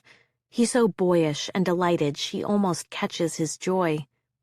But then she realizes that in the sea of faces surrounding the pond and under the tent, there is one that is now glaringly absent. Harry's gone. He must have slipped away sometime while she was speaking to Marcus. Was that his plan all along? Set up the spectacle of the skating party, and then use it as a cover to have the house to himself? Is he in there right now? Searching for the proof that Marcus has just dismissed as fiction. Proof that Ariana, when she last lived here, vociferously claimed was in her possession. Colin is farther from her now, and locals skate in the space that's opened between them. Then Maya sees a face that stops her breath. Everything in her field of vision, the skaters, the journalists, this family she's married into, slows. Sounds are echoey and far off, and there, a little bit ahead on the ice, is the woman. She wears a fur coat like the others, but appears not of this world. Maya can see in that fathomless gaze that this woman is not enchanted by the display of wintry spirit. She looks alert, almost soldierly. But Maya has seen her before. That's what really has her heart hammering. It's the dark-haired woman hovering in the mirror's reflection in the club bathroom, that night Maya and Gigi snuck out, the one with the scar. Maya had convinced herself that woman was a hallucination, yet here she is, plain as day. Maya, now shivery with dread, takes an awkward turn on the ice. Has the woman been stalking her all this time, waiting for a chance to get close again? Then, in the next moment, the woman has come away from the observers on the side of the pond and is skating alongside Maya, saying in a thick country accent, "Maya, I am such an enormous fan." The woman's voice is loud with cheer, but Maya hears the erratic undertones as she whispers, "Don't panic, or this will all get very, very messy." Maya smiles thinly, tamping her fear down as best she can. Where are the security people who followed her all the way to the club? Why aren't they watching out for the dangers right here? Before Maya can think how best to play this, the woman speaks, so quietly that Maya wonders if she's hallucinating her words, too. "Harry isn't who he says he is." What? She knew. She told me. The proof is in the house. She knew. Realization sinks in. She, as in Ariana? This woman, the woman with the scar. She knew Ariana. Maya looks at the woman's face, the puckering white curve along the line of her cheekbone, remembering again the phone call with Sarah Jane. This woman didn't just know Ariana. She's the doctor who broke Ariana out of the asylum. "Who are you? What do you want?" Maya whispers, trying to keep her voice calm. No time for all that, the woman whispers. We are going to find it together. Find what? The tape. Maya forces a fake smile onto her face, even though her pulse is wild. Tape? What tape? The ones in Harry's? You're not listening, the woman says. Harry isn't Harry. He's... Maya? Her name is being called from across the pond. Julian. Maya glances over her shoulder and sees him skating toward her. The whole episode is so surreal that she isn't even immediately surprised to find the woman has gracefully skated off into the crowd. In the next moment, she's completely disappeared. Maya, Julian is saying, in an insistent tone. She has the sense that he's been trying to get her attention a while. He has her by the arm, guiding her across the ice. There's been a security breach. Probably nothing, but they want family members off the ice for now. What? Has she been hallucinating again? The temperature seems to have dropped. The mood has shifted abruptly. A moment ago, all the faces were smiling, but now they're drawn, wary. Or is that her projection? Maya blinks, notices the security team making moves. It feels presumptuous, an overreaction like at the club. Except there is an intruder. Maya was just talking to her. Are you all right? Julian is asking. Was that person harassing you? Maya shakes her head. So Julian saw that dark-haired woman. She wasn't imaginary. Maya begins. She said she was a friend of Ariana's. Julian's brows knit together. His voice has a thin urgency she hasn't heard before. What did she want? She seemed to know something. Maya trails off. What did that woman mean, Harry isn't Harry? But how could he not be Harry? She murmurs to herself. Where is she now? The blunt sound of Julian's voice jolts Maya's focus back to the present, to him, to the security team ushering the Sterlings away from the scene, toward the protected house, even as Barrow assures the crowd, telling them to drink up and continue their fun. Maya, if that woman knew something about Ariana's death, we need to bring her to speak to the authorities. Which way did she go? But Maya has no answer. Icy wind roughs her hair and chaps her face. The woman is gone. Maya can't locate her in the crowd. No figure darts away across the lawn, nor does she see Harry, who has already been gone a while. Perhaps he's inside, searching for what the woman just whispered urgently about in Maya's ear. Ariana's proof, the insurance policy, the tape. Chapter 33. The chill is on the tip of Maya's nose as she and the other Sterlings are led out of the driving snow and back into Silver House. The hazy romance of the morning has been dashed by the sudden panic. Maya is glad of this excuse to withdraw, but she fears it might be more than it seems. The extravagant ice skating scene, the abrupt interruption, it's all too contrived. They enter through the great front door and are welcomed by the staff, at the ready in a 2-column formation, promising hot toddies and a warm fire. As the family is funneled in the direction of the nearest parlor, Maya feels an arm interlace with her own. What a relief to be back in good old Silver House, Julian says. What do you have? I've been dreaming of a whiskey neat myself. But Maya is distracted. There, at the bottom of one of the house's grand staircases, having already shed his fur coat and hat, is Harry. What has he been up to while everyone else was distracted outside? He has a slick, pleased with himself, vulpine air. Maya removes her arm from Julian's and gives him a playful pat. Do I look a wreck? She asks. Darling, none of us look our best, Julian replies. The northern climate is unforgiving. For some of us more than others. I'll be right in. I'm going to ask that my makeup bag be fetched from my room. Fix me a gin and tonic, will you? Julian appraises her.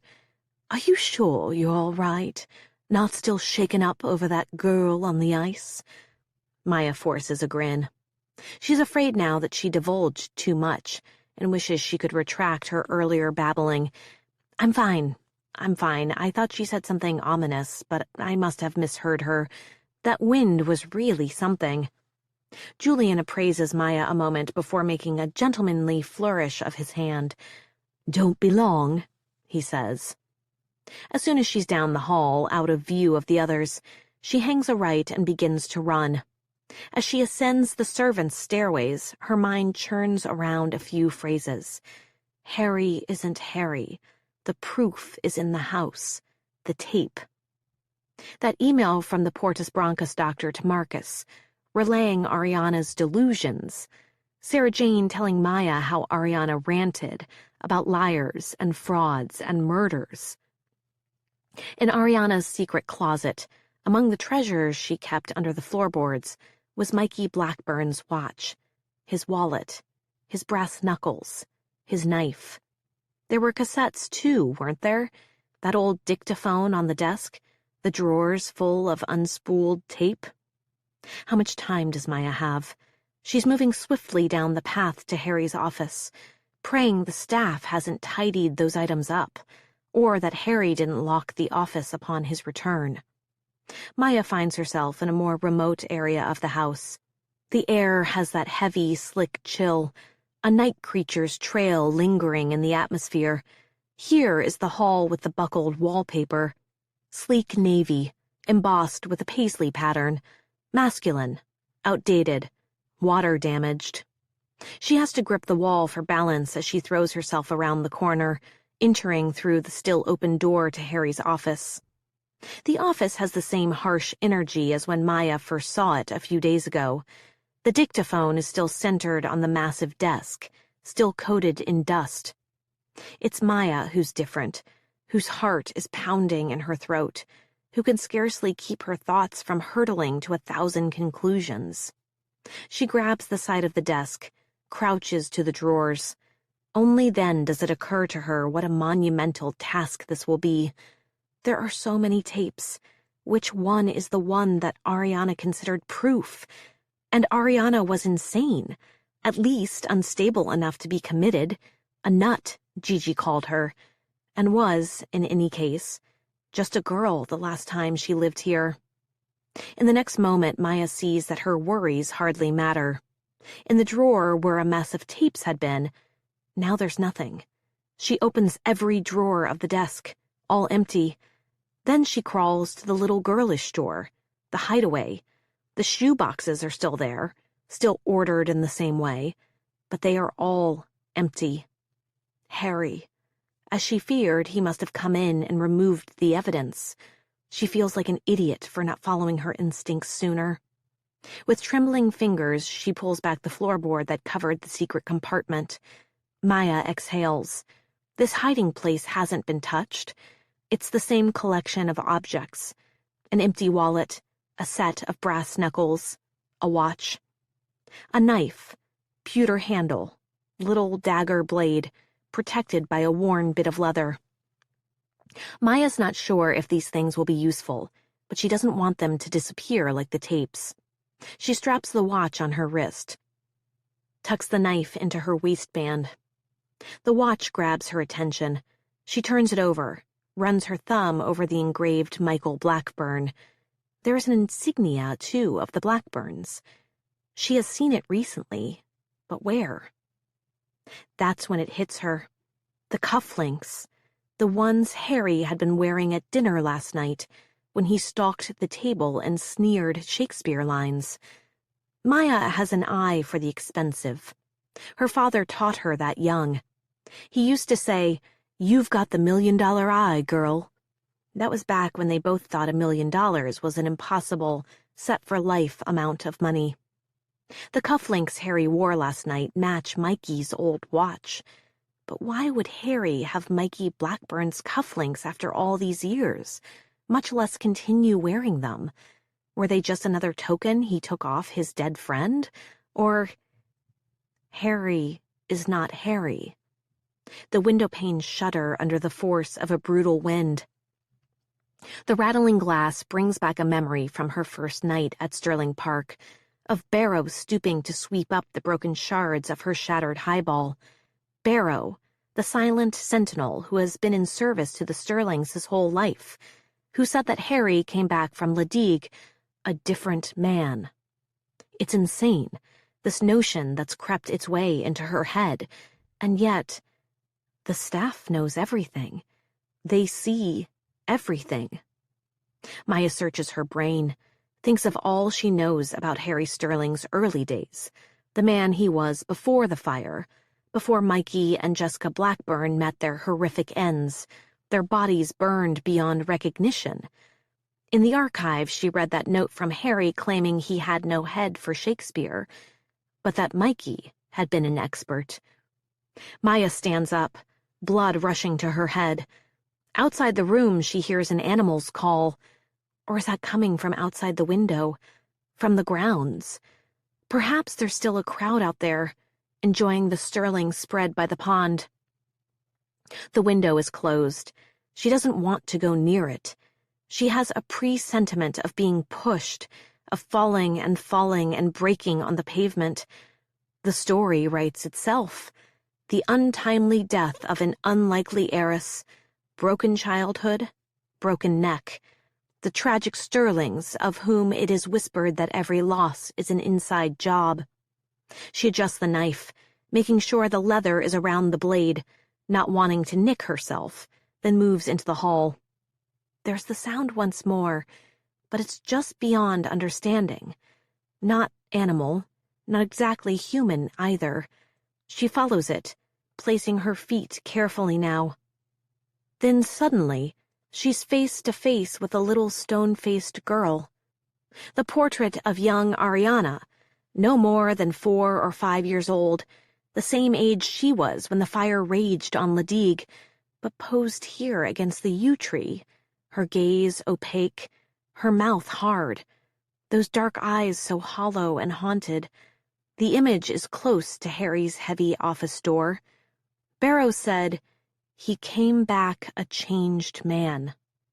When Ariana lived here, there must have been so little separation between them. Perhaps he could even hear her in his office, if she slipped out of bed. Maybe the floorboards above his office creaked, if he was on the phone late. Perhaps the echo was audible through the ceiling plaster. You have to think like a teenager, Maya thinks, ascending the little stairs to the garret room. A very privileged, very trapped teenager. Where would she put this proof? Someone else is looking, but they weren't thinking like her. They were looking where the other tapes were, not where a melodramatic magpie hid her treasures. The room is empty when Maya enters, but she can already imagine footsteps pounding up after her. She forces her breath to slow. She's alone. She has a little time. She can find it. Her feet take her to the bookshelf, to the hidden Blake. She pushes the other books aside and finds it in the same place. She spreads the binding, holds it upside down, shakes. Out fall the little folded notes. To Jessica, the dead daughter of Mikey Blackburn. The girlish homage to Blake's The Tiger. A crayon drawing of 2 girls holding hands, both with yellow hair and gray dresses, one with green eyes, one with brown. Jessica and Ariana, the girls are labeled. Maya touches the picture, wondering at the depth of this obsession. Ariana's only friend, her dead playmate. If what Maya has begun to suspect is true, then Ariana was not simply raised in isolation with a volatile and sometimes cruel father. She was raised by her own father's murderer. Harry is not Harry. He's Michael Blackburn. Harry's friend turned enemy, always jealous of Harry, the raging and mercurial man who wanted what his best friend had. How horrifying must it have been for Ariana to be parented by someone who was willing to let his own child die by fire so that he could be reborn, assume another man's identity, inherit another man's fortune. On the other side of the crayon picture, The handwriting, girlish but no longer a child's, has recorded song lyrics. The same lyrics, several times over, as though she were testing her memory, as though she were learning the refrain by heart. The eye of the tiger, the eye of the tiger, the eye of the tiger, again and again and again. Now why would that song have been in her head, and why would Ariana have written it over and over again? Just because of the fucking wallpaper? Then Maya remembers, that night in the iguana bar, Ariana humming a song Maya recognized. Had she been trying to tell Maya about the tapes? Was it Ariana's little memory device? Maya lurches off the floor, into the main space of the bedroom. She moves along the wall, following the patterns of jungle trees, the tigers, feeling in between the tiger's eyes, searching out weak spots. She feels a little deranged, but also deadly certain. It's a big room. The walls are high. There are so many repetitions of the pattern, so many places for another secret compartment, so many eyes. Is Maya's theory insane? Is she going mad? There would have been so many witnesses to this impossible switch. And yet, Mikey had a criminal's mind and an appetite for lying. He would have figured a workaround, hiding away in Sterling Park alone for almost a decade, letting the image of Harry Sterling as a young man fade from the collective memory, conducting all his important business over the phone, having the plastic surgery done in secret, flying the doctors into the regional hospital, letting his new face settle, traveling from country to country, never staying in one place long. And all this, years before the internet would make photos of Harry Sterling accessible, just a click away. Could he really have pulled it off? Not without help, Maya thinks. He must have had co-conspirators. Who else knew all these years? Who benefited from Mikey stealing Harry's crown? And then, just there, is she making it up or is it real? Maya's hand has landed on a softness in the wall, not far from a fringed standing lamp, as if it wants to give. Wild with conviction, she yanks the knife from her waistband, ready to tear into the tiger's face. "Careful there," says a man. First she thinks it's Marcus. She slips the knife back, turns to him. But the figure hovering in the doorway is older than Marcus. Her pulse spikes at the thought that Harry has her cornered. Then he moves into the light. "Oh," she says with relief. "Julian. You thought I was Harry, didn't you?" "I thought you were Michael Blackburn," she wants to say. She manages a smile. "Yes, I mean, he can't like me very much." "Well, you're in good company on that score, dear." "Yeah, well." Maya glances around. Her heart is pounding. She needs Julian to go away so she can keep searching. She's close, so very close now. But she can't tell him what she's put together, what she's looking for. He might tell Helen, or Marcus. She needs to find this supposed proof, get it away from Sterling Park as soon as possible. She tries to appear cool. "What's up?" "What's up?"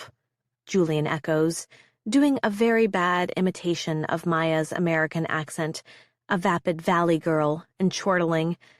"I'm from New York," Maya wants to snap back, stuck by his casual cruelty. He's usually so flattering and warm. "I only meant everything okay down there?"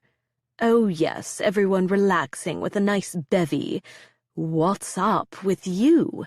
he persists, drawing closer. "I just keep thinking about Ariana, you know? Nothing particular, just wishing I understood her better." "Yes, I understand that. Here." He moves to pull out the arm tucked behind his back, and Maya instinctively presses herself against the wall. In a moment, he's placed a cool highball in her hand. "I brought you this.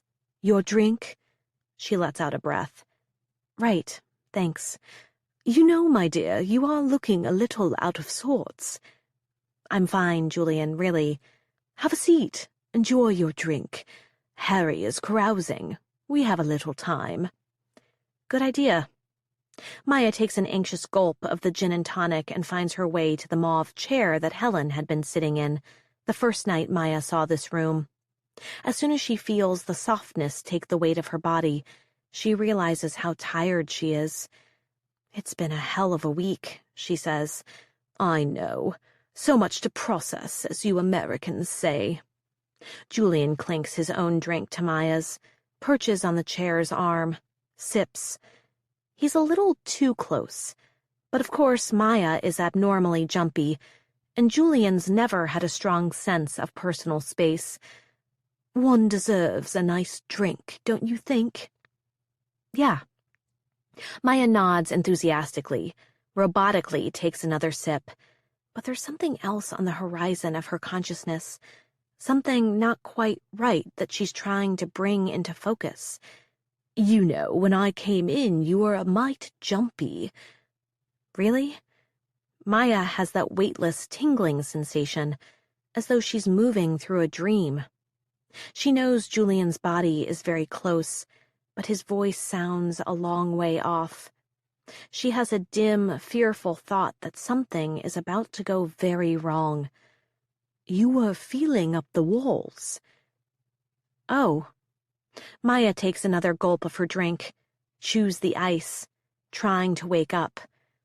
You know who it reminded me of, Maya? Julian is asking. Who? There's a dull throbbing in Maya's head. Her. Chapter 34. Maya's mouth is desert dry. Gin and tonic. She needs more gin and tonic. She forces a long swallow, then says, Her? You mean Ariana? You're both so wild, unpredictable, out of control. Julian's voice has an odd, almost echoey quality to it. This family does seem to have a problem with women with loose tongues. It feels like there's cotton in her ears. The corners of Julian's mouth dart downward. You are right there, Maya. You look a bit peaky. I'm fine. I'm just tired. Maybe that is all it is. It's true she's barely slept these past few nights.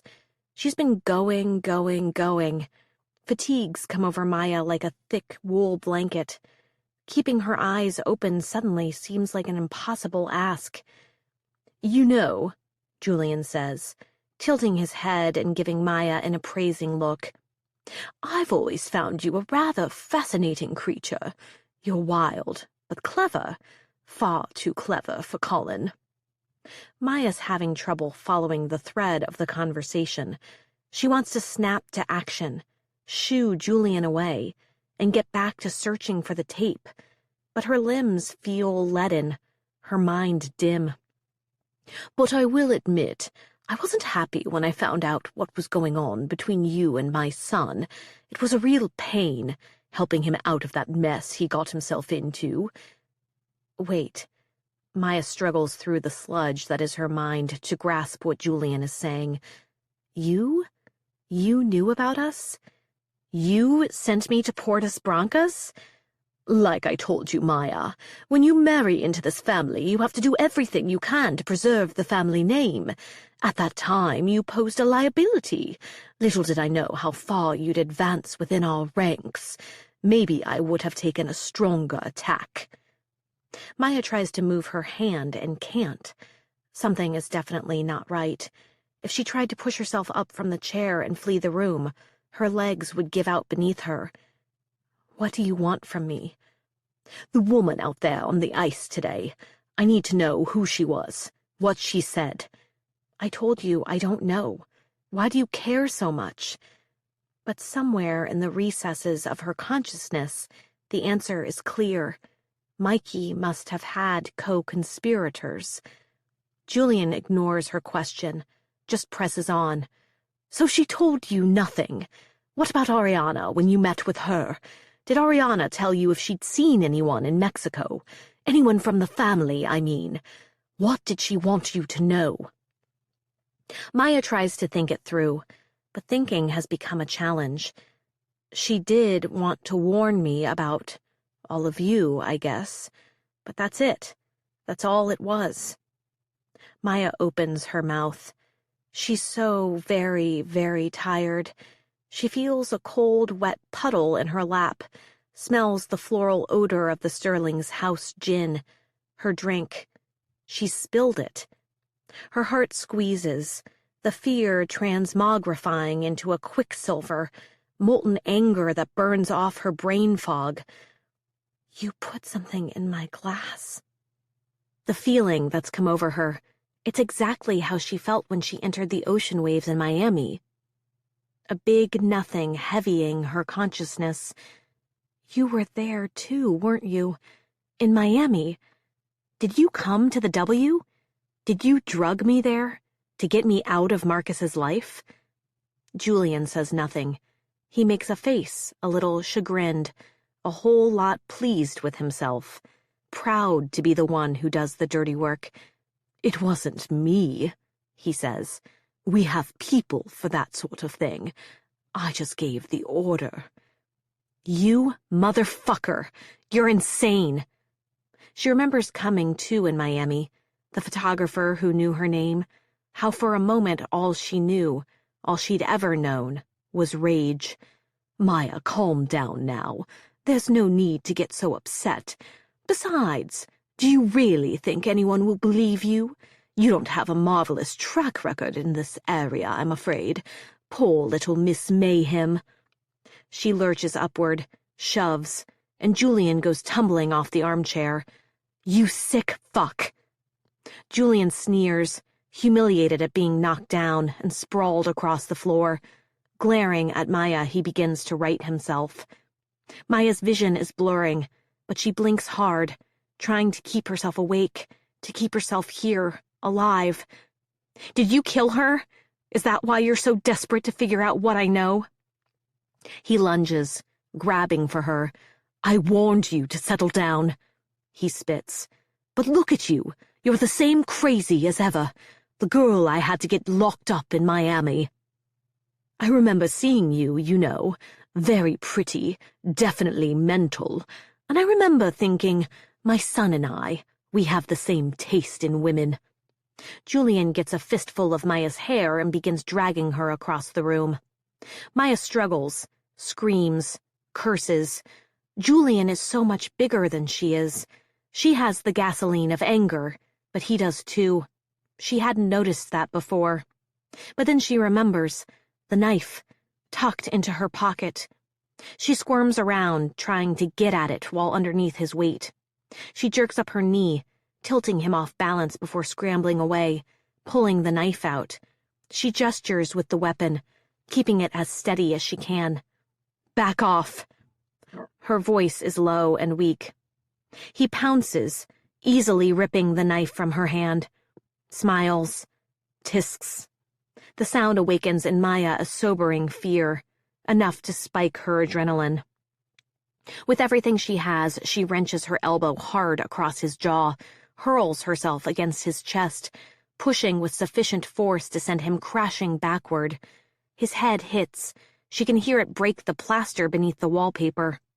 He swats at her, grunting. She scratches his face, trying to keep him away from her, but also trying to land some blow, weaken him, even their power, get the knife back. But she can feel her energy draining, water through a sieve. Whatever he put in her drink, it's growing stronger, sending an enervating gray fog over everything. Desperately, she presses her fingers into his cheeks, trying to claw at his eyes, while he swats and pushes, trying to subdue her. She gets his face in her grip, thrusts his head back against the wall, again and again, hard, hears the impact, skull against plaster. The knife clatters to the floor. She bends to grab it, and once again he has her by the hair. Just as she swivels with the point, he steps away, and they both see it. The tear in the wallpaper. They pause, panting. Through that tear, right down the face of a stalking tiger, a carved-out pocket in the plaster. Inside, there's a dictaphone, not the big, black, important-looking one on Harry's desk, a little plastic Fisher-Price tape recorder. And inside that, she's sure of it, is the proof, the insurance policy, what Ariana told the people at Portus Brancas she had on tape. Julian reaches for it. "No!" Maya shrieks, grabbing at his arm. "You dumb bitch!" He turns on her, and there's absolutely nothing in his eyes. His big hands fly forward, push Maya with all the power he has. She careens backward, hitting the floor with force. "Don't," she says, but it's hard to even breathe. Her lungs feel desiccated. They ache. She watches, helpless and weak, too weak to get up now, as he seizes the cassette player. But as he's turning back on Maya, a shadow crosses him, and his eyes open in surprise. Soundlessly, someone else has entered the room behind Maya, but she can't see who. Her vision blurs, eyes drifting shut. "Oh my God," she thinks, "I'm never going to see my daughter again. He's going to kill me." He can't let her live, now that she knows the truth. And that's when she hears a stomach-curdling moan of surprise, an angry gurgle, and then an atmospheric disturbance as he goes down, heavy as a felled oak. She forces open her eyes, sees Julian awkwardly splayed on the floor beside her. "He's gone," a woman says. "We have to go, now." It's the woman with the dark hair, the dark eyes, the white scar curving along her face. The woman from the club, from the skating rink, the one who has been following her. Blood pools surrounding Julian's body. "Who are you?" Maya manages to say. "You can call me Caro." "What have you done?" she gasps. "He could have killed you." The woman, Caro, says this very evenly, as though she's flatly observing the weather. "He's done it before." A heavy, heavy feeling is pinning Maya to the ground. Then Caro repeats, "We have to go, now." Maya is aware of only a few things. A woman, Caro, watching her, the smooth, hard plastic of the child's dictaphone in her grip. "I can't move," Maya murmurs, her voice so weak it's barely audible. Caro kneels down, assessing. Maya tries to lift herself up, pushing against the floor. Her hand touches on something. What is that? A piece of paper, maybe? On the floor, about a foot from the pool of blood, Maya sees the picture that had been hidden in the Blake book, scrawled with song lyrics. A child's drawing. 2 girls, hair of yellow, labeled Jessica and Ariana. One with green eyes, one with brown. Same brown as in the portrait that hangs in the hall. A child whose life was about to be stolen. Brown-eyed girl, labeled Ariana. Maya reaches for the drawing. Her fingers grasp it, get it a little closer. It's not right. There's something not right about it. Her mind gropes through the fog to comprehend the picture, the truth of Ariana, who she was, and why she had to die. Maya blinks, trying to understand, but she's beyond understanding now, and the best she can do is tuck the picture in her pocket, thinking, "Tomorrow. I'll figure it all out tomorrow." Caro lifts Maya to her feet. She's so strong, it's like she's been training for something a long time. Training for this. That's the last real thought Maya has before the room fades and the gray nothing sets in. Chapter 35. Maya drifts up and above the known world. A part of her mind can see herself stumbling, dragged through the dark underground tunnels of Sterling Park, trudging limply through falling snow, shoes drenched, body shaking as she clings to the woman. But her consciousness is flickering. What she mostly sees is him. Harry, the murderer, perched on the edge of little Ariana's childhood bed, He's telling her an old saying about the Sterlings, ominous as the warning of a dark fairy. To be born a Sterling is to be born with death in the blood. When I die, he says, this shall all be yours. In her dreamlike state, Maya walks alongside Ariana on the last night of her life. For the first time, she really gets it, understands how her birthright might feel like a curse. All the grandeur and responsibility of an illustrious family name, the spectacle and tragedy of great wealth, the bequeathal of treasure and superhuman importance, an abundance of attention, little of it nice. Maya is with Ariana, traversing a noisy street. Out in the world, free but at risk, going by the name of her ill-fated friend, Jessica. Someone follows her through the streets of a foreign city, at that hour when the light plays tricks on the eyes.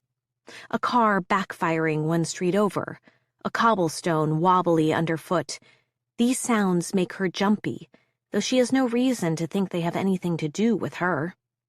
The lobby of the building is empty, but she sees a man dressed in black in the elevator. Maybe he's just a driver, waiting to be summoned by his employer. Still, she takes the stairs. Her rented room is only on the second floor. She no longer likes being very high up. On the stairs, she hears a noise below, but when she reaches the door, no one is trailing her. She's all alone. She sighs, relieved. This is a mistake, though probably not the fatal one. Whatever the fatal mistake was, she's already committed it. She knows this for sure when she unlocks the door, pushes it open.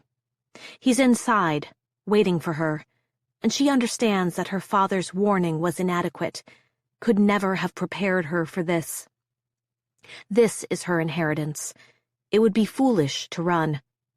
In the end, she cannot escape the role in which she was cast, the noble heiress of a storied family. But in her last moments, Maya knows this in the deepest sinews of her brain. Ariana rose up, seething, mighty, entirely herself. Doomed, maybe, but unwilling to go down without a fight. Chapter 36. December 2003. The world is bigger, bigger than I ever knew, almost overwhelmingly big. In the past weeks I've been in it, all over it, and haven't had any time to write. From Portus Brancas, an elite and very secret facility for the unwell daughters of prominent families, located on Bermuda, so I have since learned, we fled in a fisherman's boat, from island to island, switching boats frequently, sleeping on concrete floors, with Caro, my savior, my guide. She's not actually a doctor, she says. Just call her Caro. After the Bahamas, we were in Cuba. From Cuba, we were on a commercial ship to Mexico. In my whole life, I think I've only really encountered about 100 people. In these last few weeks, I've passed thousands in the streets. I mean, there are just so many people, and cities, and things. I want to touch everything, taste it all. Caro is very patient with me.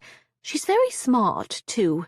She says they're not on our trail yet, and she indulges me like a child learning to walk, trying out sounds, saying, "No one knows where we are. We can do whatever we want." Although when we arrived in Mexico, and I ordered a margarita, she said to the waitress, "Let's have that virgin," and I didn't know what that meant until I tasted it. I think she understands it's all very tenuous for me. The world is thrillingly big, but it's also very small. How small? I've been afraid to write it down. I haven't wanted to allow it to be so. But I feel the steady gaze of Caro's dark eyes. She knows the truth, and she sees it as her duty to help me accept it. She has this rather mad dossier on the Sterlings, their affairs, their crooked dealings, etc., which she's been showing me little by little, even a picture of Maya Miller and Marcus, which I think she thought would please me, knowing I'm a fan. And it did, a little. I remember thinking Marcus was handsome. It follows Maya would too. But that was just a small piece of the evidence she's collected about them. Caro thinks the truth will make me free. I'm not sure about all that, but I guess I owe it to her to try. She was the one, after all, who came for me at Portus Brancas, broke me out, made it her life's mission, really. After we left, for about 48 hours, we were on the move. Then I slept a long time in a tent. When I awoke, I came outside and found Caro sitting at a fire she'd made. It looked very much like Survivor, which was maybe my second or third favorite show, after The Springs. "How do you sleep?" she asked. I told her I slept well, which I had, but I still felt like I could sleep for several years more. "Before we left, you said you found proof," Caro said. "Can you tell me what that proof is?" My eyelids were very heavy. I closed my eyes and tried to taste the sea on my tongue, to be nowhere but this moment. But I felt Caro waiting, wanting to know, so I began to talk. This was before they hauled me off to Portus Brancas. I was maybe 15, Harry away on business, the usual house arrest, not especially strict, but every member of the staff had been warned that I was a flight risk, about the tunnels and how much I liked to use them to sneak out into the night. So I was dreaming of some boy or other, some local boy and the songs he liked, and wanting to feel him with me. I was listening to the radio and recording him songs that I thought he might like. I had run out of new cassette tapes, and so I went to Harry's office, went through his old tapes, but they were all a bit roughed up. I went digging, and way down at the bottom of the drawer, I found a cassette that was still in a box. New, I figured, though it had no plastic shrink wrap. So I was back in my room. I was again listening to the radio. I had recorded Pulp and was listening for a Cranberries song that had recently been released, but I accidentally snagged a commercial, so I rewound, I thought, to begin fresh. But I must have fast-forwarded accidentally, because when I pressed play and began to listen, there was Harry's voice, and Helen's, and they were saying they were so sorry about what had happened to me. So I'm thinking, sorry about what? And why? Why is Harry talking about himself in the third person? He can be grandiose, but he'd find that too American, the third person thing. But they kept talking, saying things. Harry insisting quite forcefully that they did what they had to do, that they had no other choice. And Helen saying it was wrong, this wasn't the plan. You knew she was never meant to die. That's not what we agreed. It was only Harry we wanted out. And Harry, my father, or the man who called himself that, said to her, "And we succeeded. He's dead, Hel. It's over. And I know we lost one girl in all this, but you have to think of her." And there I was, alone in a great house, which still I feel I shall never escape, because of what they did. They conspired to kill my real father. It was unthinkable. Murderers, liars, thieves, all of them. At first I was too sick, too scared to confront him. Instead, I went to all of those treasures I'd been hiding, all of those little items like the watch and the dagger that once belonged to Jessica's father, little mementos. And then I remembered Lyman and what he taught me, and that's when I went looking for Harry's passport and ID, and how I knew, as soon as I held them to the light, that they were counterfeit, that my suspicions were correct.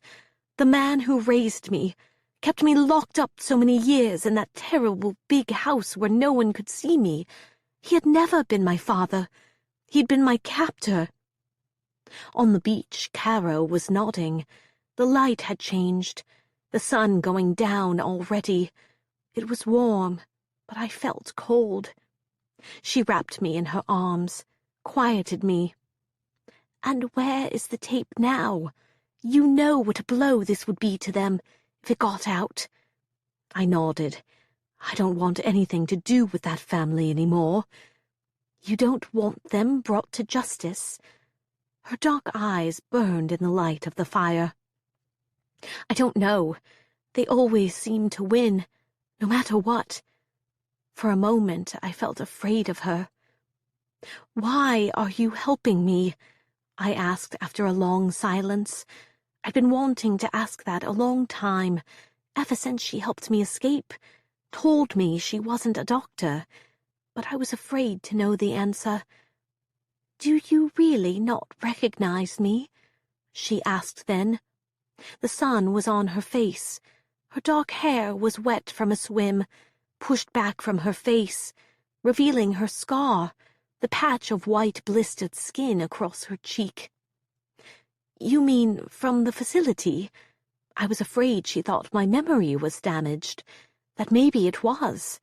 But she said, "No, from before, way before." I shook my head, and I must have looked as afraid as I felt, because she said with a little sadness, I think, "I'll explain in time.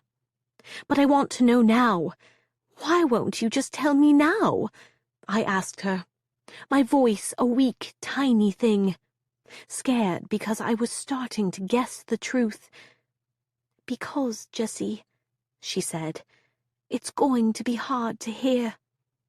Jessie? She called me Jessie.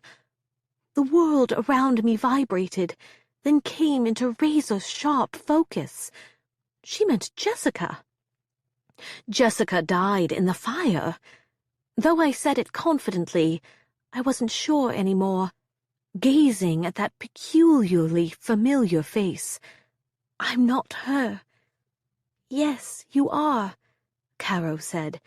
"You are Jessie, and I'm—" She didn't have to say her name, my name, or the name I'd worn all my life, a name that had been thrust on me, but had never felt right. They told me that I was crazy, but I knew, and now I was crying so hard I thought I might break into pieces.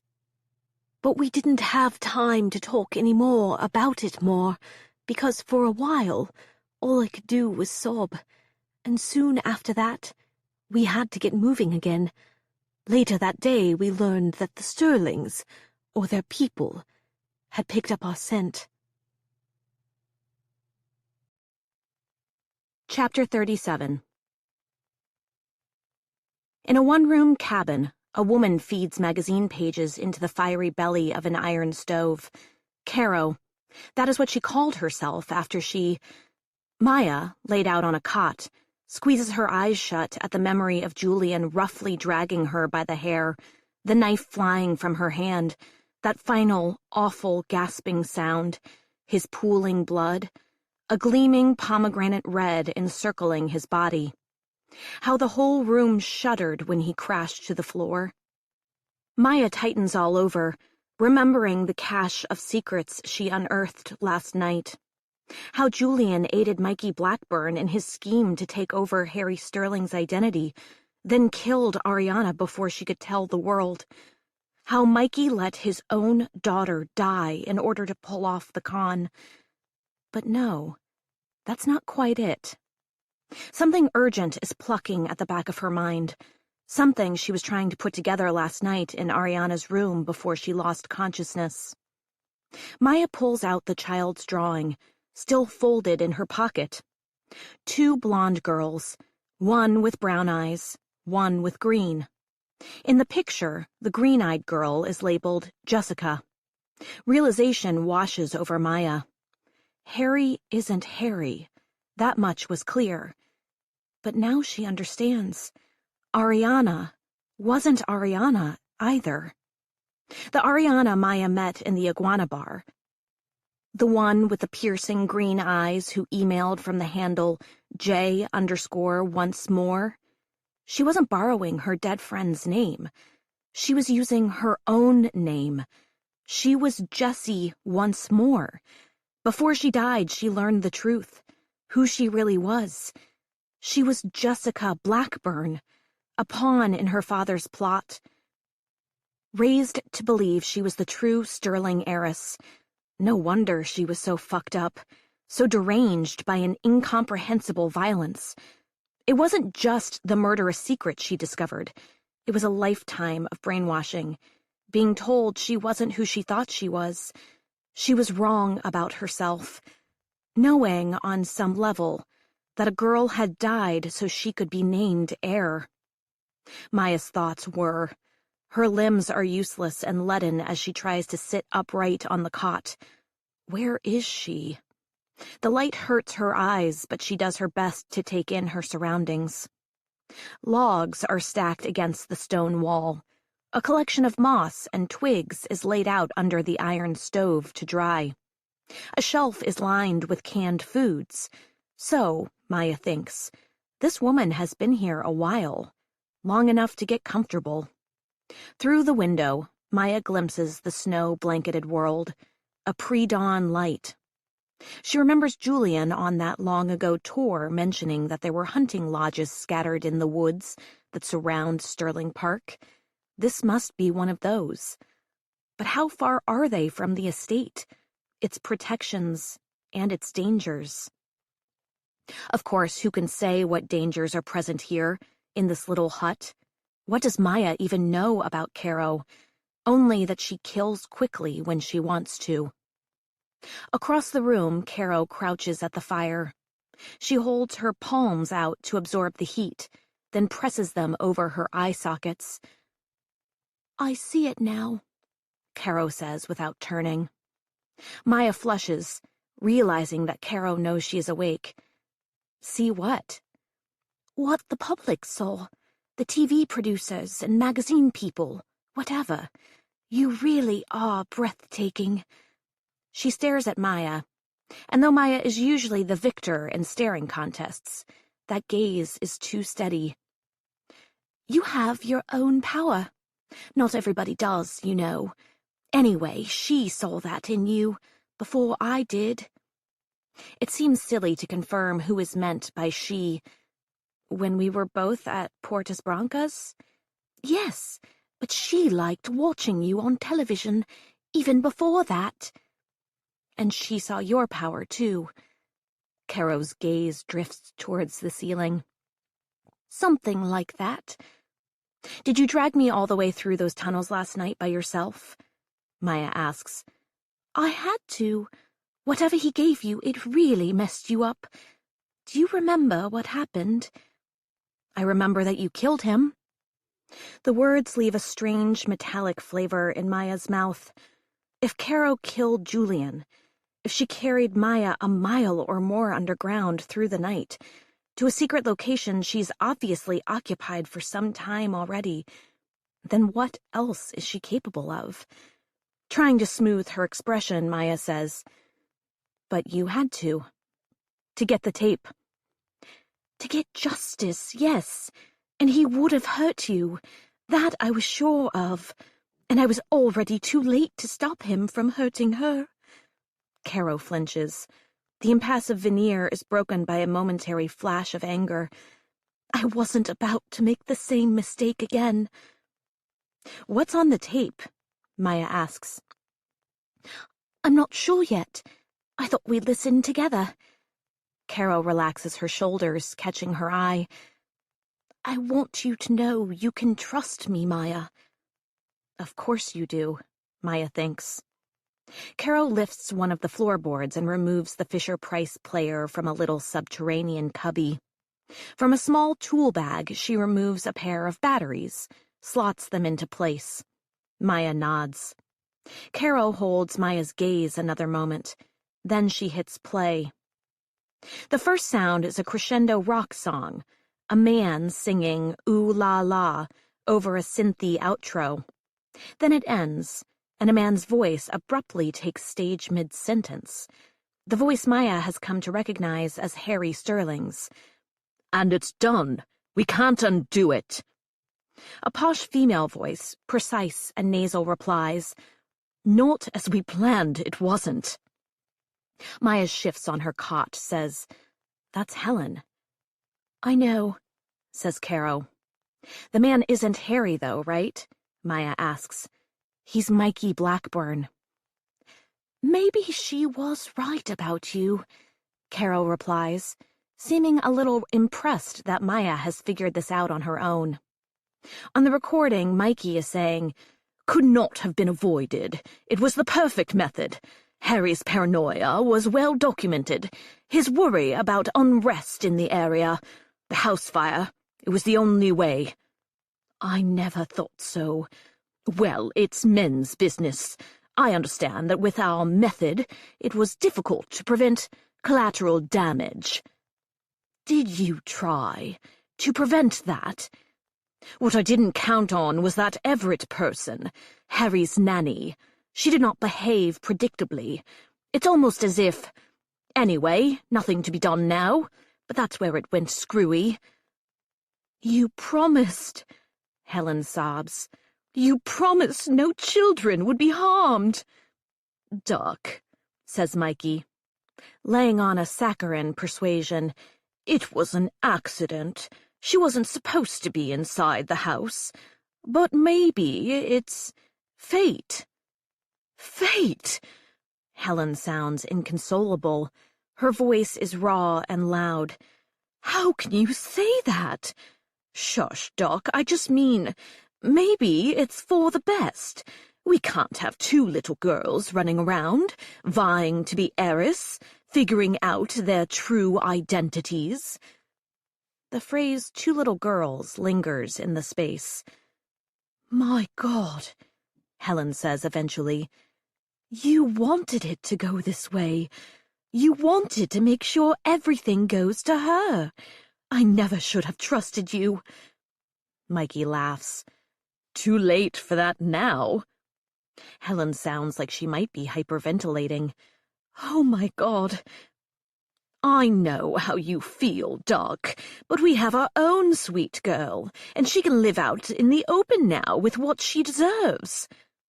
The legs of a chair screech across a floor. Someone walks away from the recording device and comes back. Maya observes Caro, sees a hardening of her jaw. Her muscles are taut. She seems almost braced for an attack.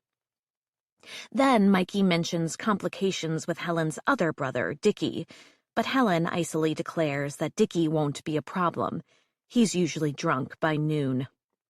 They discuss the legal wrangling that she will soon face, declaring old Richard Sterling non-compos mentis. He has been in decline, leaving Harry as the sole official heir, but in fact giving Helen half control. Harry will make Helen the chairwoman of the board, and they'll choose some neutral MBA type for CEO. Then there's another awkward moment when Mikey demands to know whether Helen plans to have more children, and she begins to cry. "Doc," he says, returning to the sickly sweet register, "I only want to know that our daughter is set up in life, that she is the heir to your father's fortune, just as you should have been." In quite another voice, Helen says, "She will have all this, and more." Maya turns to Caro as the tape sputters out. "They said our daughter. Jessica Blackburn was Helen's daughter? The product of an affair with Mikey?" The disturbed feeling inside Maya is nothing compared to what is written on Caro's face. "Yes." So, Maya feels like the truth just lay down on top of her. So that's why they did it. Switched Harry's and switched Ariana's, too. Caro nods. "And do you think Mikey ever meant to let her live, like they're saying on the tape?" Maya asks. "The real Ariana, I mean." "I know he didn't," Caro says bitterly. Helen is a little bit human. She may have had a soft spot for her niece. It was Mikey that wanted her gone completely. However, Caro's brown eyes reflect the rising sun, glint with triumph. There was a nanny, like he says, Nanny Everett. She suspected something was wrong when Mikey and Jessica snuck out of the house on Ledigue in the middle of the night.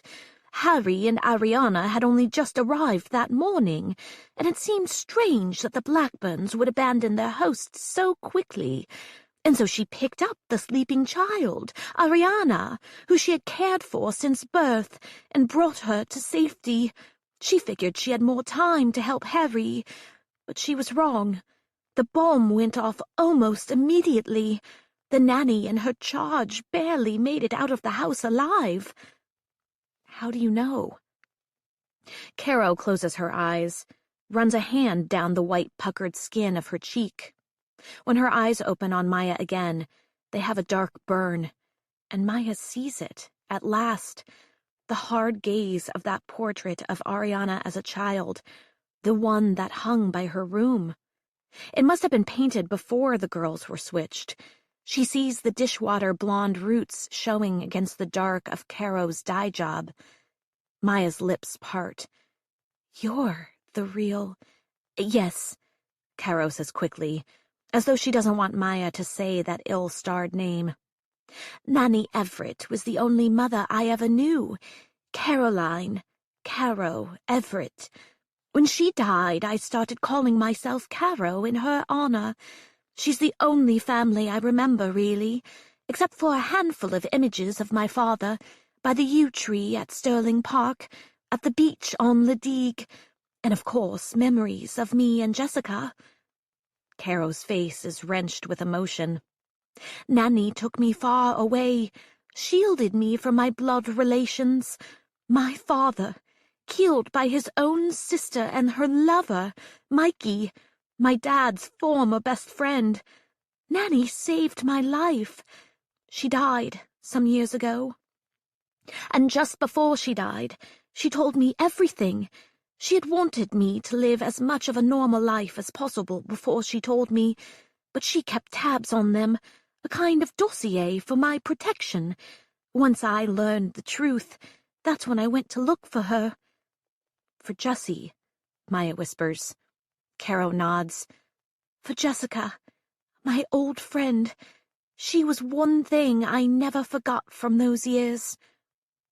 Maya thinks of all those letters in Ariana's, no, Jessie's room. She never forgot you either, she says now. Caro seems to be gazing out the window on another world. I know. The Sterlings, they murdered your father. They stole what's yours. Maya breaks off. She feels sick. Is that why you've been following me? Jessica gave it all to me, and now you want to take it back? No. Please don't hurt me. I have a daughter. Stop. That's not it at all. As far as I'm concerned, Jessica deserved every penny of that fortune. She suffered enough for it. It was hers to do with what she wanted. After they killed my father, and me, or so they thought, they brought her back to Stirling Park and locked her up. They brainwashed her.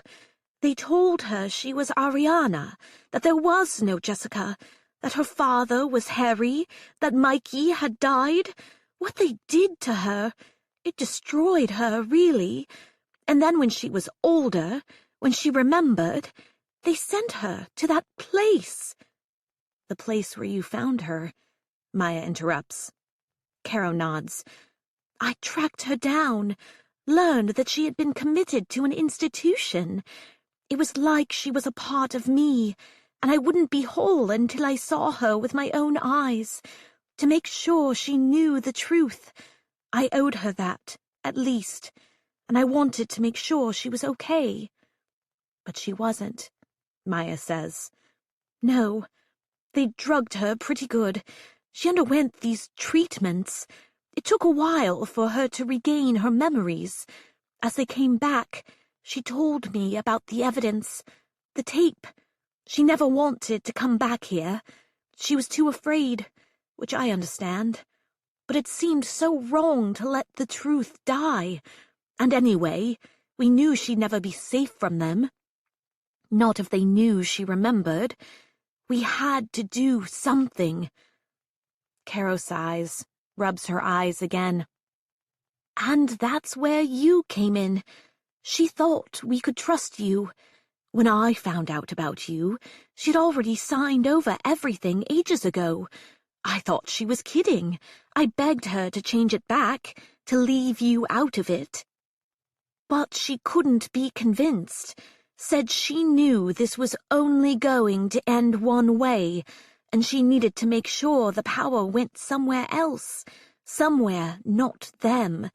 She had this idea that maybe you'd help us. And look, you have. Maya is not sure about that. She was so scattered in our meeting in Mexico.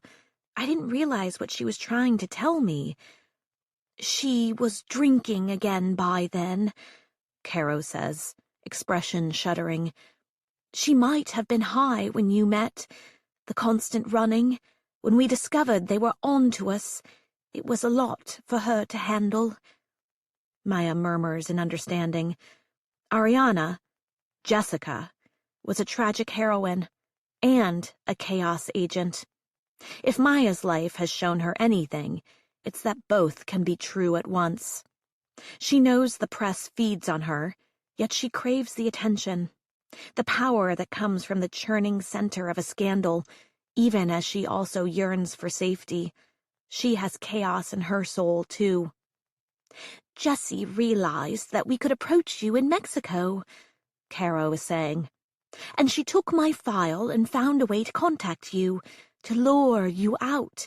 And there was no telling her no when she heard news of your wedding plans. Of course, I underestimated the Sterlings.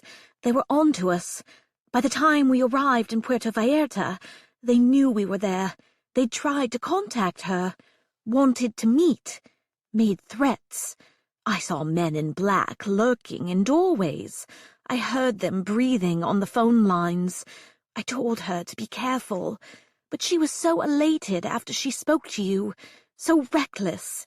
It was like she was just, I don't know, ready. She said, "Oh, it's just Julian. He's always been such a lackey. I'll be fine." And because he didn't yet know that I had survived the fire, she insisted I hide. She thrust her little notebook into my arms, the one thing she cared about more than anything. And she met with him. I was on the roof the whole time, holding her words in my arms, while Julian tried to persuade her to come home, or so we thought. Apparently he had another idea, and it all went wrong somehow. I don't know. When I found her, I could have stopped him, if only. Then Caro breaks off, and Maya suddenly sees the helpless, frightened child within. "Are you okay?" Maya asks. Caro opens her mouth to say yes, but her head wags no. "Here," Maya says. "Come sit." Caro approaches, sinks down onto the cot, and Maya absorbs her weight. "You smell nice," Caro says. "Isn't that funny? It's all blood money. I don't want any of it. But those little luxuries, like nice shampoo and perfume and a hot bath, I still want those, even after everything. You must think I'm weak." She lays her head on Maya's shoulder, closes her eyes. "Don't worry. I'll be all right in a minute." "You're fine, okay? Those motherfuckers, they are not going to be okay. We have proof." Caro murmurs, her eyes sinking closed. "You'll help, right? We'll make the story public, and then the whole house of lies will fall. Jessica thought you'd be great at that, you know, the public relations game, and I think she was right." Maya gently rubs Caro's cheek, the way she does for Becca. They lean back against the wall, and Maya pulls the army surplus wool blanket over them. Rest.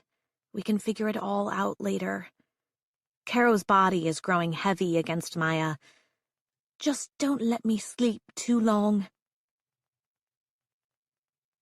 A beating wind whips against the walls of the hunting cabin.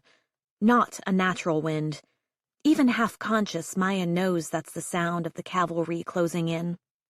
Beyond the sounds of the helicopter, she can hear men shouting, dogs barking in the distance. Beside her, Caro is sleeping, perhaps the first true rest of her life. There isn't much time, Maya knows. The Sterlings will find the cottage soon. What will they do to Caro if they discover her? And what will they conclude about Maya if she and Caro are found together? Maya bolts from the warm bed. She's still wearing the jeans and the layered sweaters she put on nearly 24 hours ago for the photo op on the frozen pond. She's also still wearing the old Seiko. Mikey's watch, the one that was hidden in the little compartment in Harry's office.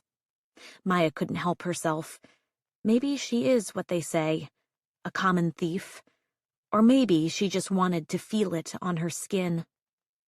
Outside, she hears the blades whirring against the bitter morning. She presses her face to the window, trying to see what's coming for them. A helicopter swoops close overhead, and either doesn't see the cabin or can't find a place to land.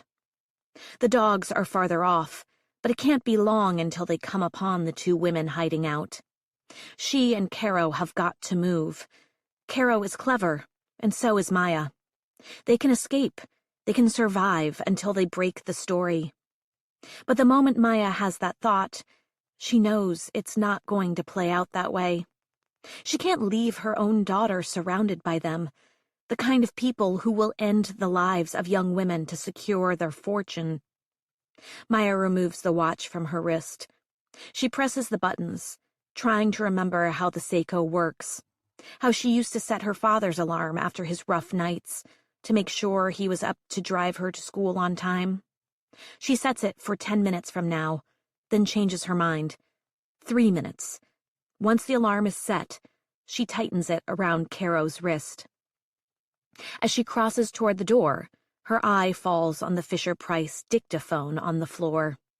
She thinks of what Harry, Mikey, said to her over dinner, that he refuses to go down without a fight, refuses to let Maya win the inheritance his daughter granted her. Maya tells herself the tape is not safe here, that if the security team arrives before Caro can escape, they'll destroy it. Maybe that's the reason she does it. Or maybe it's because she's gathering ammunition for her own fight. Anyway, it's an old habit. Her movements are almost automatic. She presses the eject button, slips the tape in her jacket pocket, silently crosses the threshold, steels herself against the cold. Then she begins to run toward the sound of barking. Once she's put some distance between herself and the cabin, she cries for help, throws her arms over her head, screams, "Can anyone hear me?" as loudly as possible, hoping she'll draw their attention, hoping that it will give hoping it will give Ariana enough time to get free. Epilogue. The day of Julian's burial is unseasonably bright. A gray London sky, penetrated by a fine, steadily increasing sunshine. Nice light for the photographers, Maya thinks. Already they line the path of the funeral cortege. The route was shared with the press, of course, from Sterling headquarters to St. John's Cathedral to the Sterling plot at Kensal Green. The whole thing has been planned and orchestrated to put an attractive spin on the Sterlings' recent tragedies. The botched robbery in Mexico that felled the heiress, the drunken tumble with an heirloom blade that took the chairwoman's consort, or so the official story goes. So far, no one has questioned this version. Either the most recent loss has stunned the press into reverence, or it all sounds too preposterous to have been invented by a flack.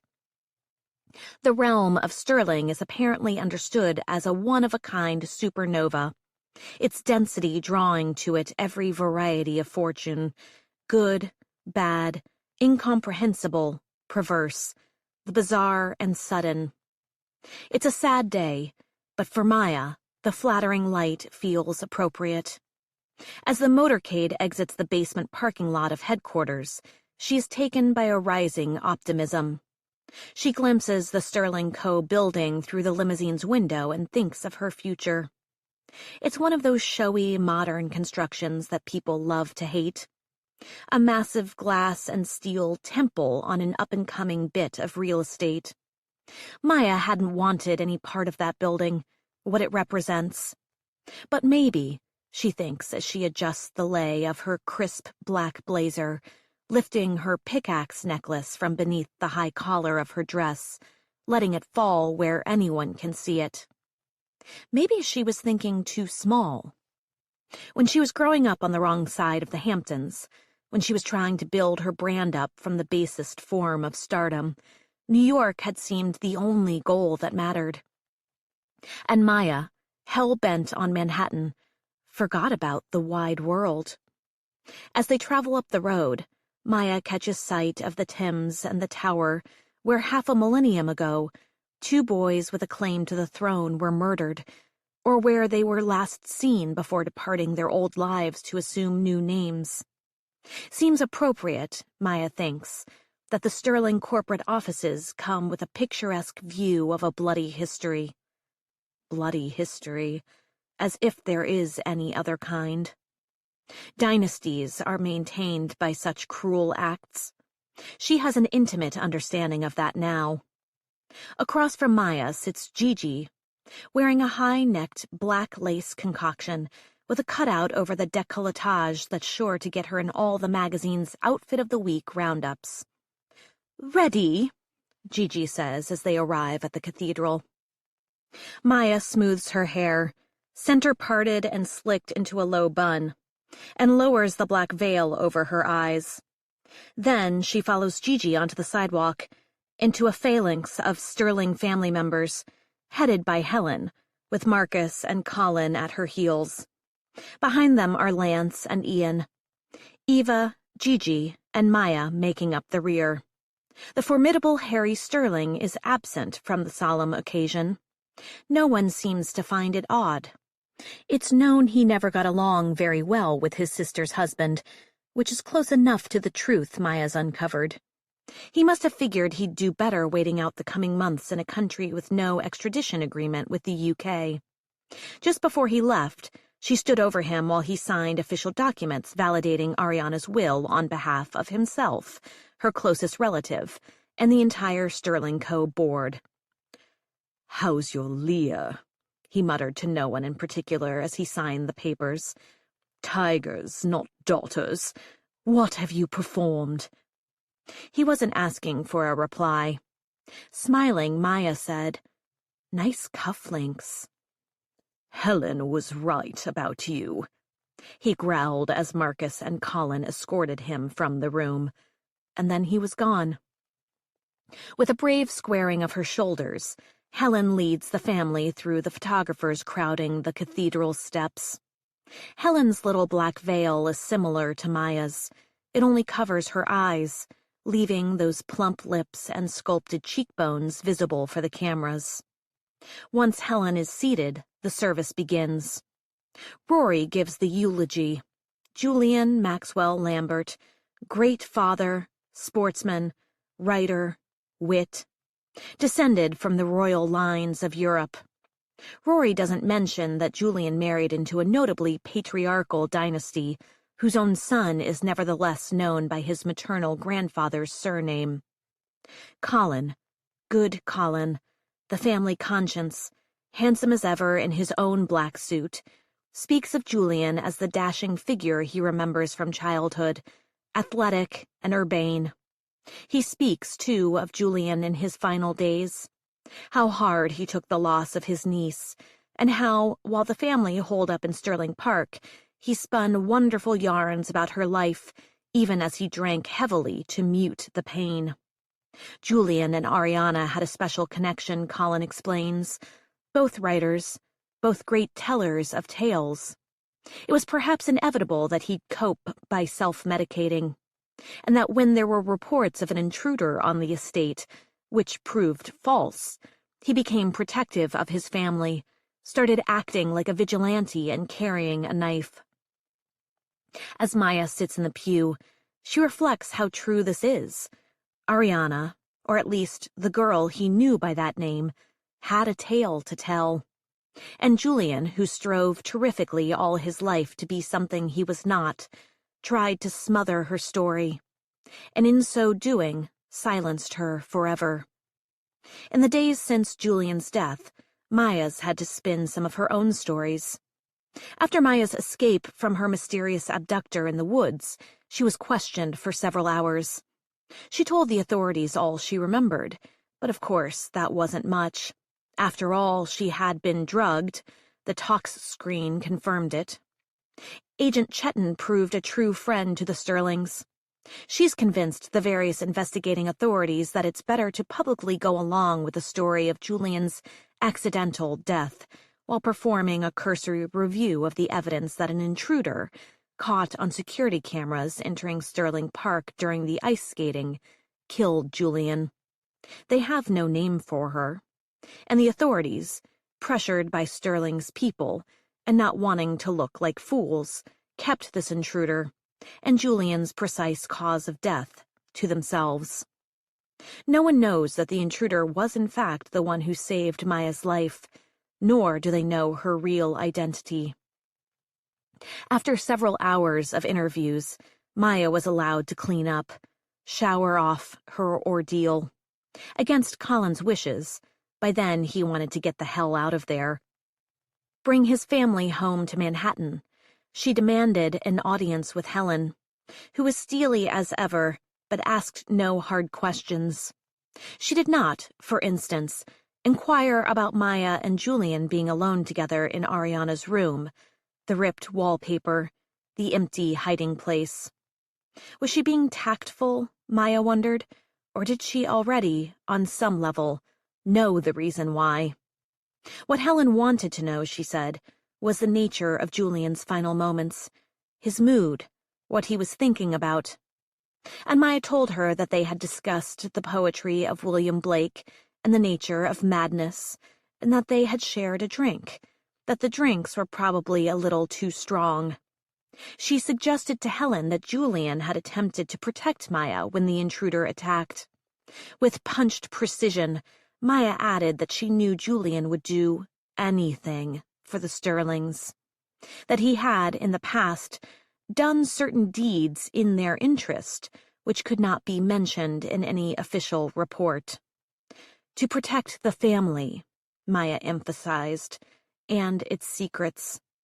Having said all that, Maya simply leveled her gaze at Helen, so Helen would understand what Maya meant by secrets, what she meant by protect, that Maya knew the truth and would tell the world, if necessary. Helen had lifted her chin, then glanced away in apparent acceptance of these terms. For Julian was the one who did the dirty work. He knew it, and she knew it. He did things to keep secrets that could not be told, and with his passing, many of those secrets would disappear forever. A blood sacrifice had been made, order restored. And Maya, thinking back to Helen's unmade face that first night in Ariana's bedroom, knew that Helen felt the sting of that sacrifice more than anyone. Did Julian know, Maya had asked, that Jessica was your daughter? He knew that I had an old connection with Mikey, though not the details. I'd loved Mikey since I was a kid. He was so charming, so exciting. My father forbade it, of course. For all their business together, he never trusted the Blackburns. He said they were pirates. And I suppose that's the literal truth if you go far back enough. The first time I was pregnant by Mikey, Richard forced me to have an abortion. It wasn't even legal then, and they did a bad job of it. and that's why it was so hard later. I thought Marcus would be my only child, but then, on a trip to La Digue, and I wasn't about to give it up that time, we decided it would be safer for her to be raised with him in Seychelles, invented a story about a local woman, sent her away once the baby arrived, told everyone the mother had died in childbirth. I wanted to bring our baby home, pass her off as Julian's, but Mikey insisted. And Mikey, well, it was always Mikey, even when I wanted to kill him. Did Julian want to kill him? He tried, once. That fight in the bar, Maya recalled. The one that made the papers. Julian was never much of a strategist. He never could see very far up the road. Going to Mexico to confront Jessica like he did, it was ill-advised, to say the least. He'd always been resentful of the arrangement. He understood it was good for us, that it gave us control we'd never have otherwise. But I think deep down he knew the truth, why I'd been so willing to cast out my niece in favor of the little Blackburn girl. He just convinced himself of what he wanted to believe. He was always a great fabulist, my Julian. He so wanted to be a Sterling. Maya feels a brief burst of compassion for Julian. Didn't she have a similar dream as a little girl, holding an out-of-date Vanity Fair in an empty beach house? He buried his anger, mostly. When it appeared, it was terrifying. After that, they had nothing further to discuss. Maya left Helen and returned to her room. To her own precious daughter, cradled the baby to her chest, too relieved to cry. Once the service is concluded, the coffin is ferried back down the aisle, the cathedral steps, into the hearse, so that the cortege can proceed to Kensal Green. When Marcus moves to take his seat in the lead limousine, Maya steps in his path. She's been avoiding him, whatever conversations he'll try to force her into, but she responds to his searching expression with a firm, "Go with your wife," and pushes past him into the back seat of the car, where she sits beside Colin, opposite Helen. They ride in silence, London streets passing through tinted windows. As they approach the cemetery's gated entrance, Colin adjusts his black coat, clears his throat. "I'm going to say this to you now, Helen, and then I'm never going to say it to you again. If you ever put my family, my wife, my child, at risk, I will destroy what's left of your terrible line.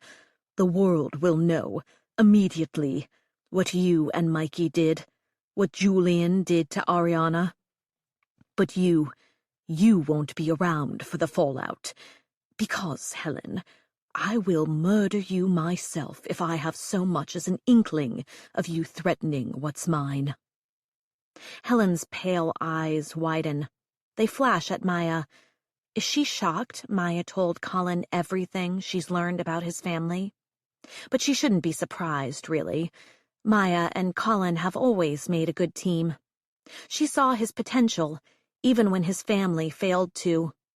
She went to him as soon as she left Helen, that terrible day in Silver House after Maya returned from the cabin in the woods. The way he stood by her, when Harry returned and shot up his own chandelier, she knew she could go to him for anything. And now he knows who to put his trust in. Maya grips Colin's hand and smiles defiantly at Helen. They've arrived at the family plot. Everyone is waiting for the widow to emerge, throw dirt upon her husband's coffin.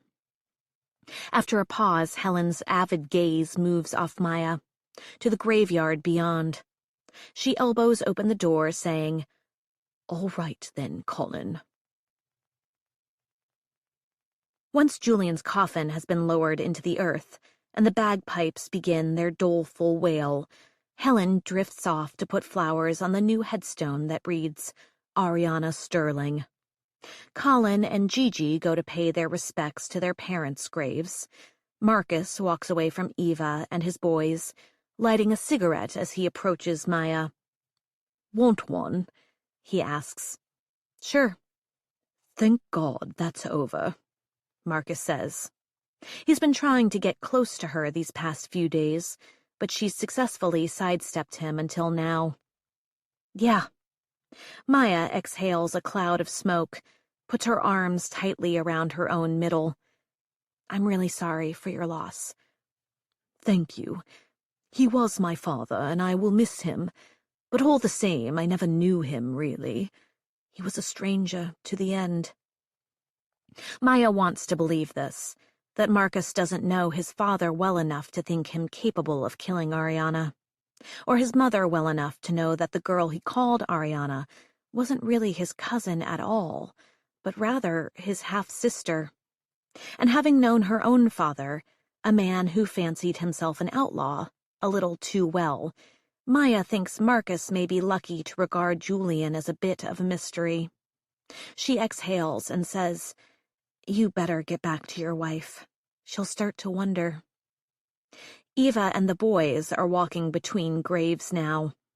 She's not looking their way, but she must be aware that Marcus and Maya are talking.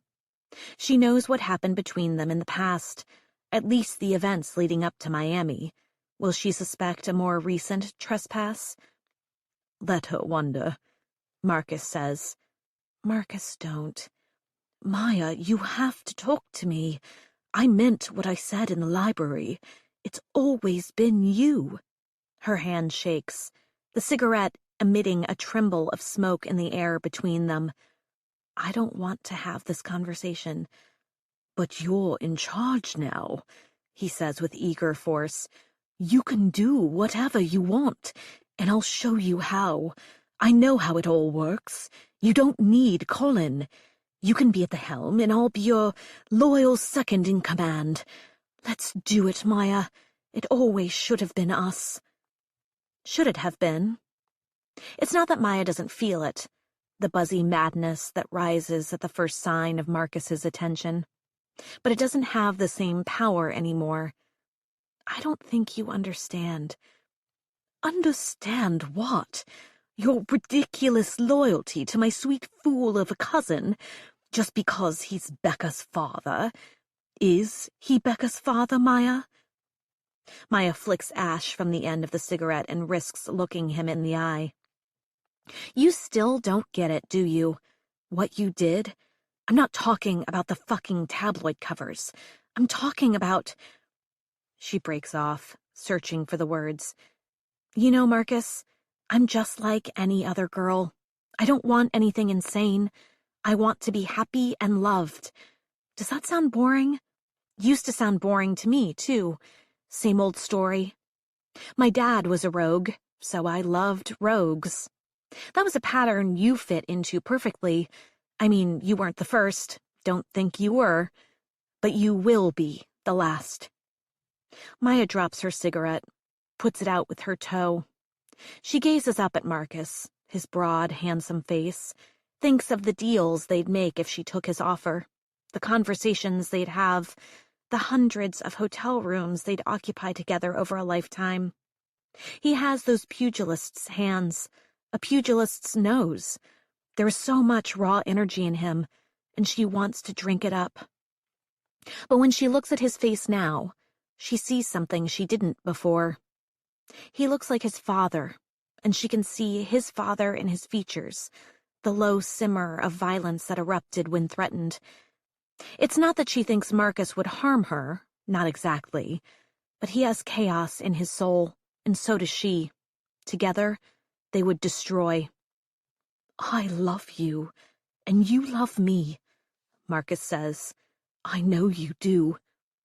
The woman Maya was 2 years ago would happily trade everything she owned, her very future, to hear those words.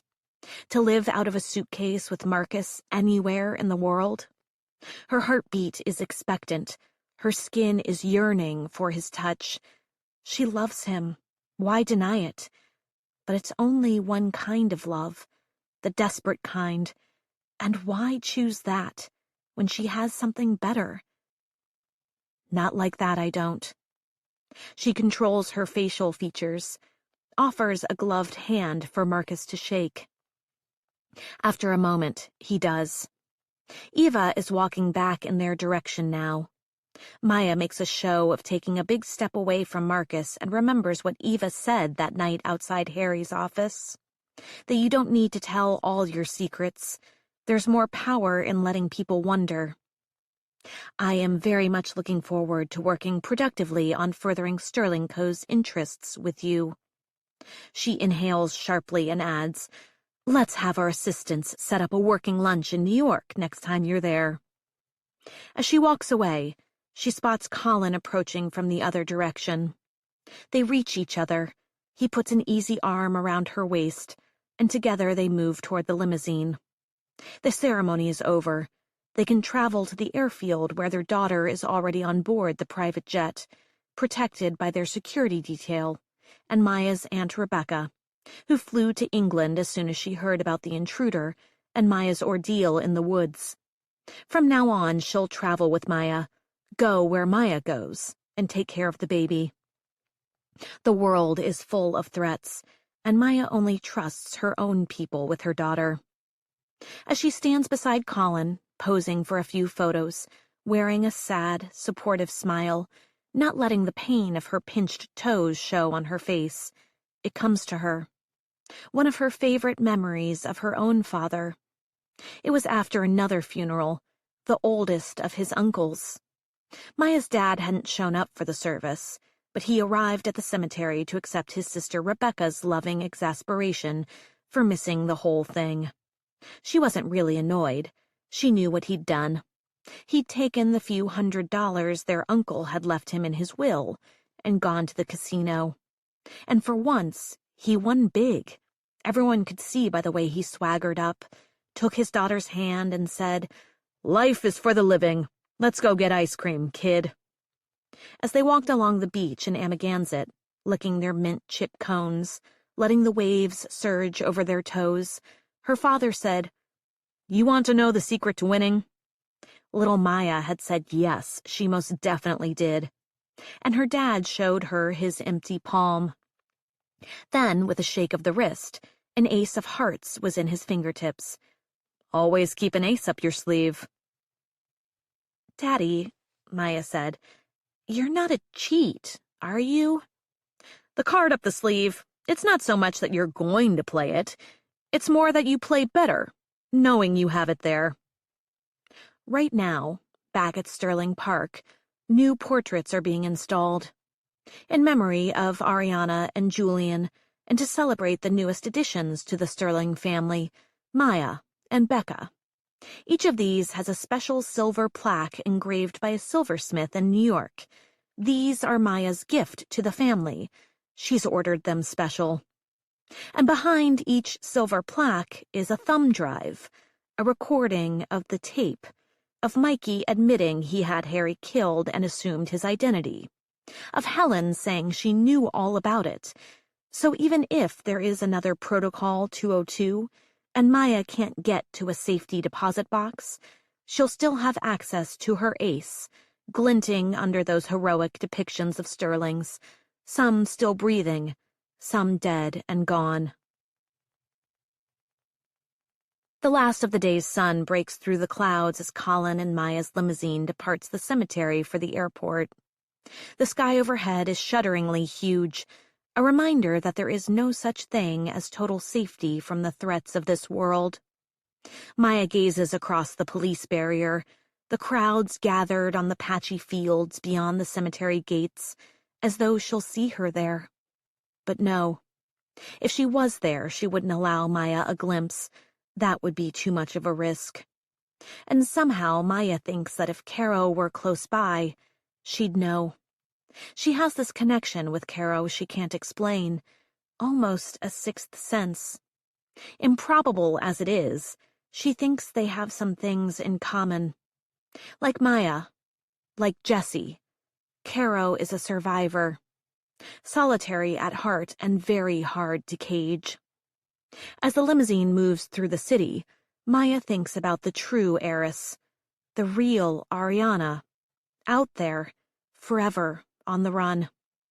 She saved Maya's life, and Maya gave her enough time to get away. If she wanted to come forward, she could. Even without the tape, she could tell her story. Plenty of people would believe her. Maya doesn't think she will, though. Carol wanted some kind of justice, but above all, she seemed to want to get free from the curse of the Sterlings. Jessica and Ariana both have the blood of the Sterling family in their veins. They were marked from birth with a formidable destiny, but Maya is a different species. Her life is her own, to do with as she pleases, a nobody from nowhere, with no past and no predetermined future. A little thief who learned early that if you want something, you just have to take it, and that it's easier to run the table when you hold a secret ace.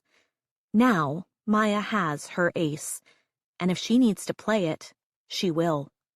She's just that kind of girl. The end. This is Allison Morgan. We hope you have enjoyed this production of A Girl Like Us by Anna Sophia McLoughlin. Recorded books are available wherever audiobooks are sold. Thank you for listening to Recorded Books.